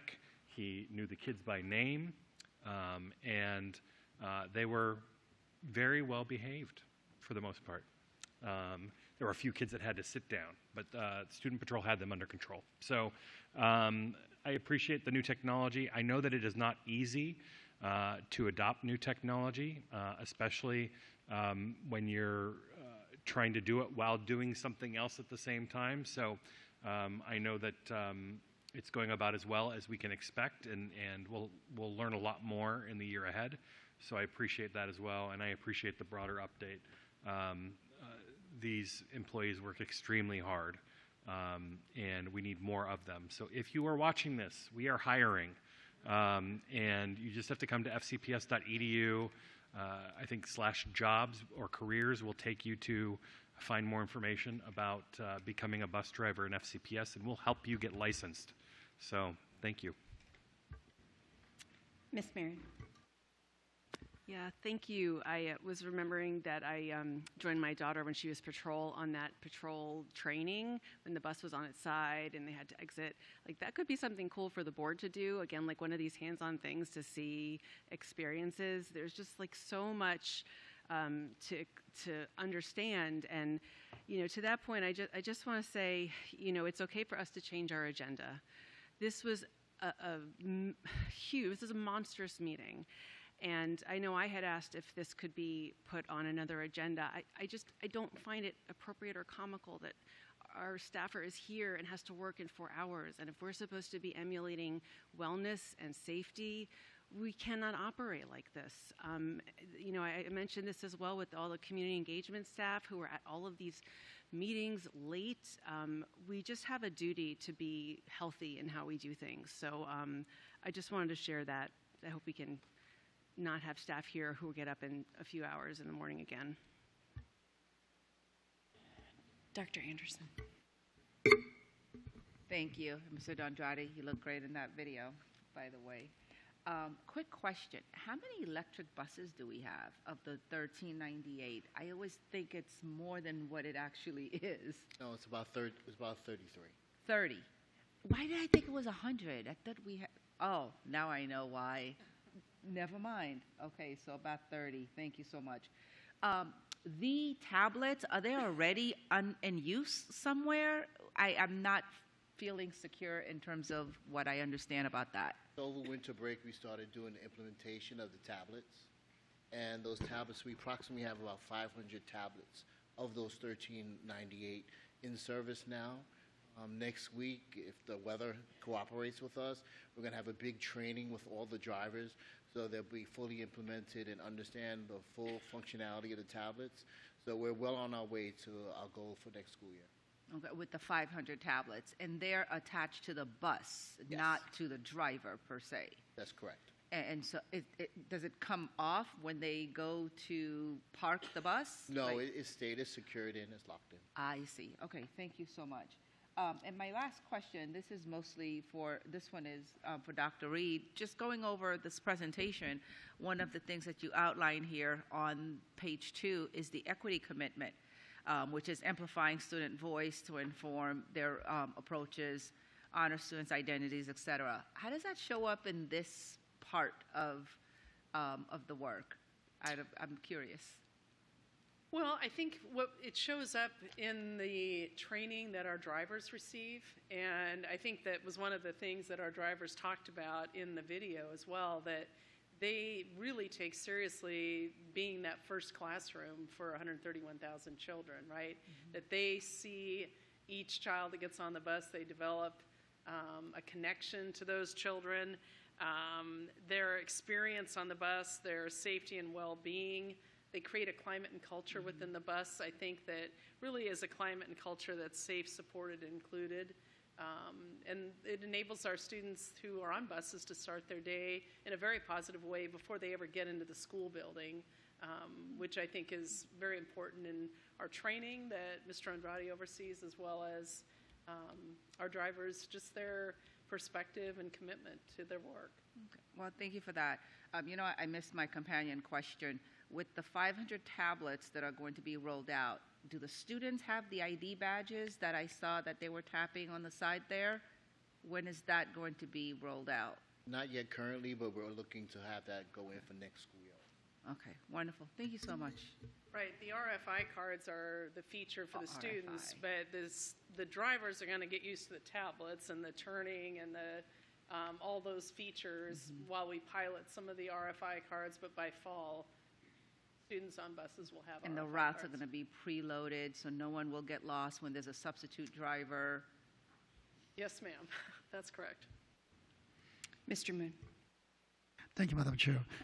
By the way, I have many friends who work for our transportation department, and they have a lot of huge compliments for how they are treated in your office. So kudos to you. 391 square miles. We don't cover 15 square miles of water within Fairfax. There was a joke. That was a joke. Oh. Fairfax County is 406 square miles, and we are covering 391 out of 406, and 15 happens to be water. So, but Tony. Got it.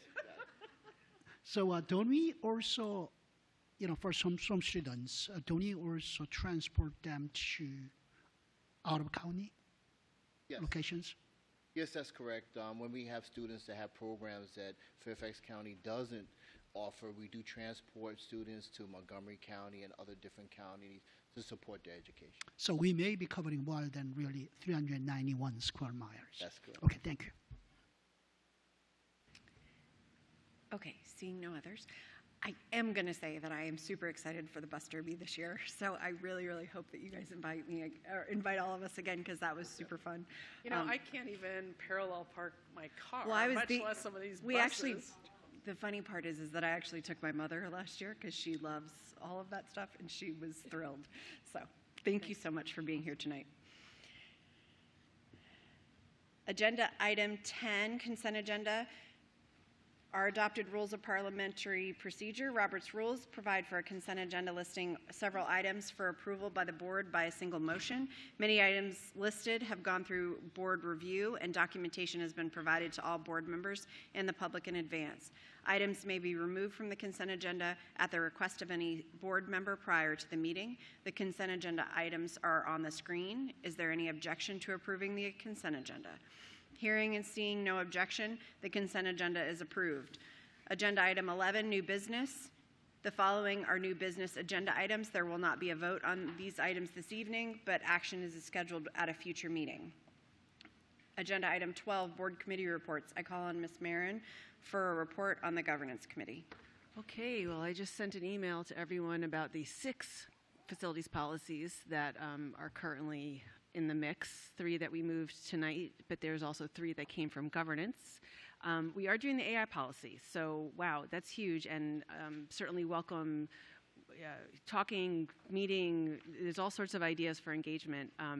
I also will be doing more advanced notice about the policies that are coming up, and we'll welcome the input sooner than later so we can incorporate that into our governance committee so that we have as informed policy development as we can. So please check your email and do let me know if you have comments forthcoming. Thank you. Thank you. Agenda item 13, superintendent matters. I call on Dr. Reed for superintendent matters. So given the hour, I will pass this evening. I'm sorry? I'm trying to remember. There was one thing.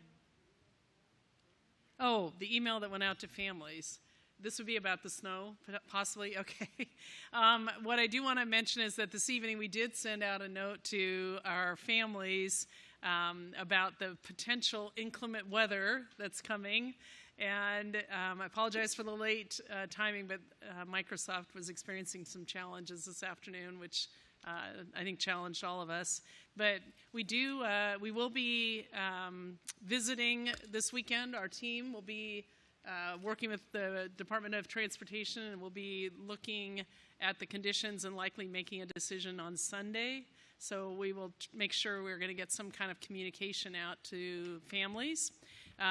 Tomorrow, we're encouraging students to take home their remote devices or their iPads or Division laptops and any other books that they might want to read or work with in case we are snowbound for a few days. So I want to recall, though, that we are not moving to remote learning, but that learning happens in all kinds of spaces, and we also want to enjoy snow days as well as link to winter resources on our division website. So we encourage families, if we are ending up with students at home, to link up to those resources. There'll be a lot of activities that our students might be able to connect to if they are home. So thank you. Dr. Reed, I think you were also going to mention something about the updated, calendar. the updated revised names for the Oh, that's correct. That was Western the High other School. piece. So the just want to remind our community that I did amend and update the names, the choices for the new high school in the western part of the county. And there were a couple reasons why. One, our student advocacy was continued, and the students really advocated for the name Skyview to be added, which was really the most popular student name. So I did add that to the recommendation, which was amended at our last presentation that was posted. And also the WHS was confusing, and because we have Westfield High School as a WHS and Western High School would be a WHS. So given those two pieces, the student advocacy and that potential confusion, I did add Skyview High School as a possible choice. So just want to make sure the public knows that. and that has been posted, so that'll be reviewed by our board. So thank you. Thank you, Dr. Reed. Agenda item 14, board matters.